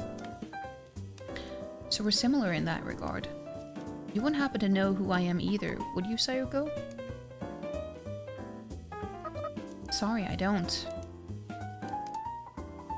True. This town is just full of things we don't know. What a mess, huh? Yours making it sound like she's not one of us. Is she not a ghost? See, that was literally what I said!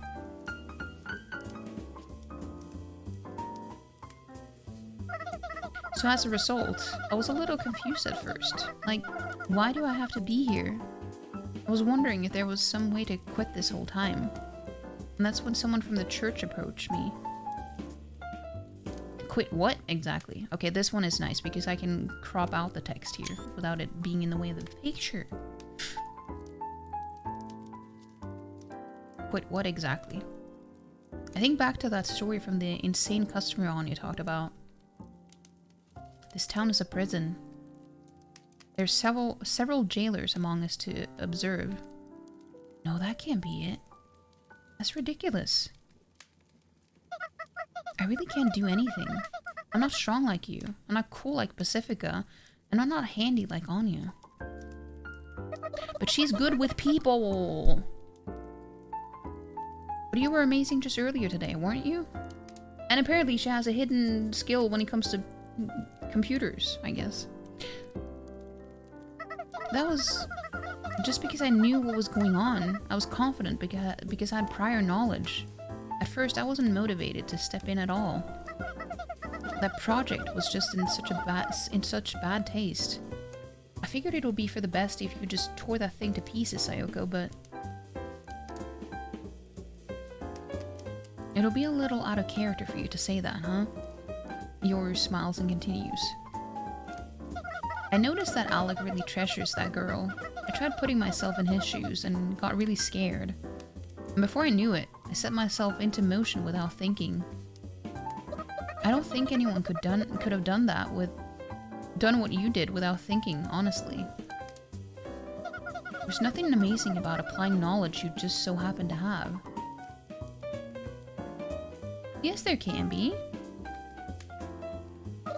No, it's amazing. I'm really curious to know exactly who you are, Yoru. I certainly do know things you don't, Sayoko, but I can't do anything. There's nothing I can do to help you out.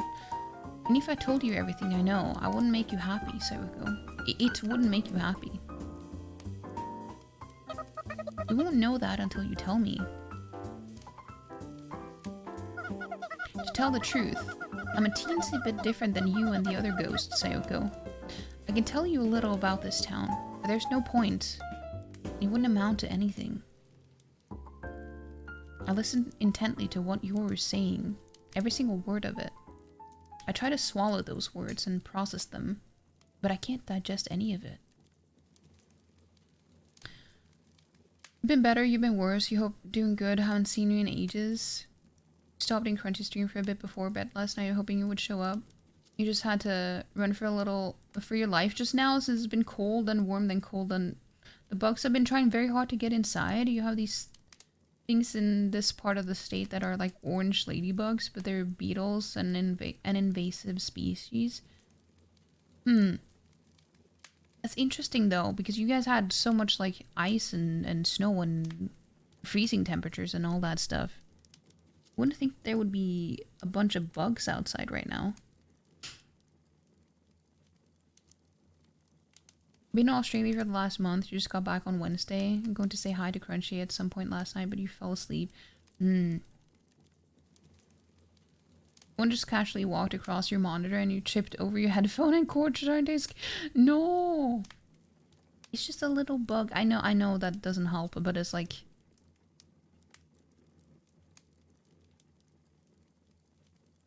You could take it. If you guys ended up in a fight, you could easily take it, you know?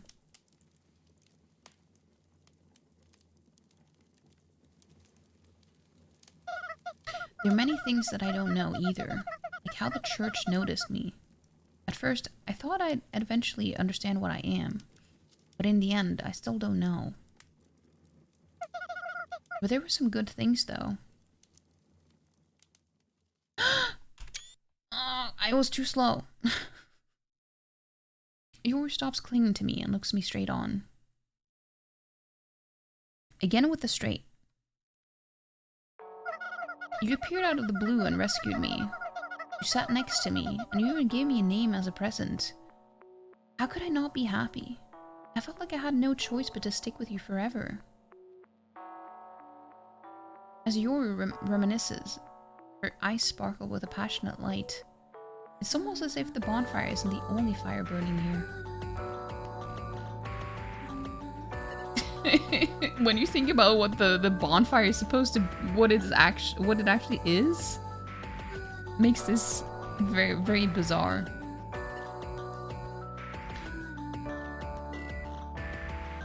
She's so dazzling. I can't help but look down at the floor to avert my gaze.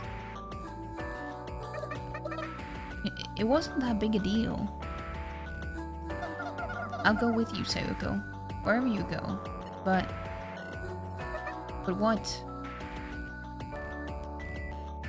Yoru turns her head and turns her back to me. I couldn't process that sentence at all. Yoru turns her back to me. I look up to find her looking at the city nightscape. For a second, I almost start to think that there's nobody left within those lights.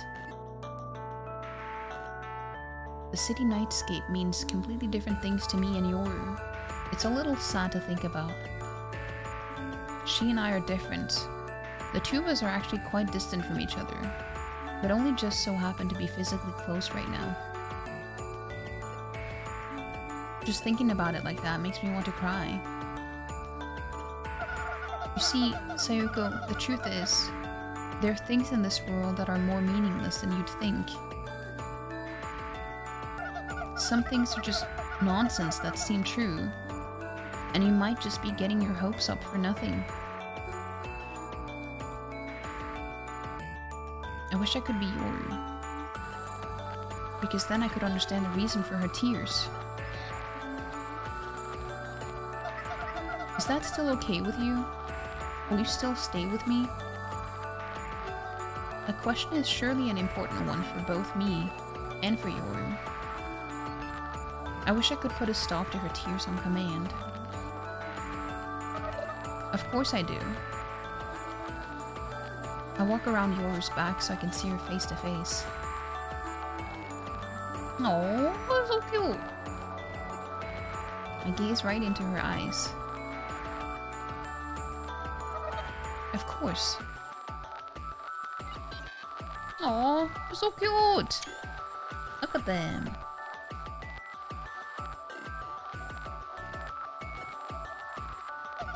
I get it. You don't have to say it twice. I hesitate to talk back. I don't think there's anything I can really tell you, Sayoko. It's okay. I'm satisfied. More satisfied than I ever could be. Even though I haven't gained any information whatsoever. You're so nice. That's not true. Anyway, let me just ask this one thing. I remember what Anya said earlier.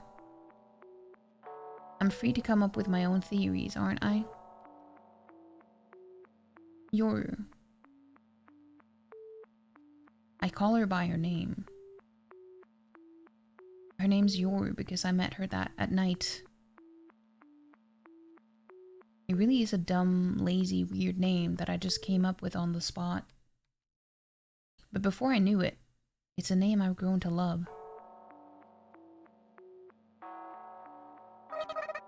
Yoru, are you a human? A living human? Yoru's eyes open wide. After a moment it was silence.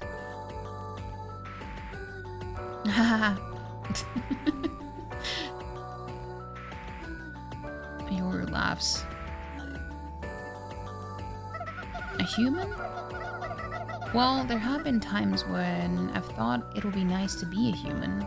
Am I a human? I never thought I'd be asked that. It's not that funny of a question, is it? I squat down next to the bonfire, embarrassed. Sorry, but even if I'm not a human, that doesn't ever change the fact that I want to be your trusty roommate forever, Sayoko. You're not trusty at all, though. There must be something behind the scenes of this town that's sure to make me sad. Let's go back, Sayoko. But now's not the time for me to know what that is. Take Yoru by the hand. Okay. I'm a ghost, and she's a... Well, I'm not sure what she is, but at the very least, she's not human. The two of us walk together in the snow. Once we get back, the strange man is working desperately on his robot. Today's another strange day. I wonder if there are any humans out there who know about these strange happenings. I suddenly notice the sky turning white in the distance. Another day comes to a close. Another day out of eternity.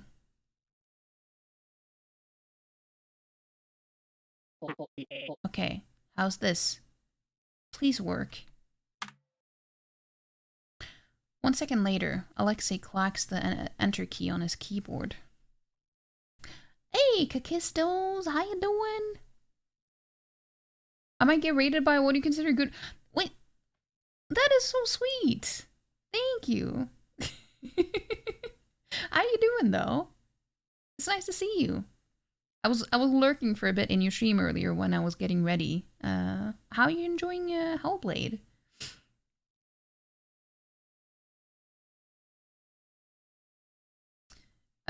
One just casually... Wait, I read that.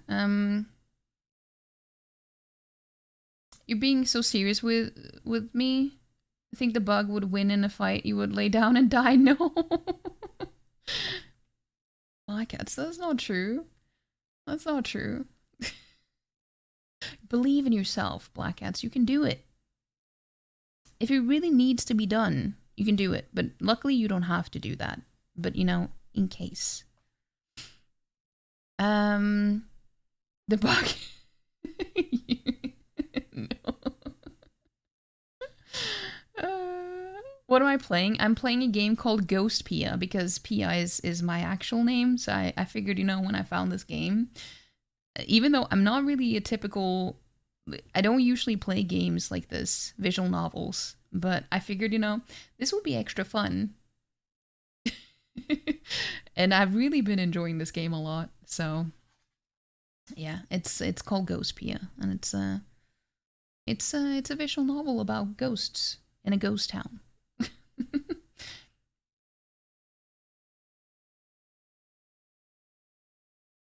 Yeah. 1 second later, Alexei clacks the enter key on his keyboard. I shoot a glance at Anya, who's sitting next to him. She nods. I plug my ears with my index fingers. Oh, it's the banger again. Ah, why does this keep happening? Thanks to my makeshift earplugs, I don't have to expose my ears to Alexei's shrieks directly. After several repetitions of this cycle, I've learned how to deal with it. Everything was going smoothly up until the body movements test. Both Alexei and Anya said as much, and they never looked like they had reached a dead end. However, ever since that little violent incident, and my subsequent conversation with Yoru, progress just hasn't been going well. Progress, by the way. I mean progress, not progress. Progress just hasn't been going well. That said, it's not because of damage to the parts during the scuffle or anything. In fact, the only damage I managed to inflict, with Yoru's help, was some minor warping of the leg frame. Rather, the issue here is that once the hardware implementation was mostly complete, Alexei wanted to do a software test, but then the hole in the ghost pocket effect caused Alexei's code to disappear. Oh no. That is a terrible timing. Ever since we started coming here, less has been happening and less has been disappearing. Jesus Christ. I miss words now. Ever since we started coming here, less has been disappearing and at a lower frequency, but nonetheless, things are still disappearing one by one on the software side, which is causing Alexei headaches. Since we can see the parts, we can consciously be aware of their existence and presence, but programs have no physical form and are incomprehensible to us, so it's hard to be aware of them. At least that's the theory as to why codes keeps disappearing. But Alexei just cynically said, I just have to write the code faster than it disappears, and spend days on end typing up a storm programming. However, with every test, some part of the program would go missing and the entire unit would stop moving, causing him disappointment, despair, and... Ugh, damn it. He screamed shamefully. Maybe things would have gone better if Yoru didn't go home. I pull my fingers out of my ears and speak out to Anya. I don't know. It's not like we can force her to stay, though. True, but still. After our bonfire conversation, Yoru walked back with me to Alexei's house. But she had this to say about his project. I just can't support it, no matter what. I'm sorry. That is kind of sus. And right at the moment, you don't have to do it because Rob is home, so you make him do it, and then if he's not home, you send the cats after them, and if they don't help, well then that's when you die, you guess. No. So dramatic. So dramatic. But yeah, that's one of the perks of having cats, because whenever there's been like big spiders and stuff, like I'm not really that scared of spiders, but I want to keep my distance anyway. And I like to like point at them for my cats so they can see them and then they can like decide what they want to do with them.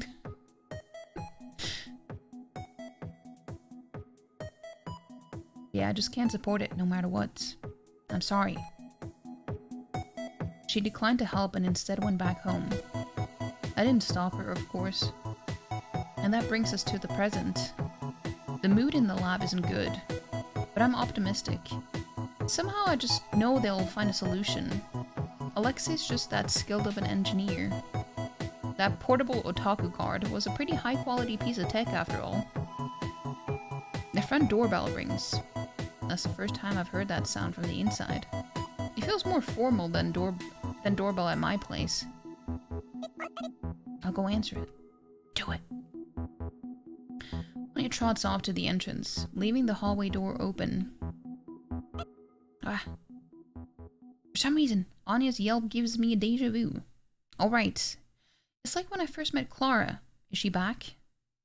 Since it's a big house, the entrance is far away, so I can't make out what they're talking about. I decide to wait. Oh no. I regret my optimism when several seconds later, men wearing coats march into the lab. God damn it. Alexei, could you come with us for a moment? There's 5 men. Large men. I can't deal with them while protecting Alexei and Anya at the same time. I grind my teeth. Hey, what are you accusing Alexei of? Anya rushes in after the men.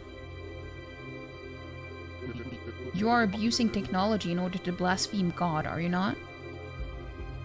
The man who appears to be the leader presses Alexei with a firm voice. He glares at Alexei. I can't help but follow his gaze and look at him too. He already looked pale due to stress and lack of sleep. And now he looks even paler. He's even whiter than a ghost. He reminds me of the worn-out bar of soap in my bathtub. Oh no, not the bar of soap. How did you know? We have eyes everywhere. Is he talking about Clara?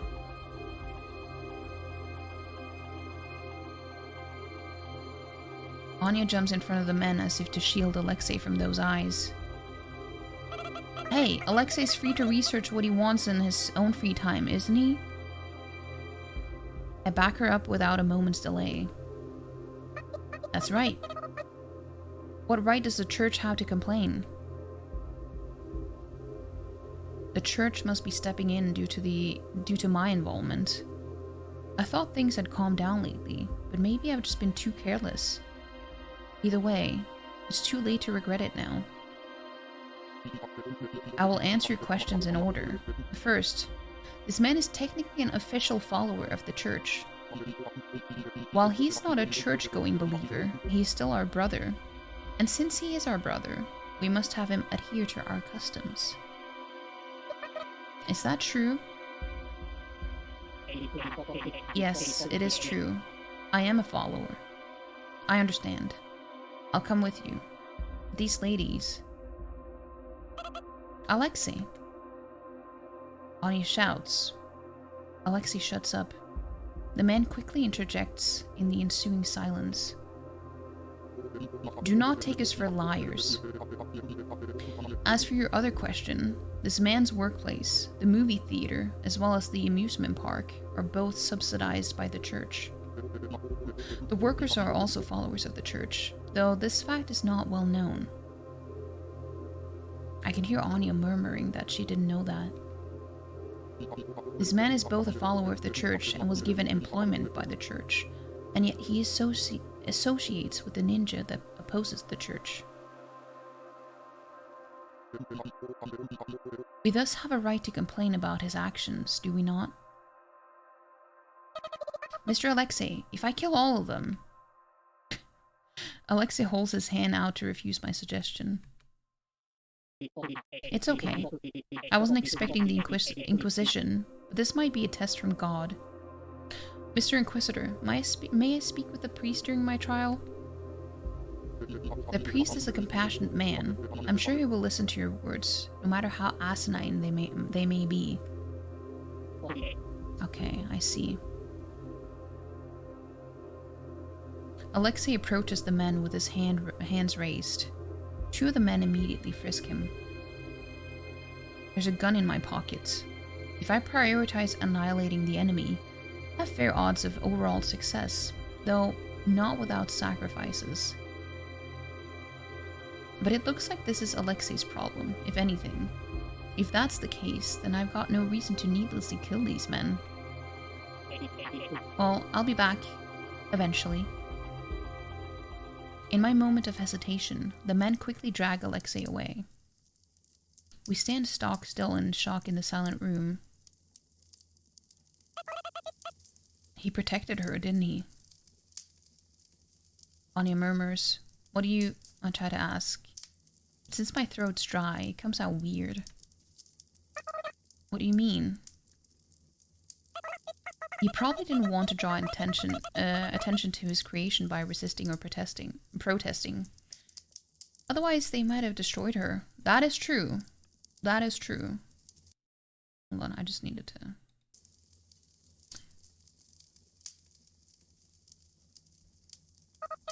Oh, how shrewd.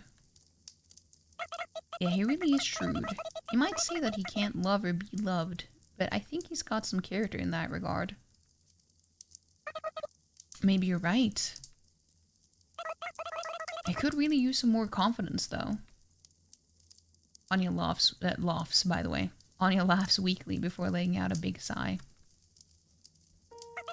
Say, Sayoko. Anya gazes into my eyes and carefully chooses her words. Oh? I know it might be shameless of me, but there's something I'd like to ask you. I get impatient and ask a question for her. You want me to save Alexei? Yeah, exactly. I know it's an unreasonable request. I don't have that much money, but I can still pay you what I do have, so... What? Hold on, Anya. You don't have to pay me. When Anya casually starts bringing up the question of money, I frantically gesture that it won't be necessary. But I'm asking you an unreasonable favor, and this isn't even your problem to begin with, Sayoko. When I raided the church, you brought out the armored vehicle to come rescue me, and I didn't pay you then. I just did that because I wanted to. Anya really is a good girl. I know it for a fact, and I feel it with my heart. I'm sorry. I know I sound weird right now. Maybe she's even too good. I feel like her dedication is going a bit overboard in this whole ordeal. This isn't your problem to solve, Anya. You're not a ninja, and you don't do whatever it is Pacifica does. Despite all that, you're always doing your best and putting yourself in danger. You're so reliable. Oh, really? That's why I just want to pay back the favor. I always want to thank you for everything you do, but just saying thank you feels half-hearted, so I never get to say it. I'm running out of air in my lungs, so I take a deep breath before I continue. As you know, there are very few things I'm good at, but I want you to rely on me more. I'll do anything I can for you, Anya. I start running out of the room. I need to chase after those men, the Inquisitors, I believe. I once heard... I stop at the sound of Anya's words. I once heard from a shithead woman who's in that sort of crowd. She said, "That's just a group of outcasts. That lonely girl's just trying to force herself in to find a place she belongs." The nerve of her. Anya's voice is full of rage. I don't know the finer details of that interaction, but I can bet it was incredibly frustrating. I mean, sure, we may have just formed a group because we didn't fit into any other groups. In fact, I definitely think that was the case. So what? Is it wrong to associate with like-minded peers? But it's not like we forced ourselves to group up out of desperation, you know? That's why I made up my mind. This time, it's Anya's turn to run out of breath as she gasps for air. I decided to treasure my friends as much as I can, so that I won't be embarrassed no matter who sees us. If I do that, then nobody can tell me that we're only friends out of necessity. Then nobody can tell me that we're only friends out of necessity, you know? So, shit, I'm so uncool right now. I told myself I'd never talk about this. The tears welling up in Anya's eyes seem almost infectious as tears start to form in my eyes as well. Maybe it's because Anya's so overwhelmingly precious and I don't know how else to express it.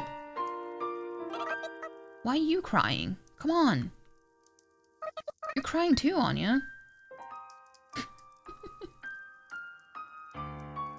And thus, we both cry.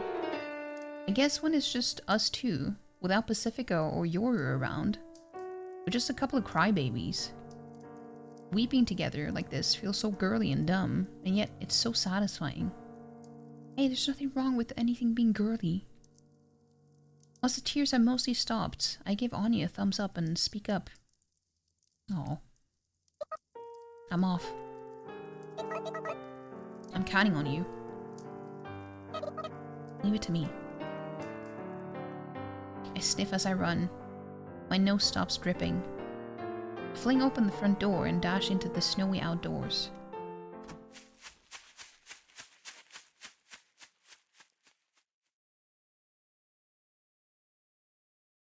It's not too hard to catch up to the men who are walking. Thankfully, since we're in the outskirts of town, there aren't many buildings to obstruct the view. Oh. Thanks to the fuel that is Anya's simple, earnest friendship, I'm filled with boundless energy, unlike anything I've felt before.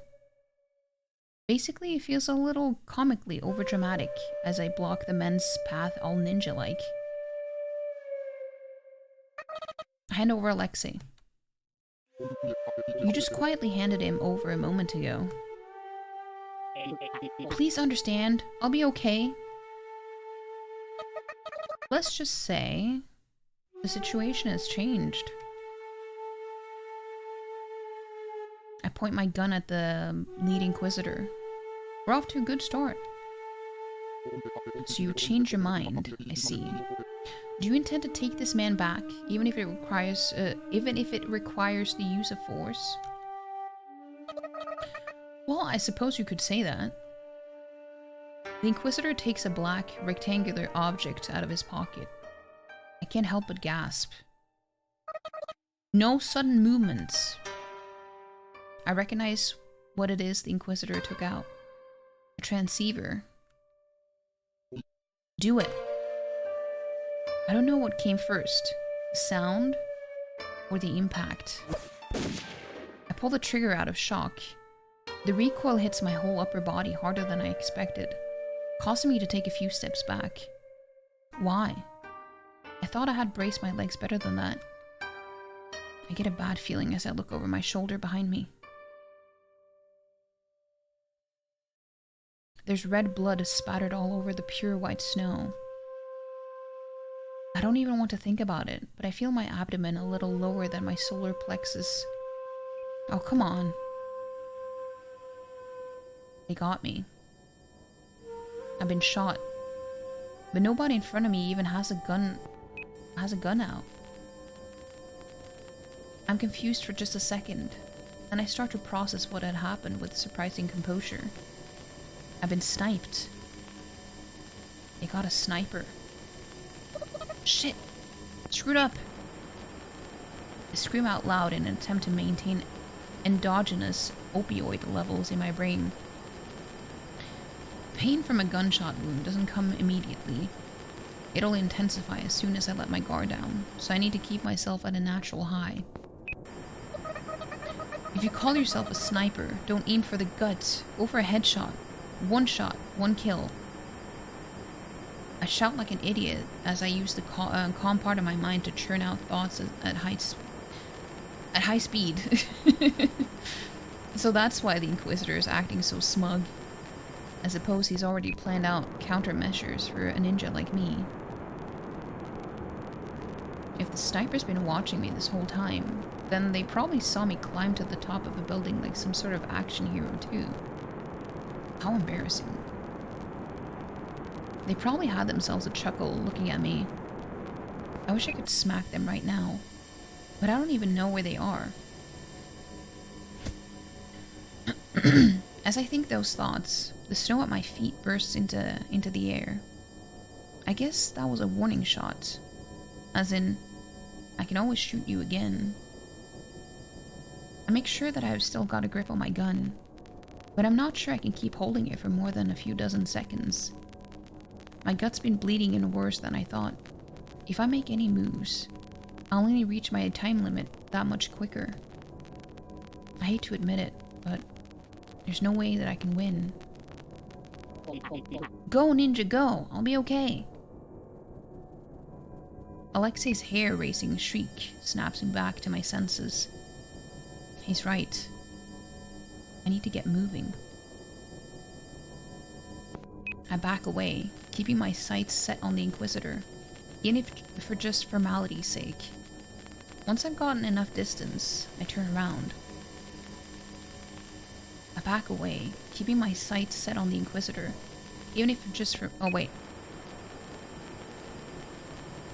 Once I've gotten enough distance, I turn around and hide under the cover of a building. I find a conveniently placed garbage can and hide behind it. It's better than nothing, at least. I close my eyes. There's no indication that anyone's pursuing me. I guess they don't feel like finishing me off, which is a bit of a relief. That said, I don't know where the sniper is, nor do I know if they can still see me. I don't even know if there's only one sniper. I can feel my consciousness fading. Oh, right. If I can just forget about this injury, then it'll be as good as healed. It's worth a shot, as long as I don't freeze to death beforehand. I feel my 5 senses fade away. Even my sense of time.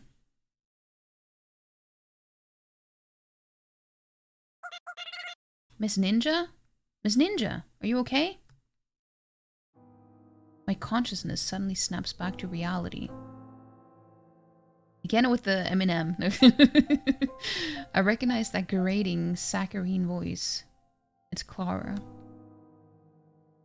As my consciousness returns, so too does the hot burning pain of the gunshot wound in my gut. I groan. You're badly injured. You need first aid. Thanks to this asshole seeing my wound, the entire disappearing process has been reversed. I'm fine. Just leave me alone. Go do something else. I can't. I need to treat you. There's no point. I'm a ghost after all. Who cares if I die? I care. Ah, found it.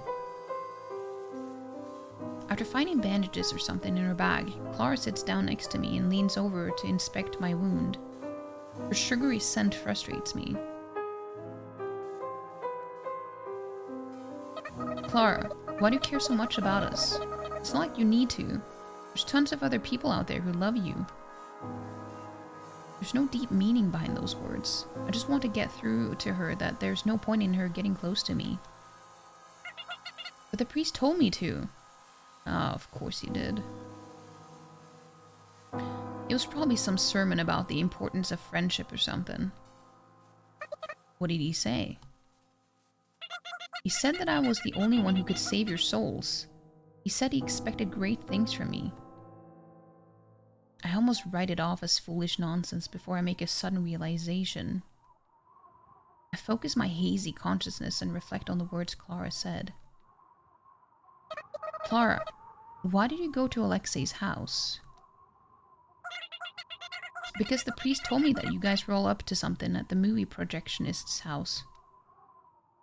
I can feel my heart start pounding. See, that's what I said.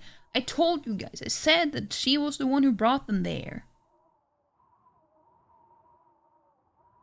Did you tell the priest what happened during your visit? I sure did. The priest is nice and gives me lots of advice every day. When I hang out with you guys, I always have a friendship review with the priest. Of course, she does. As she says that, Clara tries to stick a bandage on my wound. I grab her hand without thinking.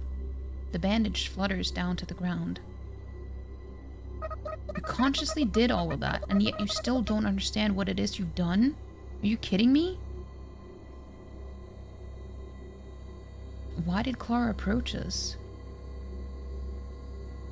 Surely it was because she was a simple-minded idiot who felt an odd sense of camaraderie towards us. At least, that's what I thought. But that wasn't the case at all. Clara's a moving wiretap, a breathing surveillance camera sent by the priest, or in simpler words, your spy. A word of Alexei's girlfriend spread from Clara to the church, thus setting the Inquisition in motion. The priest used the power of his faith to raise his thoughtless, almost hopelessly optimistic girl into a splendid spy. Also, we're getting an ad now, so I'm not gonna do anything. I've already snoozed it once, so we're just gonna let it run now.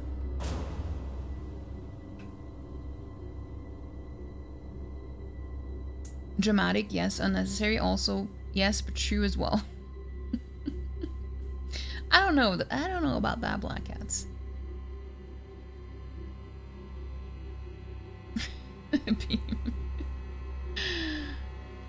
You can and hope you never have to imagine how fucking bad that hurts. Yeah, I hope I won't imagine or experience that either.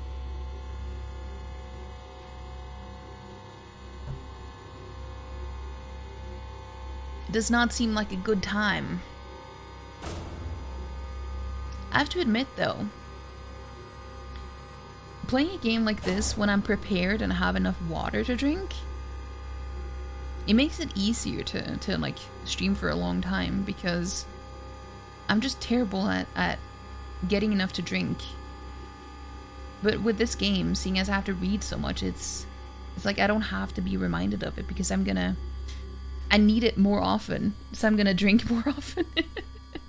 Because otherwise my throat will get all dry and stuff.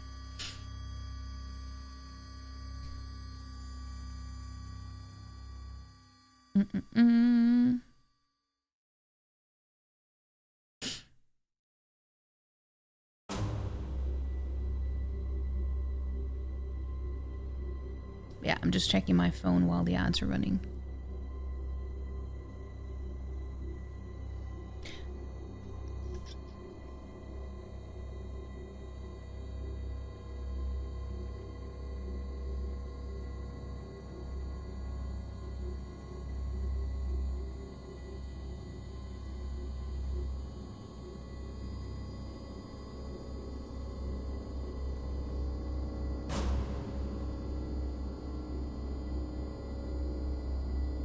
Music is so ominous.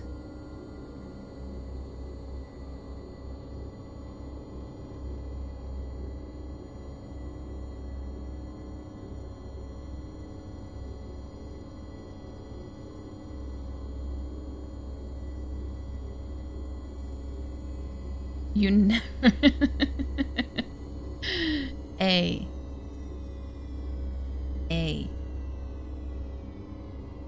I know how it be.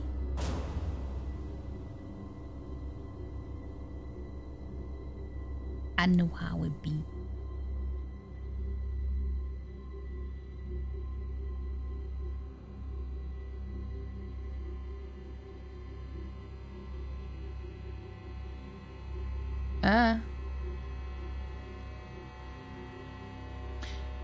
You only speak in truths, no exaggerations there? Sure. Sure, Black Cats. Sure. Okay.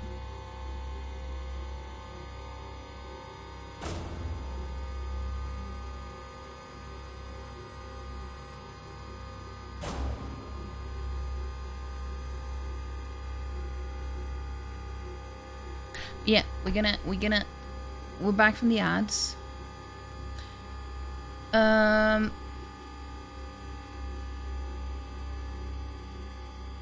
Okay. The priest used the power of his faith to raise his toughness, by the way, a thoughtless, almost hopelessly optimistic girl into a splendid spy. I felt that the church had been pretty hands-off lately, but they had actually been surprisingly thorough in their surveillance. Come to think of it, when we met Alexei, he was working at the church-funded movie theater, and he's a follower, albeit a stray one. In that case, it shouldn't be a given that some of his co-workers might be followers too. We watched several of those co-workers walk by as we waited for Alexei. At least one nosy follower must have reported our conversation with Alexei to the church. After hearing that report, the church, that is, the priest, must have had some doubts about it. Around the time the report was made, Anya and I disappeared off the streets. I should assume that the priest got word of our disappearance too. With all this evidence piled up, it's only natural that the priest, or at least somebody else, would come to the conclusion that Alexei's working on something with the ninja and the repair workshop apprentice. The church must know about Alexei's engineering skill. Furthermore, since he's a heretic, it's only natural that the church would feel threatened by him potentially leading a violent revolt against its religious authority. At least, that's how I think religions work. Right after we contacted the heretic, we vanished like smoke. That should be enough to cause panic in the church. And then Clara looks like him. The priest calmly responded to the panic by sending Clara. After some complications, Clara broke her neck, revived, and returned to the priest to report all the details to the priest. Oh, speaking about Clara breaking her neck, why did she even have that can of fuel to offer to the robot? Why didn't that raise more alarms with me?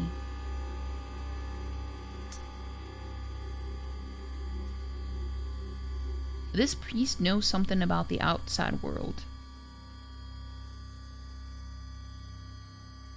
He knew how to trigger that robot.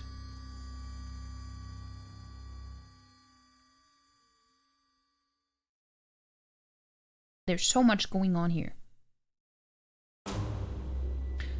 Clara knew we were making something there. Her idea of an appropriate gift was that can of fuel. I did nothing. I didn't do anything wrong. Yes, you did. I let go of her pale, slender wrist. I despise you. A certain sort of despair drives me to speak in the coldest voice I can manage. Clara's been an irritating pest, but now I realized that somewhere in my heart I'd started to grow fond of our semblance of a relationship. You innocently hide behind a facade of goodwill as you spread the ill will of others as an intermediary, all the while feigning ignorance to protect yourself. I tremble at the thought that it was all just a ruse. I'm mad.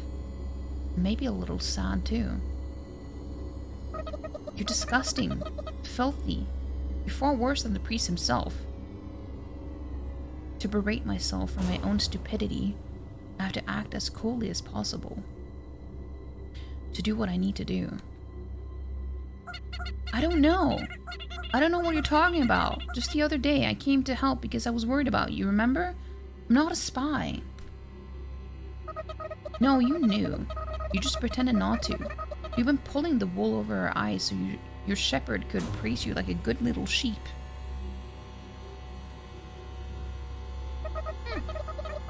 But you couldn't bear the guilt of deceiving someone, so you deceived yourself this whole time. I think the endogenous opioid levels in my brain are rising again. The pain has faded, and all I feel is boiling heat like magma churning in my stomach.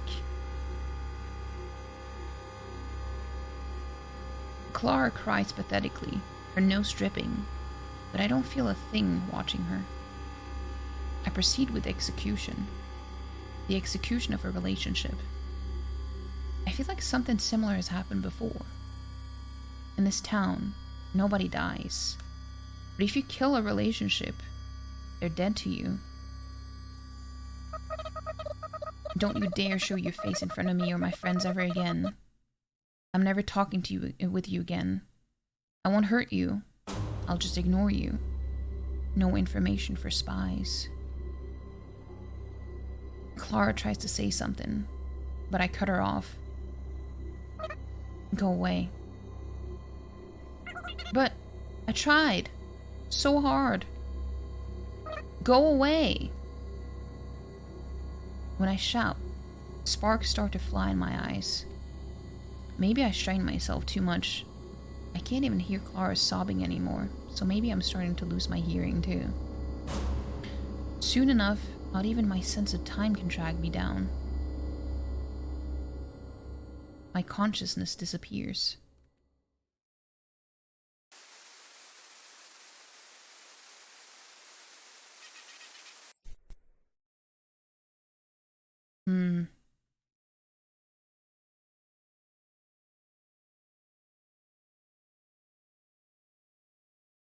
He's been a bit too sus. Or sussy, as Palm would say, because everything apparently needs an ussy suffix attached to the end. Well, I mean, sussy is different, though. That's not related to... Sussy is just an adjective. I mean, we all say sussy instead of just sus. Well, I guess sus is also an adjective, but it's like... Yeah, it's a pretty common thing to say something is sussy.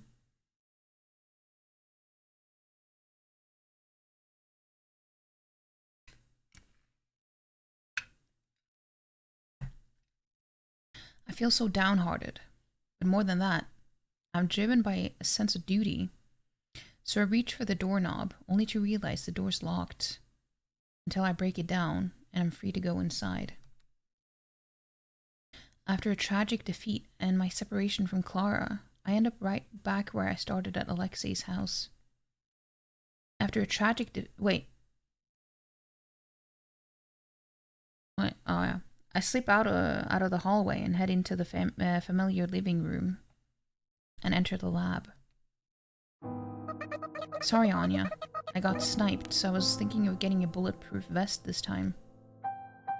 I feel so miserable. I know there's no way I can speak on the spot here, so I say lines I've thought of beforehand. Do you think Lo sells them at her store? If so, I'd like to borrow some money, so It's not that I've forgotten the words I was going to say next. It's because I notice a frowning Yoru typing up a storm. And beside her, Anya stands up as she notices me and shrugs her shoulders. I'm definitely curious as to what's going on here, but there's something I have to do first. Anya, I'm sorry. I failed. I tell her the details of how I was dealt a pathetic defeat by the Inquisition. It feels especially humiliating after I confidently ran my mouth. I think the only reason I didn't cry was because Yoru was right there. It's not your fault, Sayoko. You couldn't have predicted all of that. Let's think up a plan together. The three of us.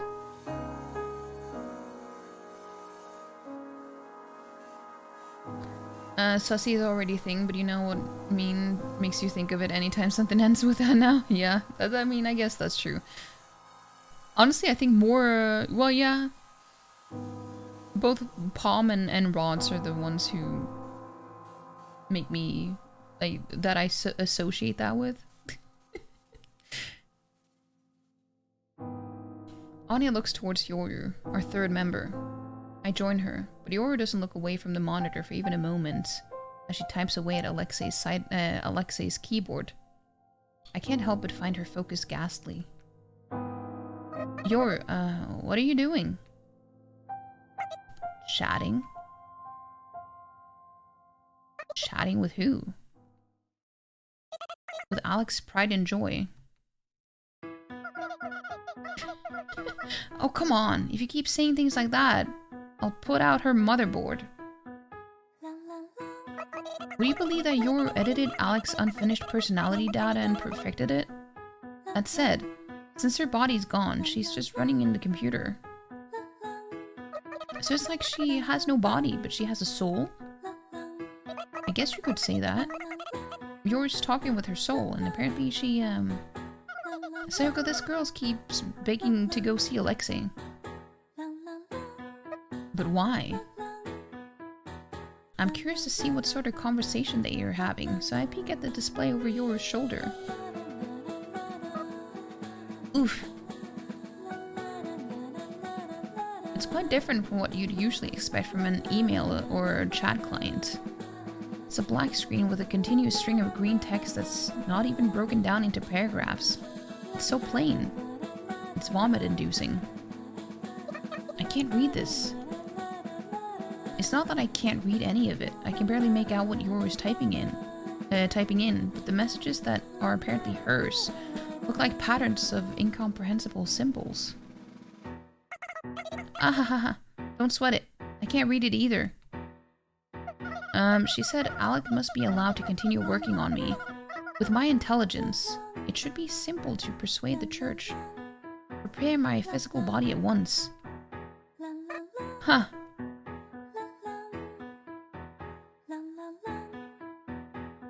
Sussy Baka, nothing to do with vagina. Sussy is just a longer yeah, I know.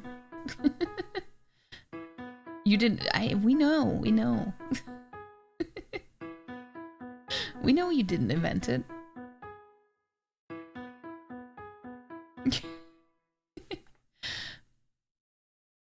This is kind of a cool image. Even after it's been explained to me, it still just looks like patterns of symbols to me. There's definitely more to Yoru than meets the eye. She knows things that are unfathomable to us, and by us, I mean all ghost kind. She's kind of full of herself, huh? Maybe she gets it from Alexei. Prepare her body, huh? Easier said than done. Anya groans.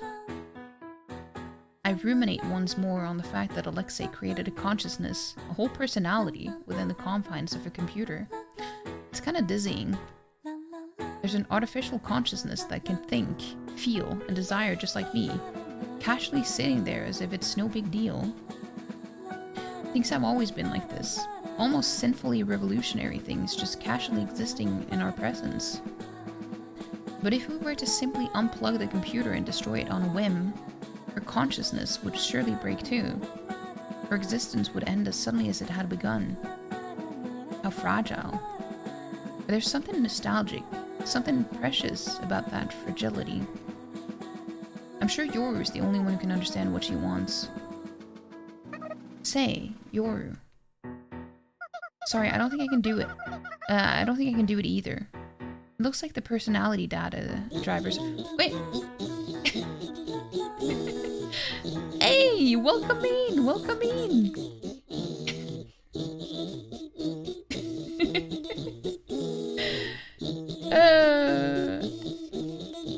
Let me guess. Let me guess. Also, thank you so much for the raid. I appreciate it. Is your name Einar? I just wanted to ask because it just that name just seemed so very. It is okay. I just had to ask. That's pretty funny.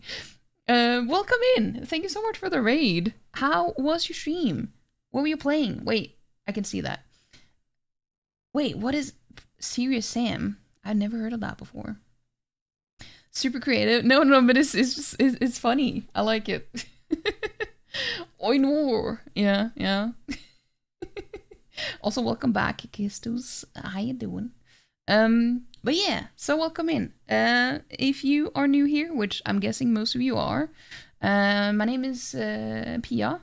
I'm a Norwegian streamer as well. But you can call me that, or you can call me Vep, Vepri, Vepricos, anything out of those things. You can pick and choose whatever you want. We're currently playing a visual novel. So I guess it's not really playing, but it's more like reading. But other than that, I usually play Baldur's Gate 3 and a lot of other like indie games, some RPGs, some Souls-likes, Metroidvanias, those types of things. But also average, welcome in. The benevolent brigade is at your door. Open up and let the good times commence. Will do. Hey, no skills. Welcome in. Vepricos, that was my name.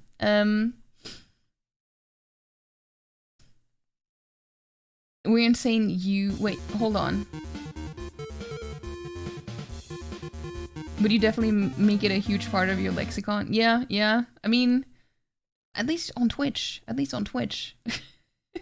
What is this now? The 5th or 6th one today? Since counted earlier to still saying 5th, I guess. Hey, Jarl, how you doing? Welcome in. Stream was great. Played some Donut County first, a fun little physics puzzle game. I play that too. It's kind of fun. It's fun. And then some Serious Sam, a silly old school FPS game. And then you talk for like an hour and a half. Hey, that's good. Do you stream in like English? Like, do you speak English or do you speak Norwegian on stream?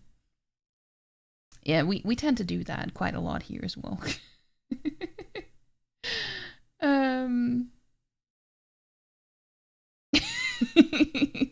I know. I'm just kidding. Also, thank you so much for the follow. We do have anonymous follows in case people want to lurk in peace and, you know, just chill, relax. Yeah, sometimes I've been wondering, like, should I do some streams in Norwegian? But then I'm like, no, because I have a very, well, my dialect is very, it's very easy to guess where I'm from. And I don't want to dox myself. A lot of people guess where I'm from anyway, so it's like, I don't know. I would appreciate if you didn't do that, you know. Don't look at you. It was Anna's fault for dragging out the outro. Sure. You stream mostly in English, but you sprinkle in some Norwegian here and there, and sometimes you try to imitate. I like that there's so many. Well, I've for the longest time I hadn't seen any Norwegians on Twitch at all, and then suddenly now I've started seeing so many more people, and some even streaming in Norwegian. And it's nice because I feel like maybe it's just been here the entire time and I've just not been seeing it, but I think it has something to do with the algorithm on Twitch. It started to get more well, it started to get better when it comes to your location and stuff, I think. Because I'm starting to see more Norwegians now. And I think it's just the algorithm that has gotten more accurate, I guess.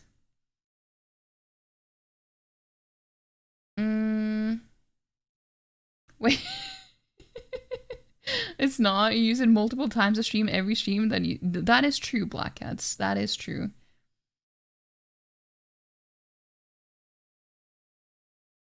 You were hiding. Comofit really did a good number. Yeah, clearly. And as for doxing, your dialect is pretty easy to place as well. It's like, the thing is, and I've talked. Wait, I'm gonna put on some music in the meantime. I've thought about this so many times, but it's like, when it comes to Norwegians, I don't really care about doxing at all. Because for us, we don't really care about that stuff too much. Excuse me. We don't really care about that stuff too much. We talked about it in my Discord at some point as well, where one of the people in my community ended up posting his picture of his car with the license plate and everything, and he didn't cover it. And I was like, I wouldn't care about that until I started using Twitch. It wasn't until I started using Twitch that I started caring about these things, because... And yeah, I know that, you can't really hide anyway, because if people really want to find you, they will find a way.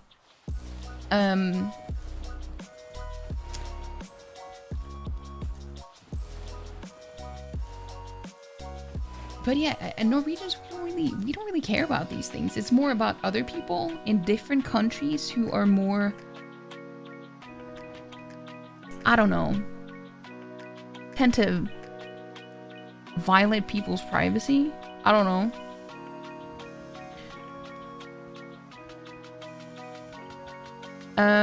Wait, you going to sleep, Shane? Have a good night. Sleep well. I hope you have a good night. Sorry, Palm, what are you saying? Stop saying that.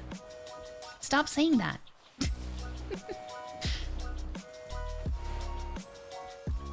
Yeah, Black Cats, he does that all the time. He always turns things around to making it into self-deprecation, But we like you here, Palm. But yeah, also, obviously, if you need to raid and run, I know it's pretty late. I don't know how you are about,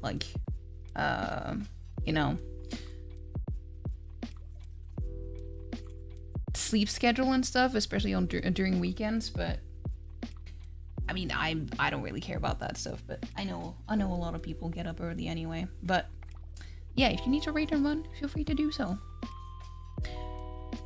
We're just gonna be chilling, and I'm planning on finishing this game today. I'm planning on finishing it today. Wait, is this like an indicator? I've never paid attention to this before. Like, is this an indicator of how much is left? I've never noticed that before, and I'm wondering if that could be the case now. Let's behave in the chat. Let's behave in the chat. Wait. Is there any interactiveness at all in this game? No, it's actually not.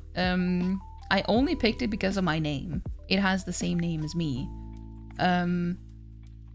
But so I didn't really know how much I would like it, but I actually really enjoy it. And it's not my typical stream game, so it was like, It was just a bit of an experiment, to be honest, but people seem to like it, so yeah.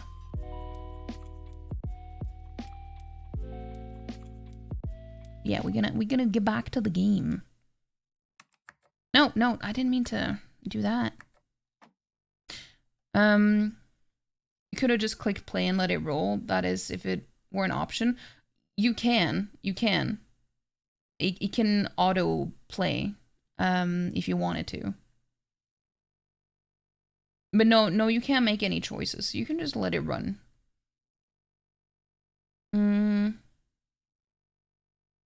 Kind of like a movie, if you want to. So yeah, you don't have to make any choices at all. That was kind of what it says on the Steam page as well. That, why saves? Because if you don't finish a chapter, maybe you just don't want to go through all of it again. I mean, it also auto-saves.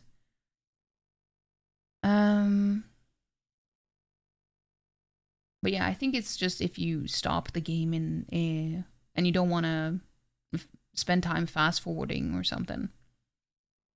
A bookmark. Yeah, pretty much. That's a good way of putting it for a game like this.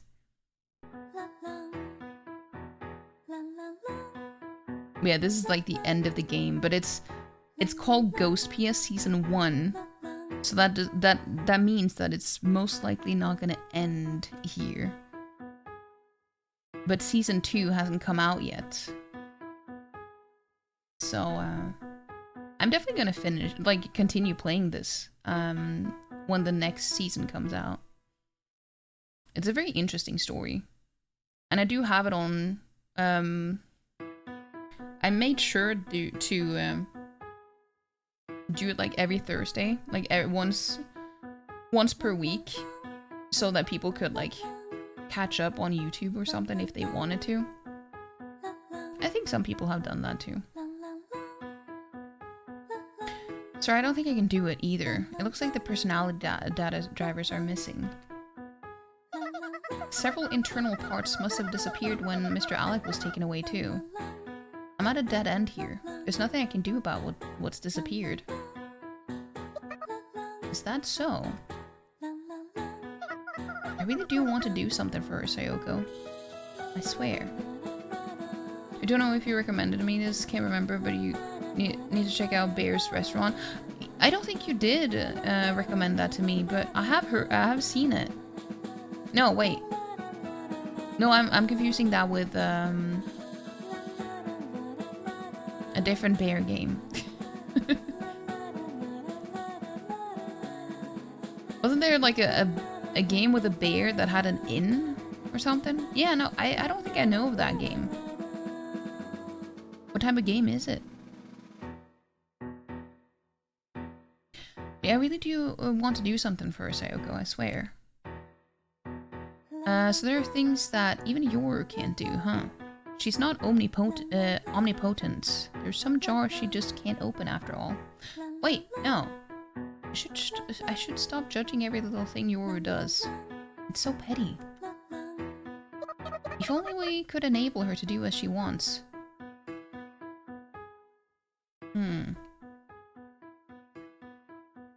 Had you struggling to hold back tears for real? Really? Is a bear having an inn in a limbo, you guess? The place between heaven... Oh! Interesting. No, I don't think I've even heard of that.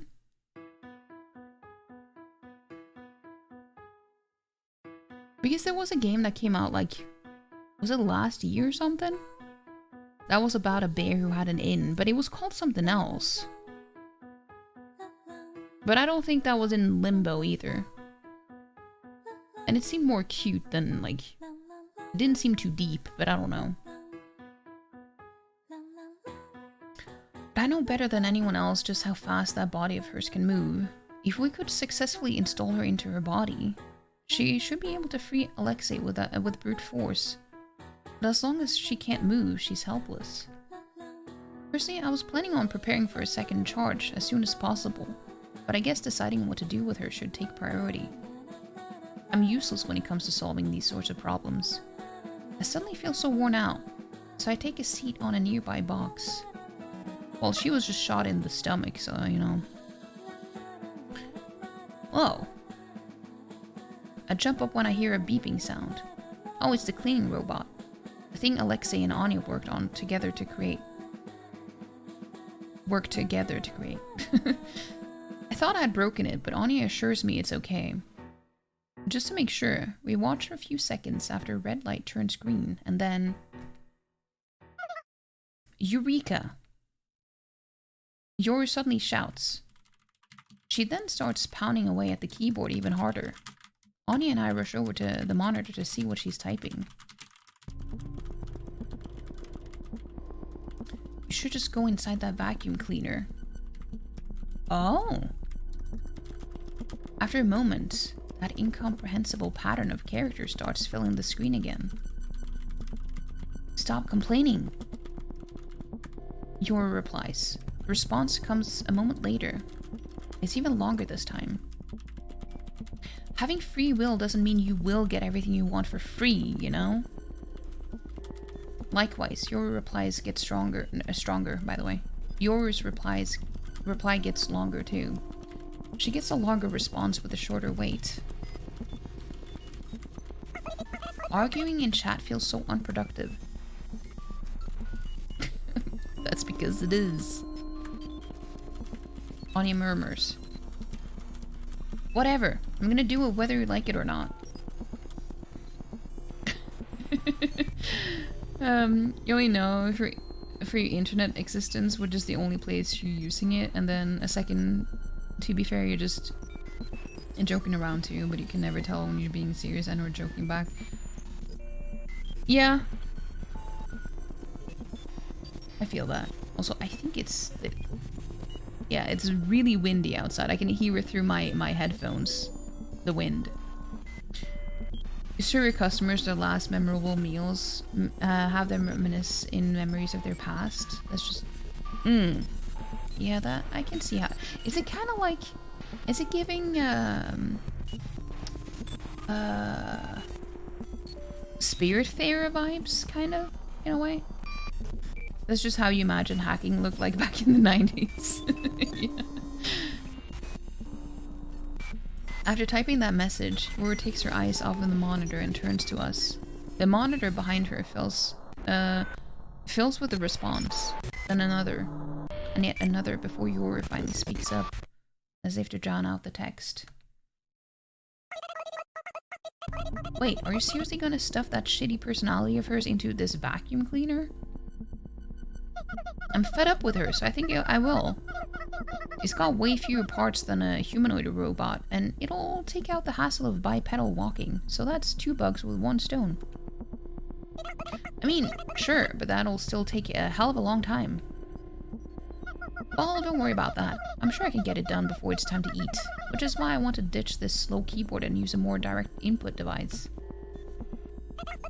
Gee, really? I'm sure there's something around here somewhere in this house.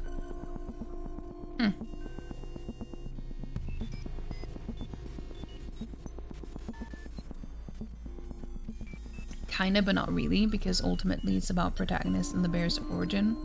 Okay.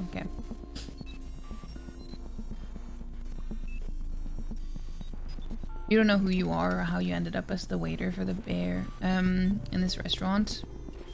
I see. Well, it does sound interesting. I want to check it out on Steam.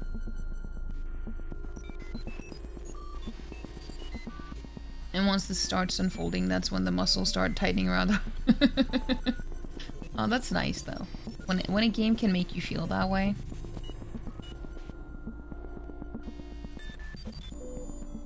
As Anya leaves the room to look for a direct input device, or whatever, I call out to her. I'm completely useless here right now, so I need to do what it is I can do. Anya, I'll go to Alexei and, Anya turns around. The indescribable look on her face has me confused. What's with the awkward expression?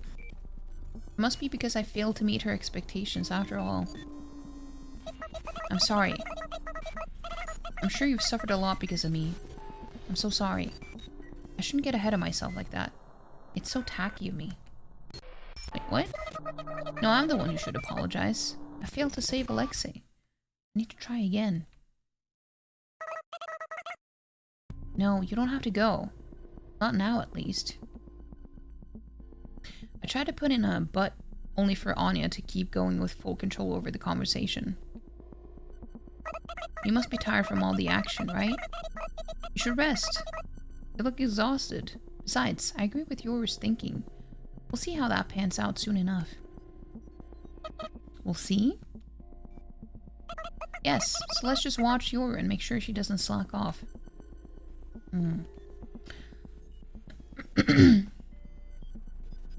Yo, no, stop it, Palm. That's not true, and you know it. I know you. I actually don't. Now I'm like, are you joking now, or are you being serious? Because you know that's not true. You blame your daddy hard for feeling strongly about things like that. Wait, but that's good though. There's nothing wrong with that. Hey, I get super emotional playing games as well. I don't know. Have you ever played Amori? I cried so much during that game, and I was holding back too. Wait, what was the last game that I cried at on stream? Oh yeah, it was a space for the Unbound, and that was in December. So you know, I do my fair share of crying on stream too.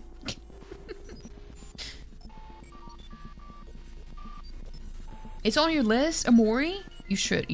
It's as soon as I played that, it ended up on my list. My list of favorite games. Yeah, you should play it. You definitely should. It's such a good game.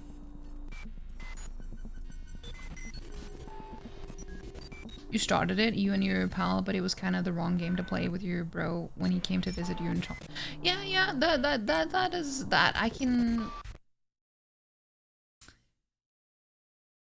feel like it would be better to play a game like that on your own, maybe? I don't know, it depends on the person, I guess. You still remember the opening to The Last of Us? Not fun. I've actually never played The Last of Us. I've only seen other people play it, but I've never actually played it myself.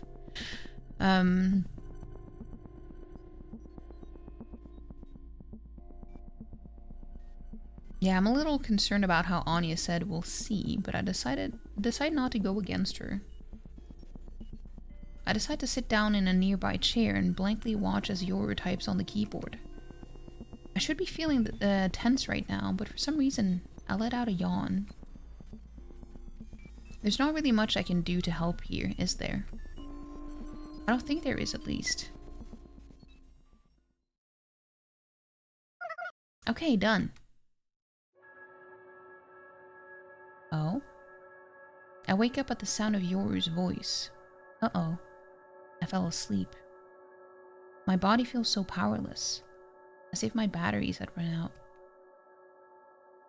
My eyelids are so heavy, I can't even tell if they're open. I try to brace my legs and stand up, but fail.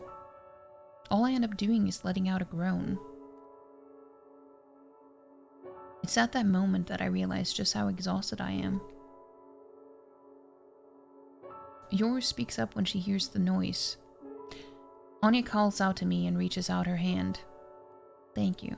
I'm okay.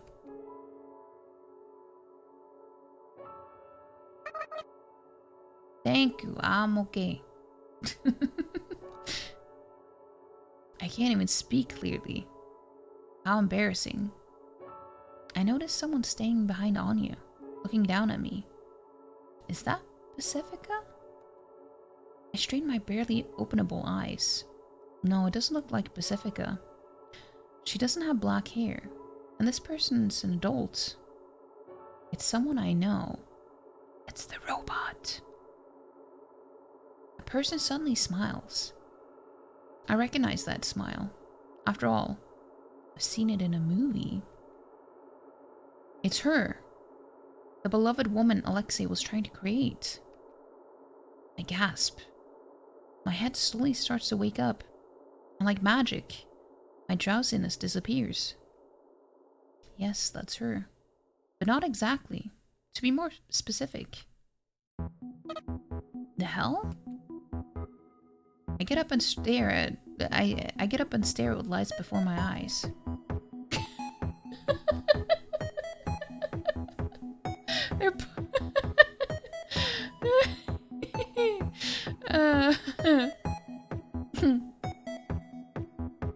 Army of Two, that old game for Xbox 360?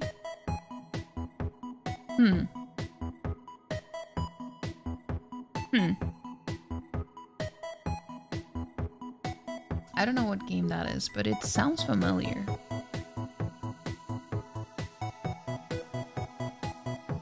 Like it when the bob comes on. It's the cleaning robot we were talking about earlier. But what was once a smooth, flat surface is now the uncanny valley of a woman's head. Her eyes are shut like this as she's sleeping, and of course she's not actually smiling. In any case, it doesn't look like it was just glued on there as a joke. The base of the neck is attached to the robot chassis with some sort of adapter.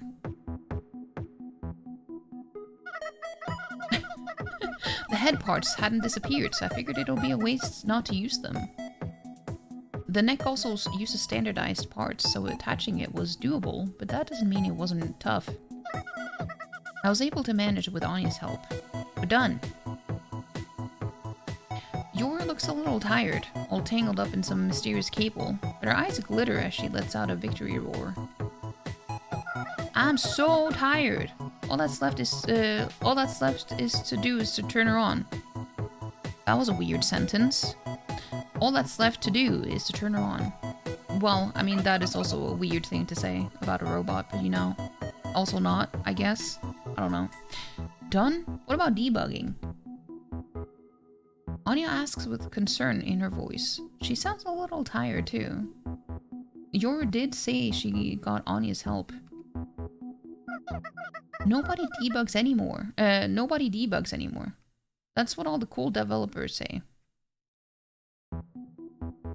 That's what all the cool developers say?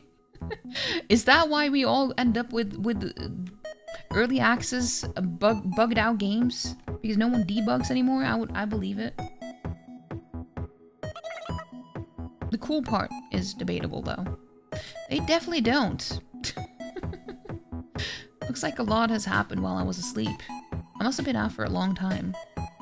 My stomach starts to gurgle in hunger as if to prove just how long it's been.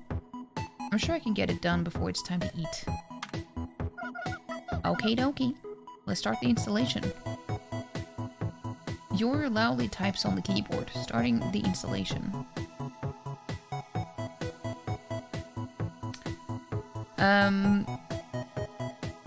It's all good. Wait, what is all good?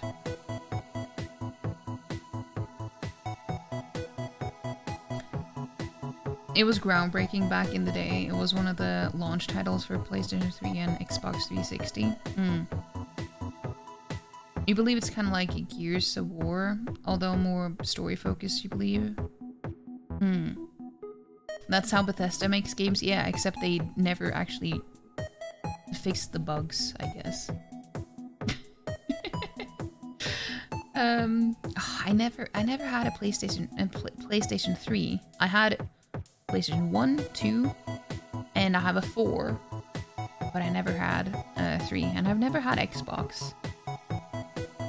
So that probably explains it. Look at the back of the cleaning robot. It's connected to the computer with a thick cable that looks like a water pipe.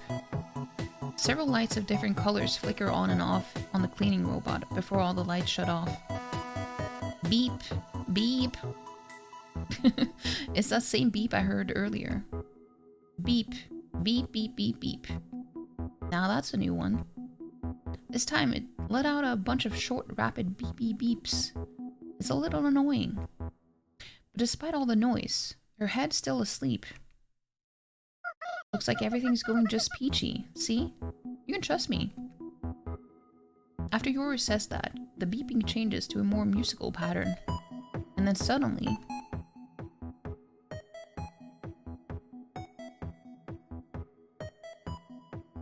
her eyes open. looks somehow gentle, just like in the movie, but not passive. Her eyes are brimming with confidence.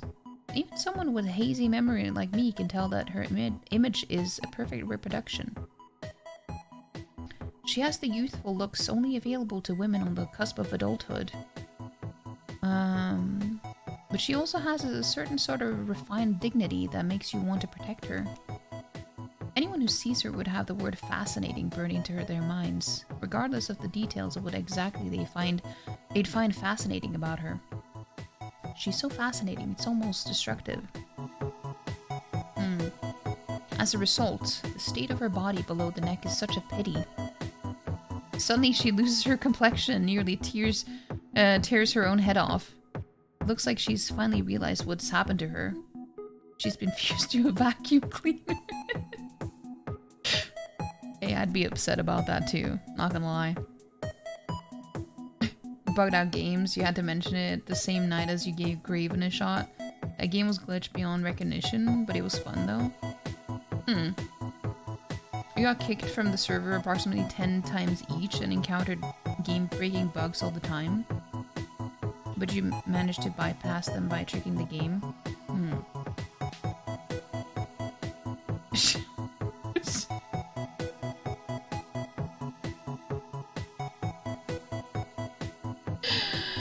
Oh no. Oh no.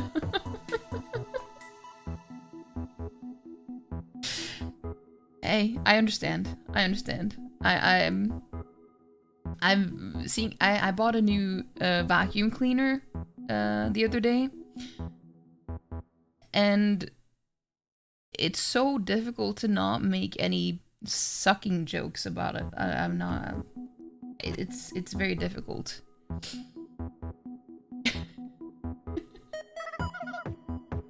Congratulations. Yours speaks from behind her. The head turn. Her neck turns at an inhuman angle and speed to look at your... Oh no. No.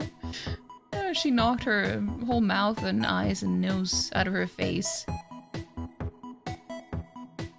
She lets out the lowest, heaviest beep yet.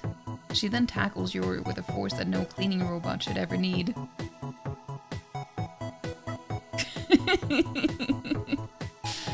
Oh no.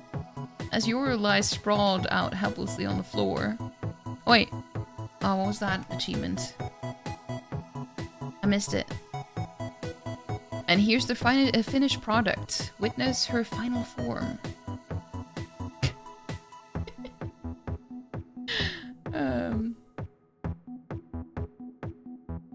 The beautiful girl face robot lets out a flurry of wild beeps as she proceeds to physically punish Yoru. This is getting brutal.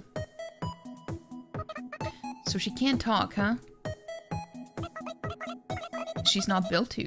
Her voice synthesizer module is in her chest, I believe. Oh, I see.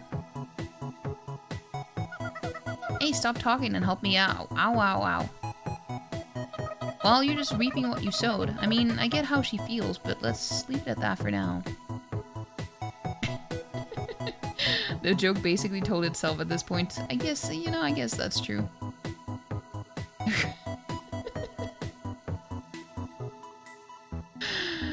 I nervously approach her. Can you blame me? I never dealt with a murderous woman-headed vacuum cleaner before. And touch her body. It's cold and metallic. Hard to believe her soul is in something this inorganic. I mean, she wants to go to Alexei, right? We need to plan out how we're going to do that. I decide to change the topic. She lets out a few intermittent beeps that sound somehow disappointed. Yoru. You want me to translate? Sure. If you didn't stick the head on, I could have at least strategically disguised myself as a cleaning robot, you know? Think, you idiot, think. I mean, she has a point. I try to soothe the woman-headed vacuum cleaner as I ask quite logical question. Ask a quite logical question. I've been doing this for too long. I can't read anymore. Why did you do that anyway? I can't see how it was necessary. That's exactly why I did it. Now try straightening your side a little bit. See what pops out. The arm pinching yours stops moving. The head puts on an expression of sudden realization and... Whoa, watch it! Damn, she's geared up and ready to go. Since when did a vacuum cleaner have a robotic arm? She's very aggressive. It would freak the fuck out if your vacuum cleaner snuck an arm out to lift the carpet to suck underneath. That would be handy though. That was a very unintentional pun, but you know, we like it when things just work themselves out, you know? Have you seen Love, Death and Robots? Oh, I have seen that.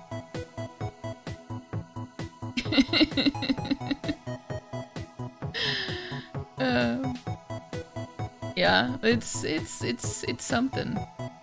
Whoa, watch it. Woo! Now try the other side. And the lower left too.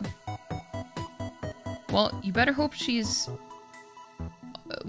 sticking to your side, I guess. Don't make her mad. Any more mad, I guess.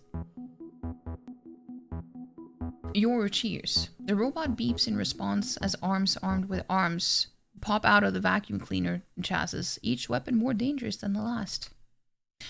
An electric saw, a blowtorch, an over-the-top machine gun, and I'm not sure what that green light-emitting gun-shaped thing is, but you probably wouldn't want to touch it.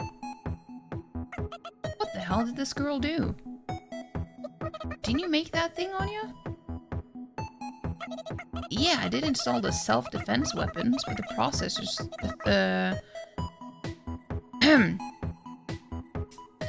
the processor's throughput meant only one weapon could be used at a time, plus I'd only work in low precision mode. It would only work in low precision mode.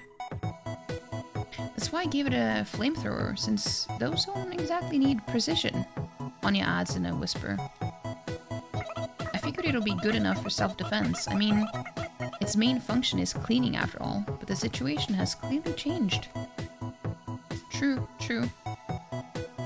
Anya lets out a gasp. When I ask what's wrong, she smiles and speaks unusually quickly, as if she had been waiting for me to ask.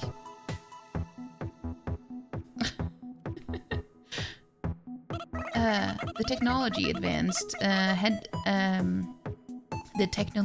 advanced head Alec made is attached to it, so she's using the head's main processor. It's an insanely high-powered monster-class processor necessary to reproduce the vast number of functions of a human body. Of freaking course, it can control the weapons with ultra-high precision. The robot must have heard as she lets out a high-pitched beep. And then a gunshot. A certain figurine placed on Alexei's work desk gets blown away. Now she can use her installed weapons with 100% efficiency. No, considering her capability to autonomously strategize, she can use them to 9.999% efficiency. That's a running joke throughout the game. That's how they measure time and everything. 9,999.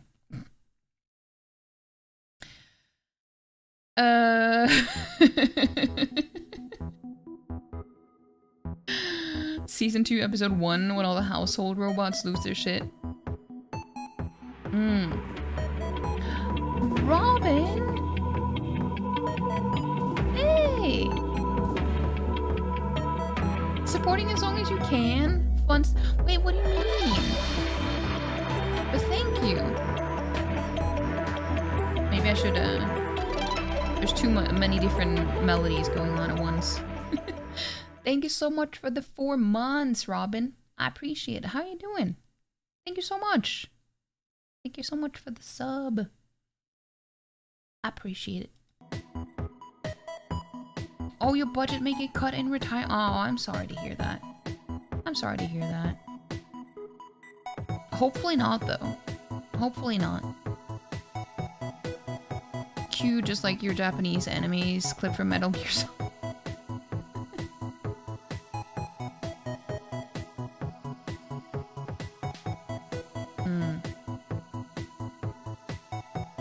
The beeping overlaps with Anya's excited voice. The robot's laughing. I can tell that much by her facial expression. After looking at her face, I can only hear the inorganic beeping as laughter. Oh, that's pretty much it. You're welcome. Now if you'll excuse me. Oh no, did she? Oh, she shot her pigtail. Oh no. Well, that goes to show just how precise those weapons are. The robot hovers, somewhat gracefully, out of the room, apparently satisfied in exacting revenge from being made into an uncanny woman-headed vacuum cleaner. Where's she going? I guess it should be obvious. I call out to the cleaning robot's back. Or is it called a stern? I feel like I have to. She stops hovering, then she beeps. That probably means what? I'm glad to meet you. Good luck. I didn't think of anything to say, so I end up working out some polite but awkward platitudes. I wonder what's gotten into me. After a few seconds, she lets out a staggered 3 or 4 beeps. Without waiting for my response, she starts moving again. I guess she doesn't want to talk anymore. What did she say? When I ask her for translation, Yor lets out an exhausted sigh. Something like, "You're a good kid. Dumb, but good. Oh, and I'll talk with you again if I feel like it." So that's what she's like, huh? That's what she's like. Yeah, yeah.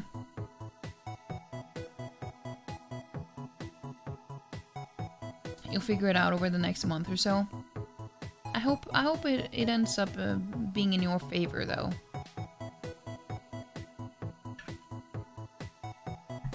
You think you gotta get to bed, supposed to be up at 9 o'clock? 9 on a Saturday? Why?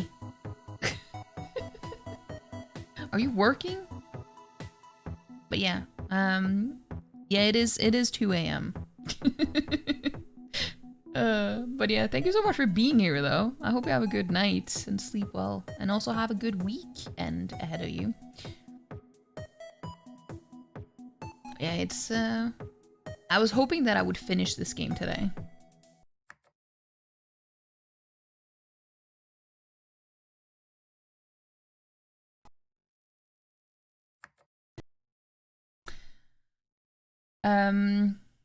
Have a superb stream going forward and into the darker night. Thanks for the good entertainment. Thank you so much, and also thank you so much for sending a raid over here. Oh wait, shit. We were about to get an ad, but I got to snooze it. But yeah, thank you so much. I appreciate it. I appreciate it. You take no responsibility for this.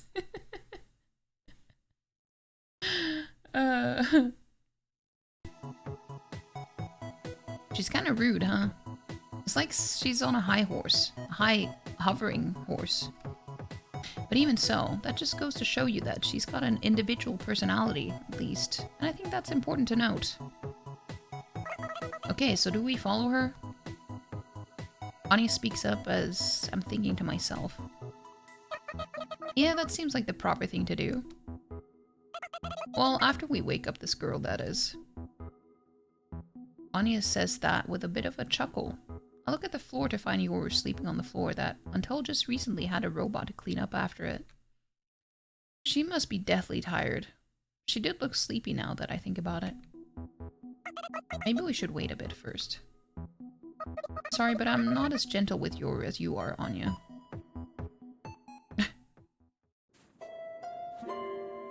Anya and I, with Yor in tow, followed the trail in the snow left by the vacuum cleaner.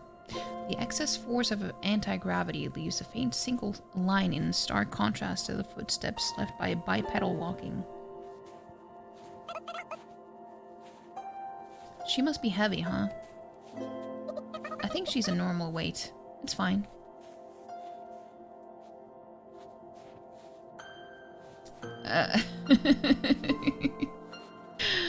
really hanging up now. Good night. Good night. Have a good sleep. Have a good sleep.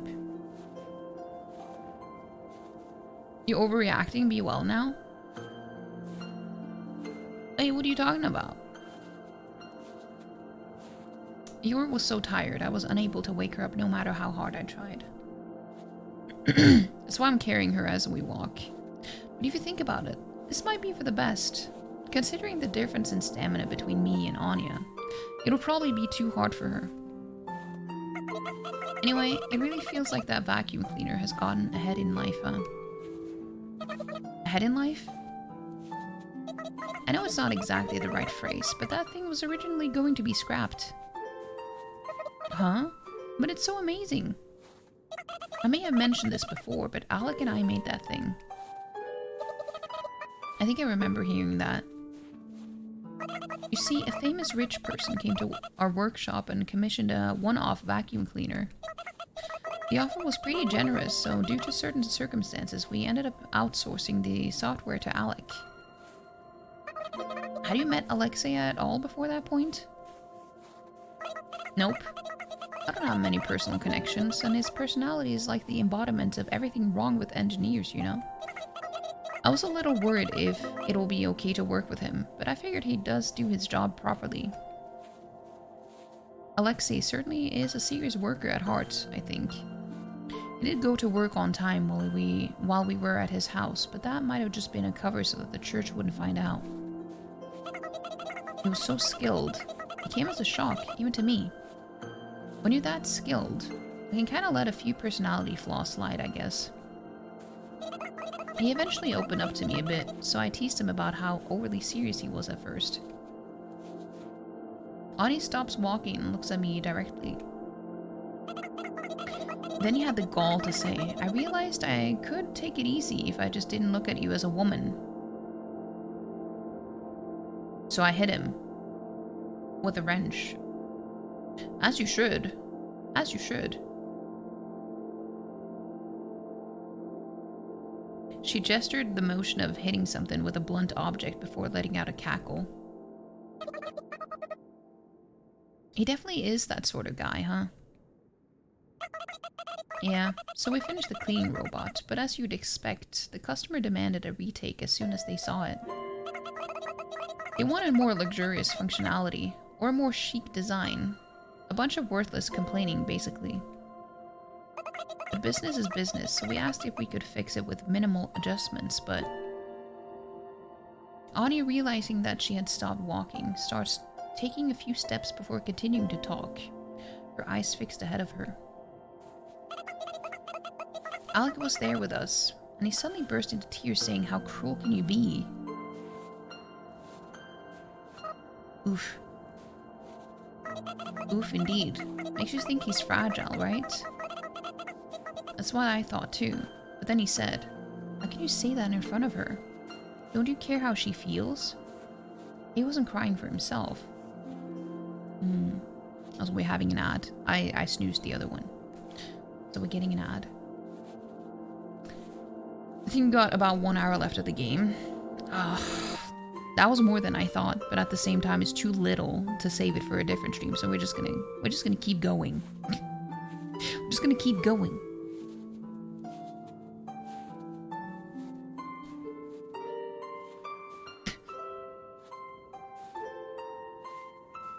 It's fine. It's fine. We can do it.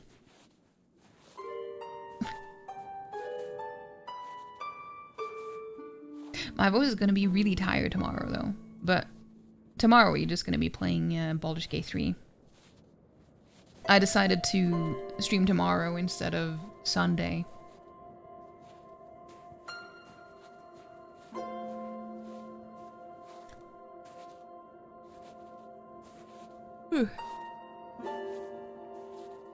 It's funny because I shouldn't actually be this tired.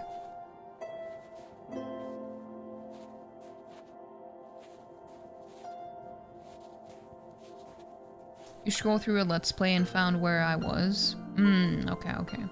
I see. Well, thank you for doing that. This is fun. I'm reading a story to you, very chill. Thank you. I'm glad that some people actually seem to really enjoy it, so I've thought about maybe we could do this more often. You know?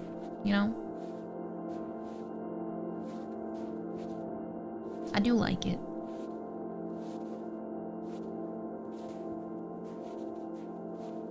But yeah, there's a storm outside. And it's been really bad today. There was nothing earlier when I was outside this afternoon, but now it's insane. Because I can hear it through my headphones, and these are, noise canceling.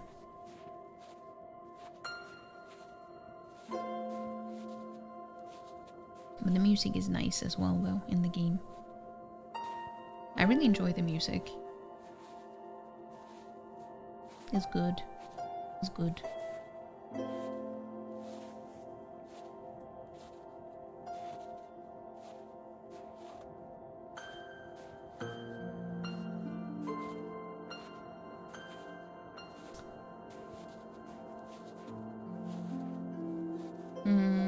We're getting some milder weather for a bit in the Midwest of USA. All snow expected to melt. Yeah, a lot of the snow has melted here too. Hey Master, how you doing? Welcome in. Hope you're doing well.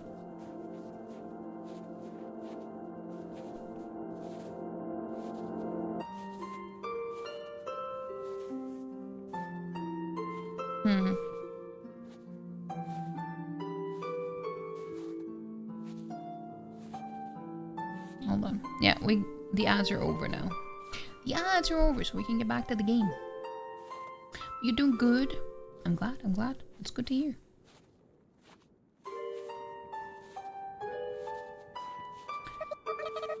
It's not like the vacuum cleaner had an AI at that point, did it? Of course not. But he seriously snapped at the lack of consideration for her feelings. That's crazy, right? He was crying, too. Is there something wrong with his head? Anya talks the way a boy talks about a comic book hero, that is. Without any hint of scorn, just admiration, trust, and praise. Furthermore, he said, getting up from his chair, this robot is like a child built by me and this other engineer. Do you insult children in front of their parents? Do you? It sounds like Alexei was shouting through the tears, indignant that the customer was mad when he was the one who should be mad instead. Anya continues. You're just so classy for someone who acts so trashy. The customer got mad enough to just leave without paying. Damn. I understand how he felt, but I'm impressed he could say all of that. Can't say it was effective though. Honestly, if it were me, I might have thrown hands. Alexei must have worked so hard. He probably devotes his whole body and soul for paid commissions. It's all just my imagination, of course, but based on everything I know about Alexei, I think I've got an idea of how he felt. I guess that must be what Anya likes about him. Several days after that, he said, I'll take good care of her, and bought it with his own money. We started talking once we'd see each other again for aftermarket service. So he's got some good sides to him after all, huh? He sure does. He's got way more bad sides though. And that said, this isn't really the time to talk about this. Anyway, please save our child if you can. Of course. Oh, damn. I think we found the child. Huh? Oh, snap. That girl just used more than 3 weapons at the same time, didn't she? We arrive at the explosion's epicenter to find a small crater. A little bit of the foundation remains of what appears to have been an annex close to the church. I bet a lot of things have happened here. More than I could possibly imagine. Is she not supposed to use more than 3? Well, while the generator might be under control, the limiter becomes ineffective under heavy load. I mean, look, she's using the same energy source as the car we all rode on that one time after all. It's peaky, but powerful, you know? And you don't even need to charge it. So when the car we were riding on exploded, it must have left a crater like this too, huh? Anya gasps. I follow behind her while carrying Yoru, who's still asleep. I follow Anya's gaze and find what caught her attention. Alec, your legs, your ass. Your legs, your ass. Wait, what's... Whoa, Anya? Alexei has lost almost his entire lower body. He probably doesn't have long, but he's so excited when he sees us. It seems like he doesn't even care about death. Well, he's a ghost, he doesn't have to worry about death. You arrived late, but what is the vacuum cleaner doing with weapons? So this guy, he was trying to create his, well, he was trying to create a robot. But then he was taken away before he could finish her. And, so they decided to use her head and put it on his vacuum cleaner instead. So she could come and help rescue him. She came here. I met her. She tried to save me. Then she overheated. Alec, don't talk. You'll lose blood. His eyes sparkling, Alexei continues, ignoring even Anya's plea for him to stop. The way she fought was so beautiful. It's a pity you couldn't see it. It would have been worth recording. Also, this is all okay in this game, because they're all ghosts and they will come back to life. Like, death is non-existent in this game. So this is like, this is just a scratch, you know?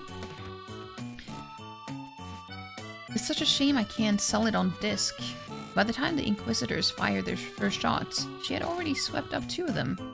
It was amazing. Battle heroines are so cool. I can't help but wonder, she was his creation, right? Isn't he going to say anything about how she'd suddenly been installed on a vacuum cleaner? I can't speak for him, but I can imagine him not caring in the slightest if her body is organic or not. The truth of the matter is that his creation came to save him without any regard for herself. In Alexei's eyes, what matters isn't if your body is human-shaped or vacuum cleaner-shaped, but rather what you do with that body. Maybe. After all, Alexei's area of expertise is software, what's inside, rather than hardware, what's outside. That said, what I think is the most Alexei part of this whole situation is how he's prioritizing praising her efforts rather than mourning her loss. Have you ladies ever seen a battle robot heroine in action? Of course not. Suckers. A mere face. Yeah, exactly. Alec. Sheesh. There was a handful, huh? All the excitement surely must have shortened his remaining time, but for some reason, I find it a charming sight to see Anya fussing over Alexei and holding the upper half of his body as he coughs up blood.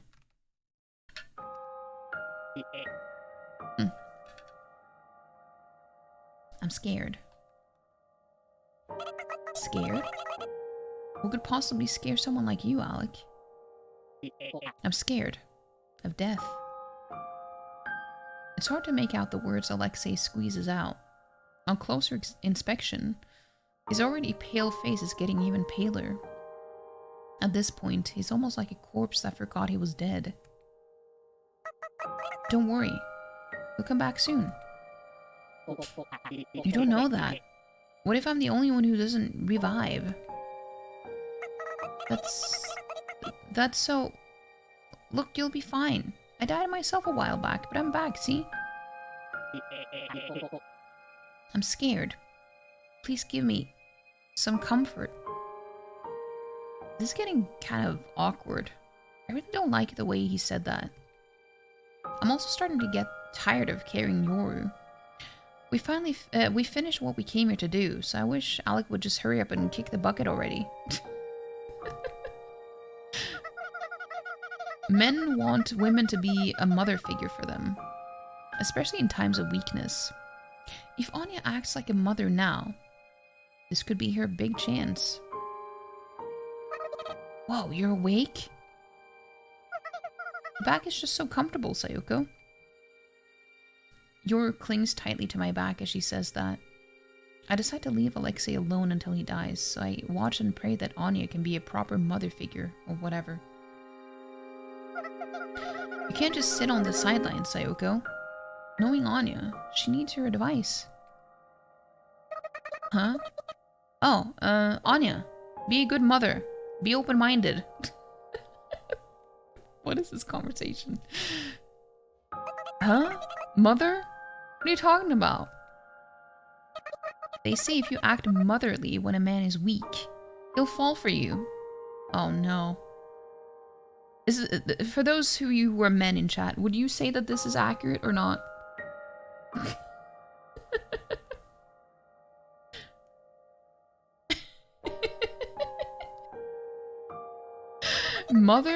Motherly? I don't know what that means. Same. Huh.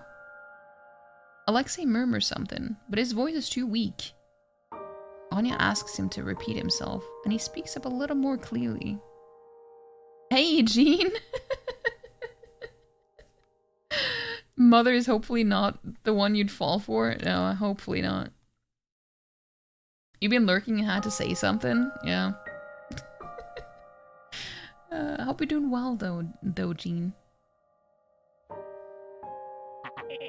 Pa, what's her face? The blonde one? Oh, Pacifica. Huh? You mean Pacifica? What about her? You can't pull it off, Anya, but I think Pacifica could give me some comfort. She seems so reliable, like a mother who's usually strict, but will gently tuck you into bed when you catch a cold, so... He's such an asshole. Oh. Without even waiting for him to finish, Anya hurls Alexei's half-body into the crater. Alexei's already lightweight body has been cut in half, so it should be easy to throw him, even for someone small like Anya. I can hear Alexei's body sliding down the slope of the crater. Whoa! He really fell for you. Into the hole. That sounds wrong. Can you quit joking around and get off of me? Anya urges us to move on right as I manage to shake off Yoru. Let's go. The crowd's starting to form. When I look around, the crowd's still thin, but ghosts are starting to gather around to see if everything is okay. Some of them must be church followers too. In any case, I don't want to stay here too long. Someone, by the way. What's with all the explosions lately?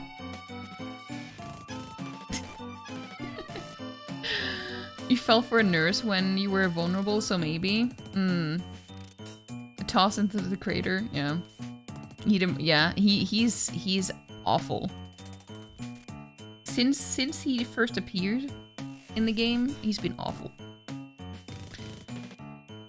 When I hear the crowd of ghosts having conversations like these, I can't help but smile wryly. They got a point.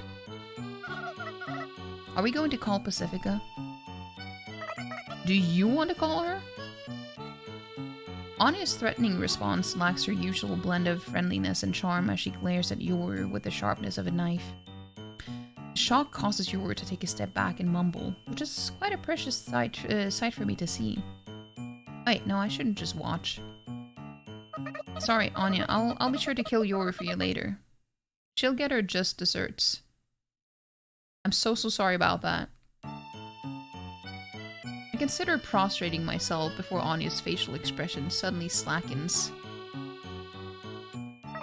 Oh, I was just joking. Don't worry about it. I just feel like I've just been in a traffic accident.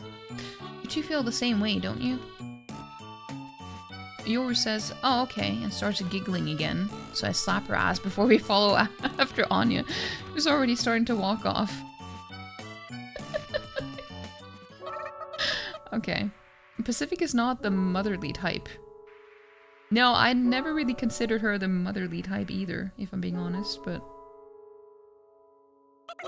Men like him just like to delude themselves into having the wrong impression of her.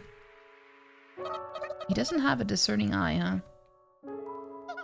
There's a reason why he's not popular. Thus closes the curtain on our mission to get technical help for crossing the snow desert. Whether it ended in success or failure, we can't tell. It's not our call to make, after all. The decision lies with...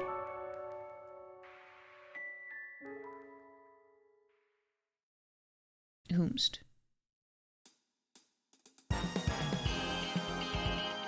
I guess it wasn't a full hour left.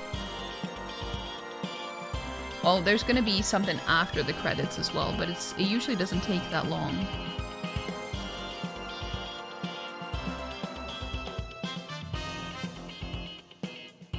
Was that the last chapter? Yeah, last episode in this, but there's gonna be a season 2. So it's just the end of season 1, I guess. So the game is not over, or like the story is not over. But I wonder when the continuation comes, because I think I actually googled it, but it didn't say anything. I didn't find anything on it. Oh. Thank you all for gathering today.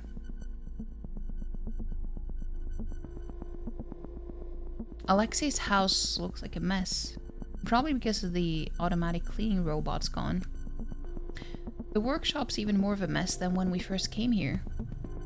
We sit on random boxes and large cans and such as we talk with Alexei. We had gathered at Alexei's house a few days after his bisection. His bisection. I glanced at Pacifica's face. She hadn't had much to do with this whole mission, so... Why didn't you call me? I would have abandoned work in a heartbeat to come help you. She's been this huffing mad ever since we gathered. It's been making me feel a bit uneasy.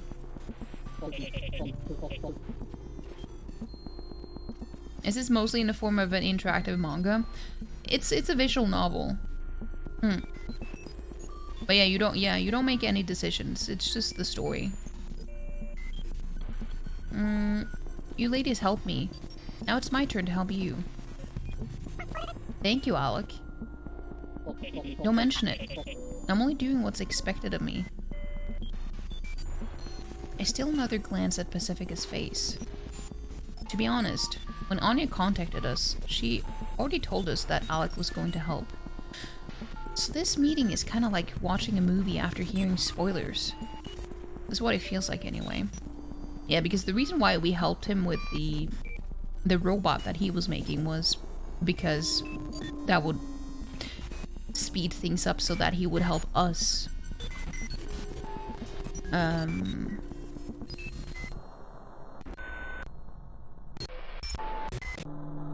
So I'm way more interested in seeing how Pacifica feels.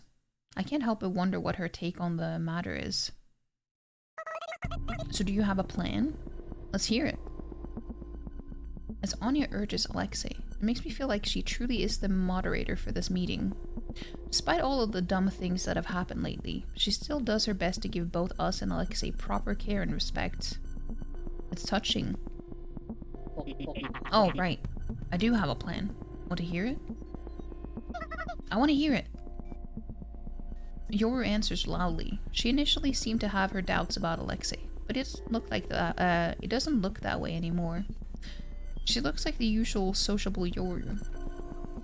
I haven't had a complicated conversation with Yoru ever since the night we went to dispose of Clara's dead body. I wonder if that has anything to do with it. As I space out, Alexei clears his throat to start speaking. I concentrate my scattered focus into one point and listen closely to what Alexei has to say. First of all, from what I heard from Anya, there's a huge oversight in your lady's plan. You back after processing your feelings? You feel a bit better now? Wait, what happened? Did I miss something? I'm sorry.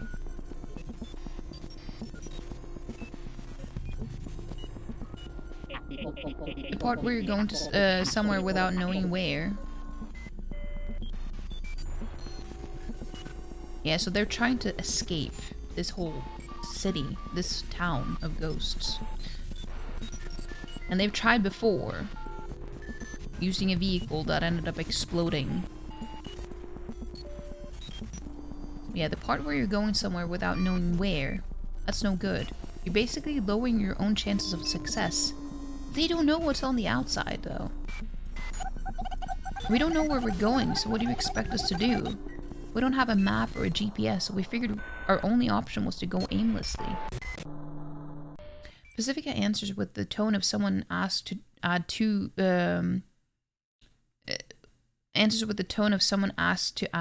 two-digit numbers. Yes, this is it.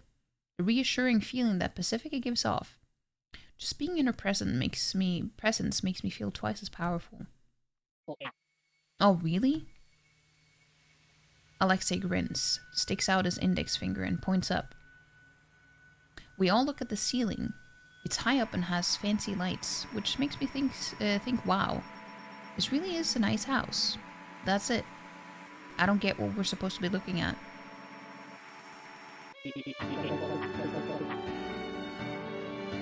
My thinking is that before you look outwards, you should look upwards.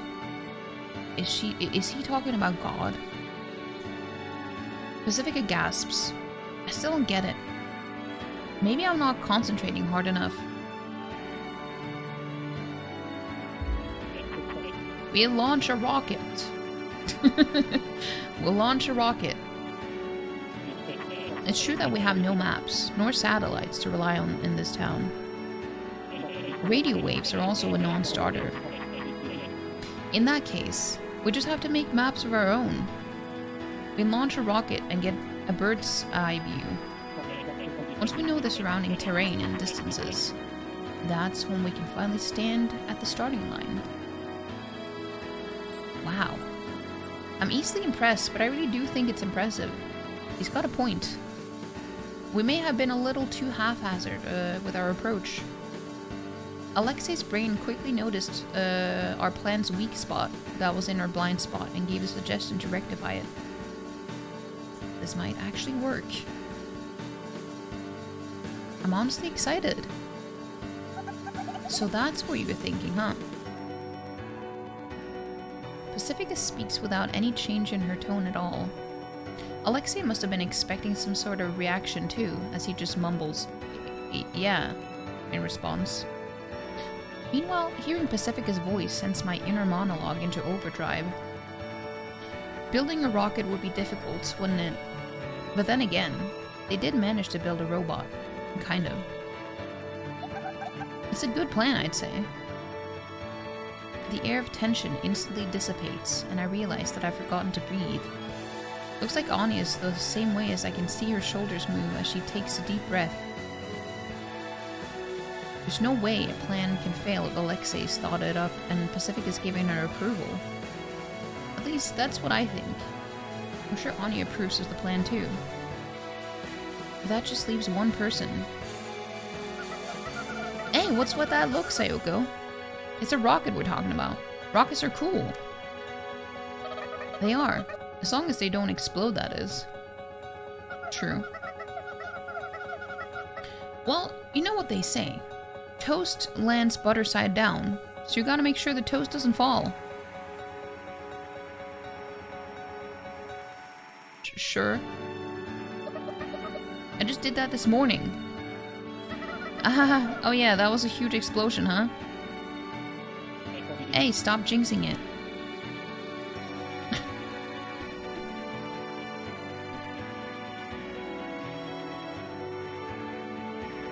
You happened?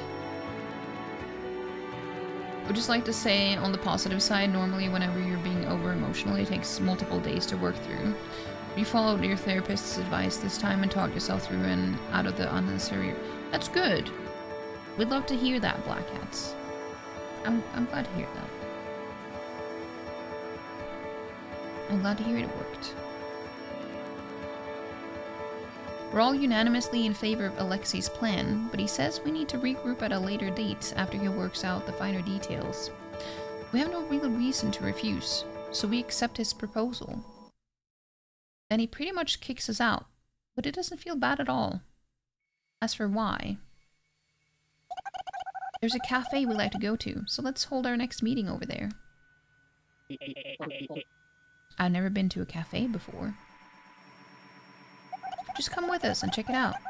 We need to learn more about each other. Okay, I suppose you're right.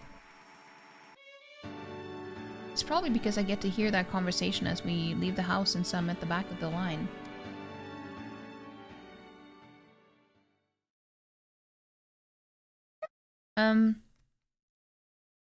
When I speak up, Alexei quietly offers me a seat, acting as if he knew I wanted to talk.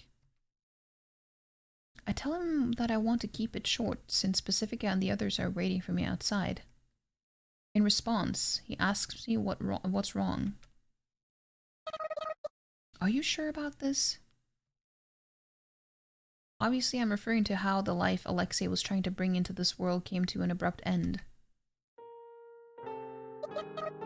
In the end, she couldn't use the body you worked so hard to create, and she even broke the body she did end up using, and now she's gone.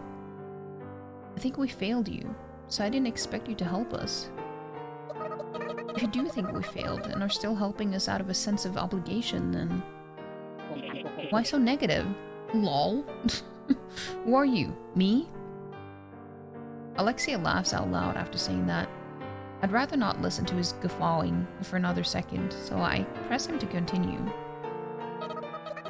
Please don't mock me. I wanted to be helpful in the end. Well, yeah, I definitely had regrets when I had my lower half blown off. For one, I regretted asking you ladies for help. Do you remember what happened back then? How Anya looked after you? A little bit. You were there too, weren't you? Honestly, my memory's a little hazy. Did I say something strange? Well, you could say that. No, not really. Please continue. I woke up at the garbage dump and... yeah, that's not actually that big of a deal, huh? Easy peasy. Then I went home. There was evidence that someone used my workshop. I knew right away that it was your roommate. Oh yeah. That's when I did a system check and found a letter from her hidden somewhere in the server. That's when I knew the experiment was a success. I don't know if I should ask, but what did the letter say? Alexei says, "Oh, it's nothing, really," before continuing to tell me anyway. She said, "Obviously, don't even think of trying to make another me. That should go without saying." Oh, that's nice. The last thing she told me was that I was dumb, so that sounds like a believable letter. That said, I feel like she's got a surprising amount of love for Alexei. At least that's the impression I got from what little time I spent with her. Nice? Alexei looks at me with his eyes popped wide open. Sorry, As I stumble with my words, his face starts to warp in ecstasy. I want to get out of here. I guess he really is a dreadful person after all. Moe? Huh? That was incredibly moe, you know? I'm glad you came. That's a word from your home country, right?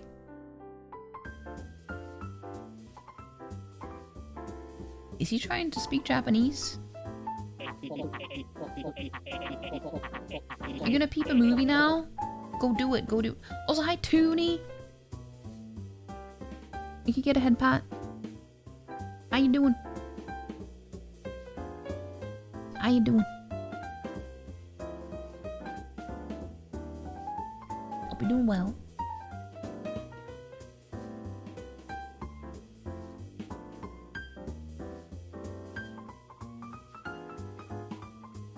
Taking this as a learning moment on your end, you get upset way too easily and you're way too sensitive. This was actually a chance to put her device into practice. So you were mad, you assumed he was mad at you and got really upset but didn't say or do anything.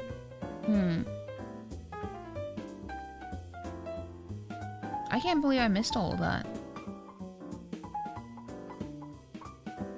But yeah, no worries, Palm. Do what you want to do. Do what you gotta do. She started with obviously and ended with that should go without saying, really re-emphasizing her point, you know? That's a cliche among advanced AI heroines, but that's what makes them so classic, you know? You really do need counseling soon. This is what Moe means, right? It's gotta be. I won. In your face, suckers. Who did you win against exactly? Every otaku who's ever dreamed of romance with artificial intelligence.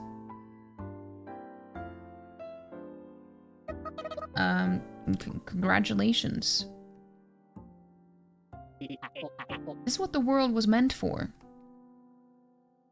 Was it really romance, though?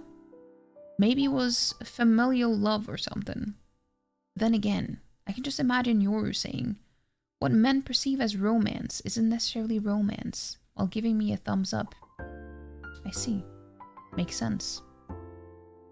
He is very obnoxious, Black Cats. He is absolutely terrible. He's absolutely terrible.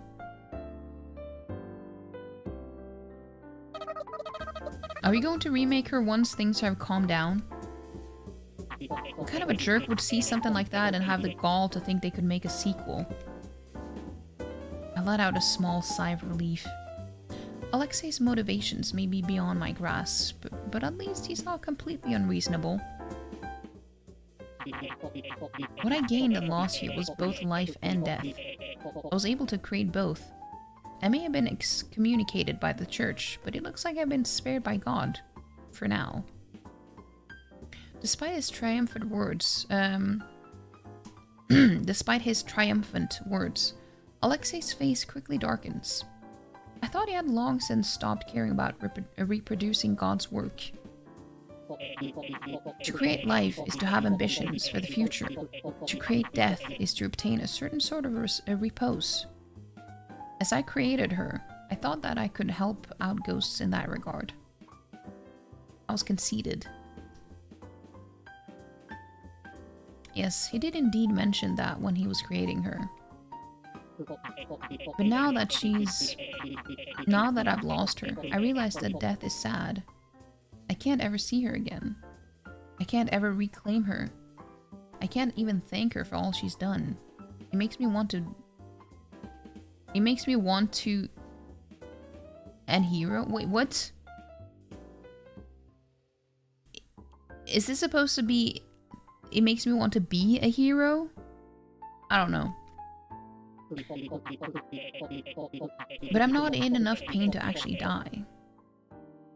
We're not designed poorly enough that we died just because of that. Lol. But then again, we don't die for any reason. TBH. I think about her before I sleep, even though I know I can't sleep when I think about her. When I finally do go to sleep, I dream of her. And each time I wake up, I feel despair. Somehow I just know that this will continue forever. Alexei's truly grieving. It's disorienting how much it feels like someone actually died. I feel like I've lost someone close to me once in this far distant past too. No idea who or when that was. But I just get the feeling. I can't figure it out. But Alexei turns around and sits at his desk. But he doesn't touch his keyboard or mouse. His chair creaks. And then he cries. Despite getting beaten to death literally and emotionally, I'm glad I got to meet her. I feel that something like this has happened before.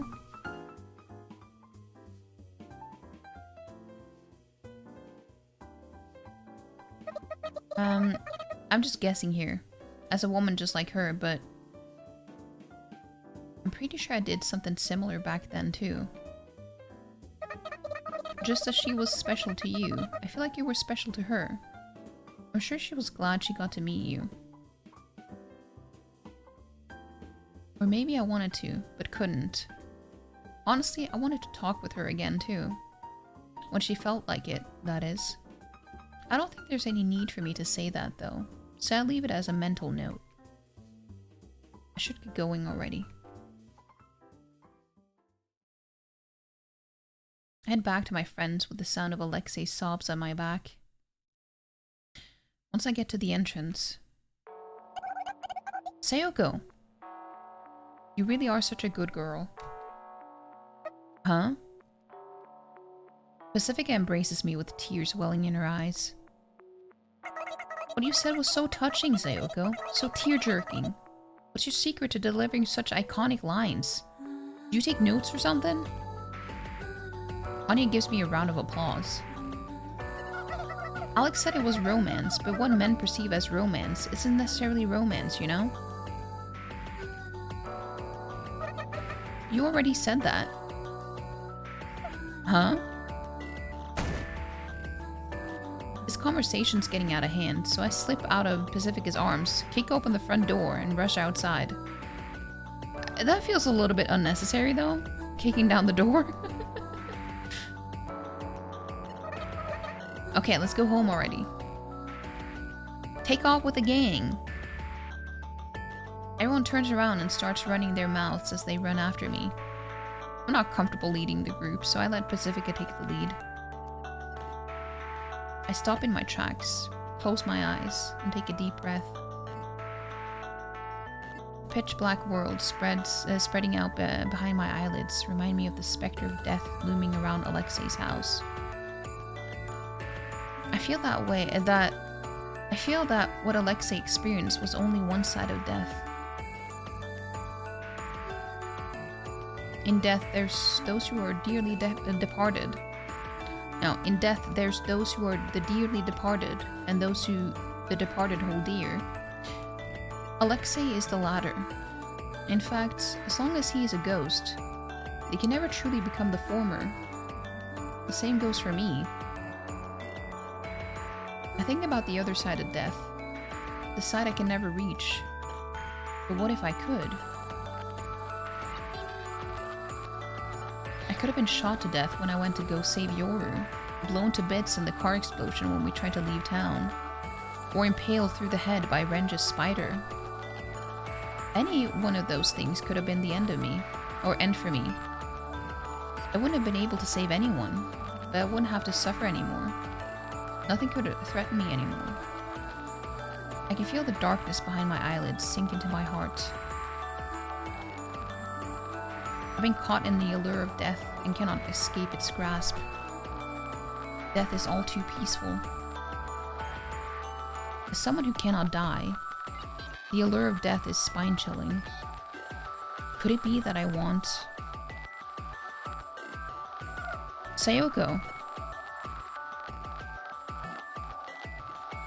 A bundle of warmth slams into me, almost causing me to tumble over. Whoa. I stumble back a few steps. I open my eyes to find Yoru. What's wrong, Sayoko? Let's go home. Saying that, she holds my hand. It's not warm at all. Her hand is as cold as mine. It's cold outside after all. A few meters behind Yoru stands Pacifica and Anya, my precious, precious friends, smiling at me. I smile back.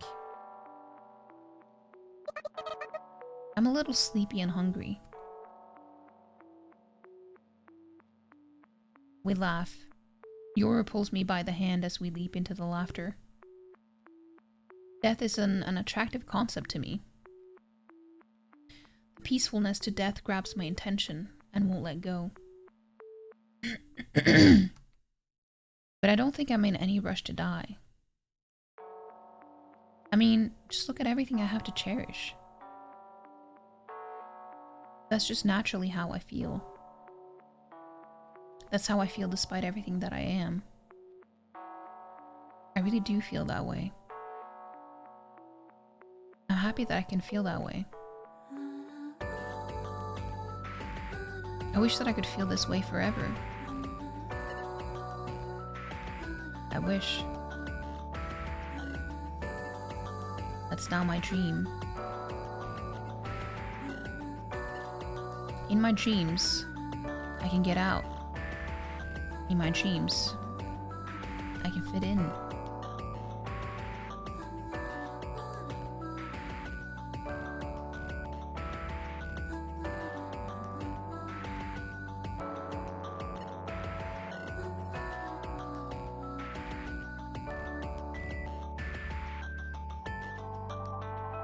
Who dat?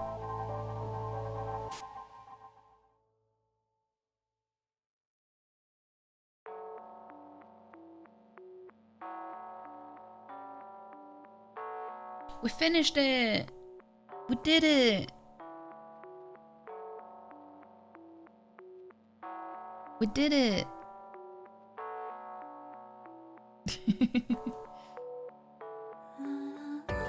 This has been a good game though. It's been a good game. Yeah, I've been able to use these emotes before now, but listening to that guy, he's the definition of cringe. I'm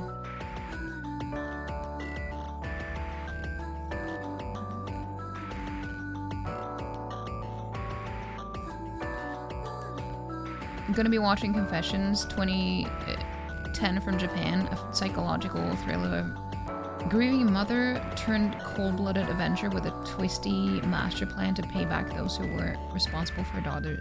I think I've heard of that one, Pom. Watched one by the director last night and it was pretty great, so I hope he's got more good movies in him. Thank you for the GGs. Just in time for bed where you should have been like 2 hours ago. I feel that. I feel that. But hey, it's Friday though. I hope you don't have to wake up early tomorrow. But how you doing, Toonie? Yeah, voices. Like, what voices? It was all me. It was me all along. It was me all along.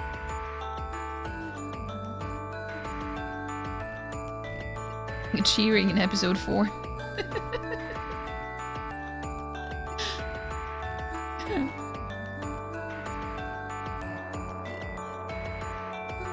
Don't take credit for the voices that clearly says, well, I did it. I had the audacity to do so. Not super early, but you got stuff to do. I mean, I feel that. I feel that. I also got stuff to do, but...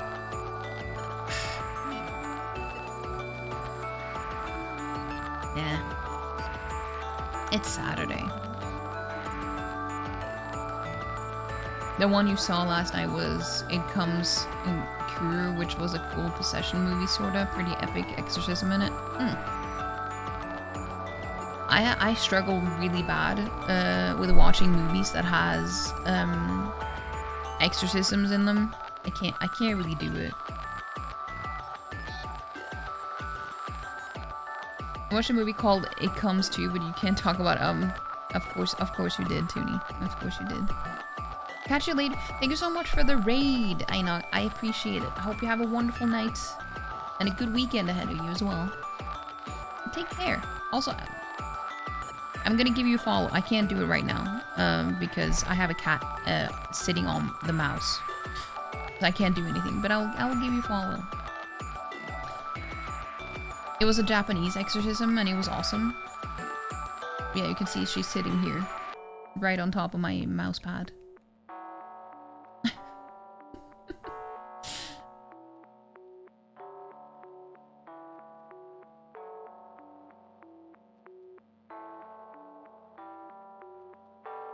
Yeah, I really like this game. And the music too.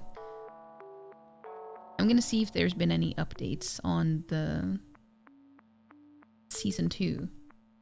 Eh?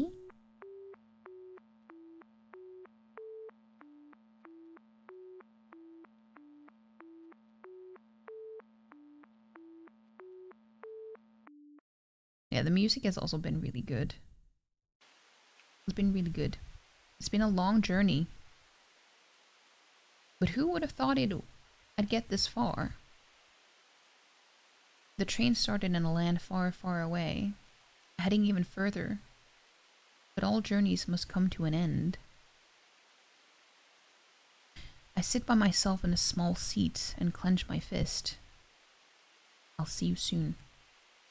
Inside the train, the clattering of the railroad ties gets suddenly drowned out by an announcement.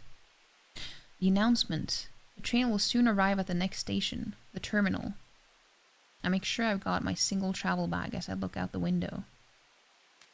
The setting sun seems to weigh down the horizon as I spot a long sprawling fence that almost looks like it's like a solid wall. I can't read anymore.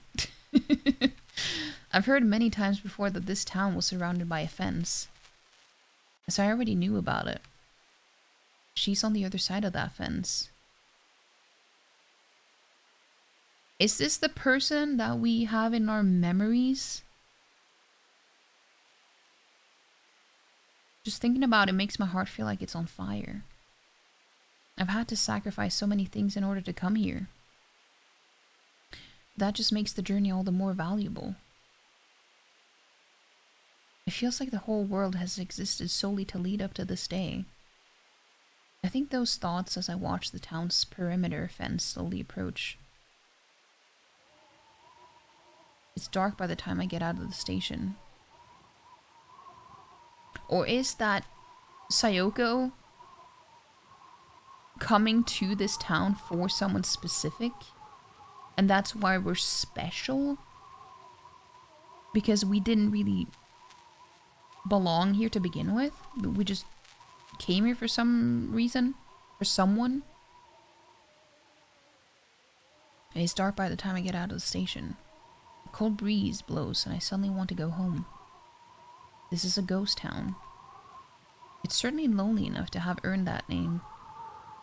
Despite my reluctance, I quickly remember why I came here. To fulfill her wish. It's a promise I have to keep. I whisper to myself. I've come to see you.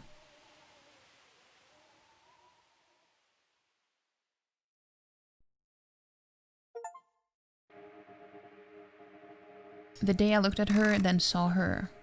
End. Thank you for reading. Thank you for reading through the end. Please look forward to the story's continuation. I am.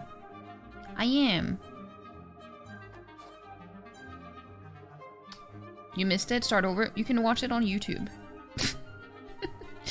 You can watch it on YouTube, okay?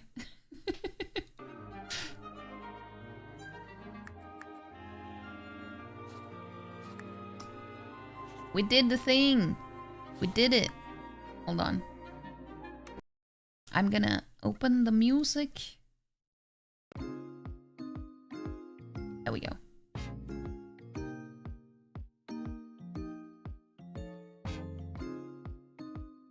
Did I ever see the Liza P hidden ending? No, I actually didn't. I have not done that. Intentionally. I have intentionally avoided watching it.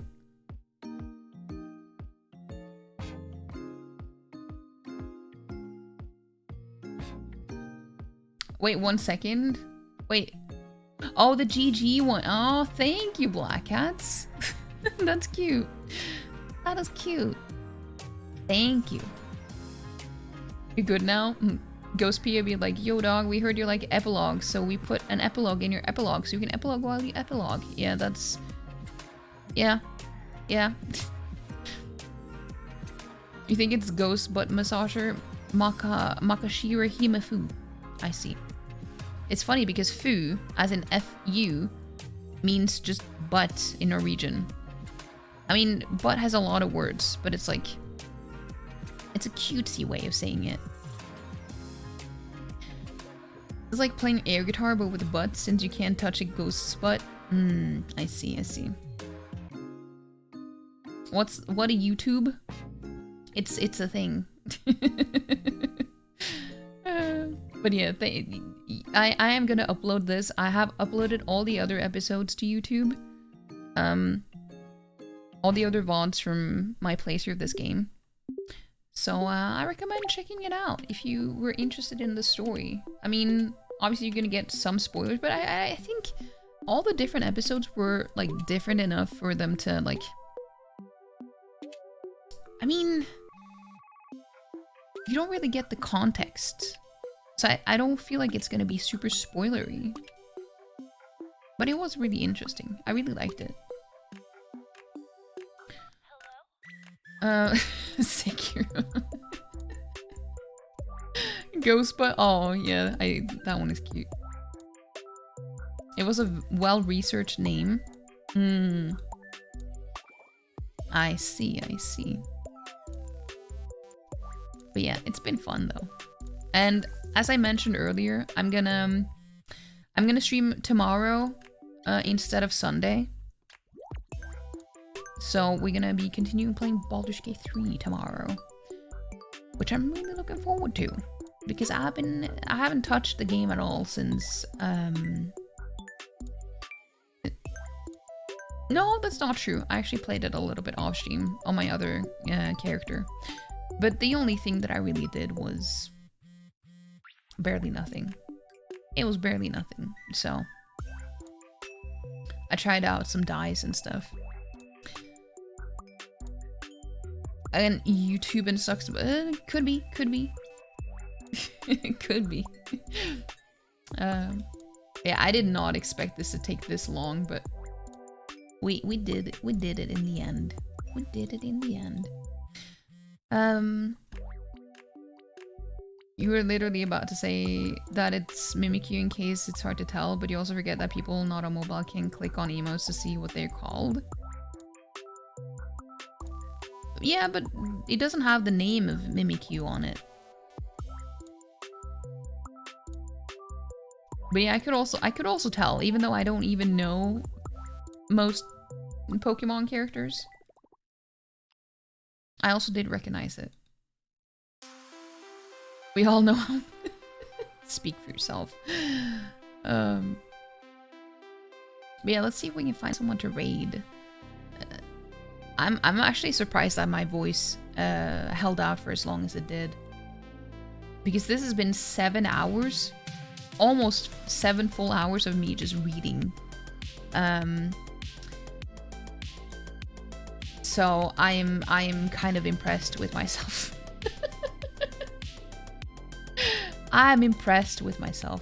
But we haven't started a raid yet, Gene.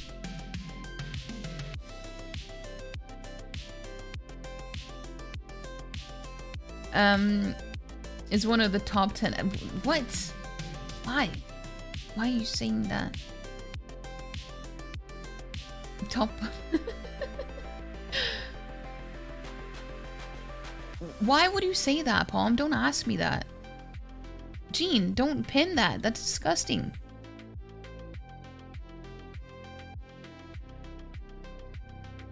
Wait, how often do you poop, Palm?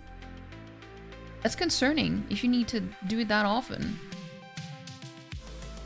I don't like talking about my bowel movements on stream. Or with anyone. On or off stream. I don't enjoy that.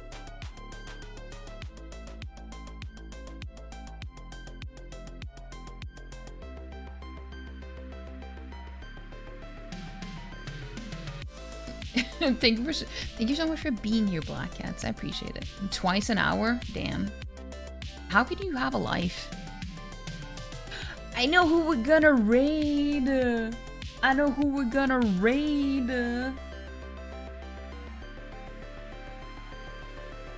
I think.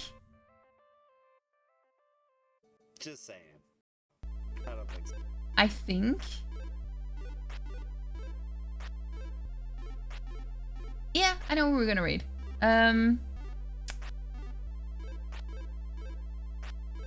No, Palm? That's Rod's thing. I don't do that. But yeah, so we're gonna raid Dave Redo, because we rarely get to stream around the same time. So it's really nice when I get to do that. He's playing Halo. And he just started stream, I think. Yeah, like 4 minutes ago. So he's gonna be on for a few hours, I guess. But yeah, thank you so much for being here, everyone. We're gonna start the raid. I will see you again tomorrow. We're gonna be continuing. We're gonna finish up the part with the forge in the Underdark.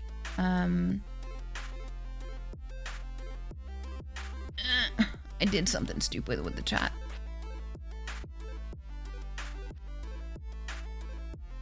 Oh, there we go. But yeah, so we're gonna continue there tomorrow. Finish that up, and then we'll see what happens. We'll see what happens. But I hope you have a lovely weekend ahead of you. If I don't see you tomorrow, so yeah, I hope you have a good one. Hope you have a good one. Go in here. Yeah, we go in there. Also, remember to copy the raid messages. Before we go. Hey, serious. And also, go check out my YouTube. Go check out my YouTube if you haven't already. I will see you tomorrow. I'll see you tomorrow. Bye-bye.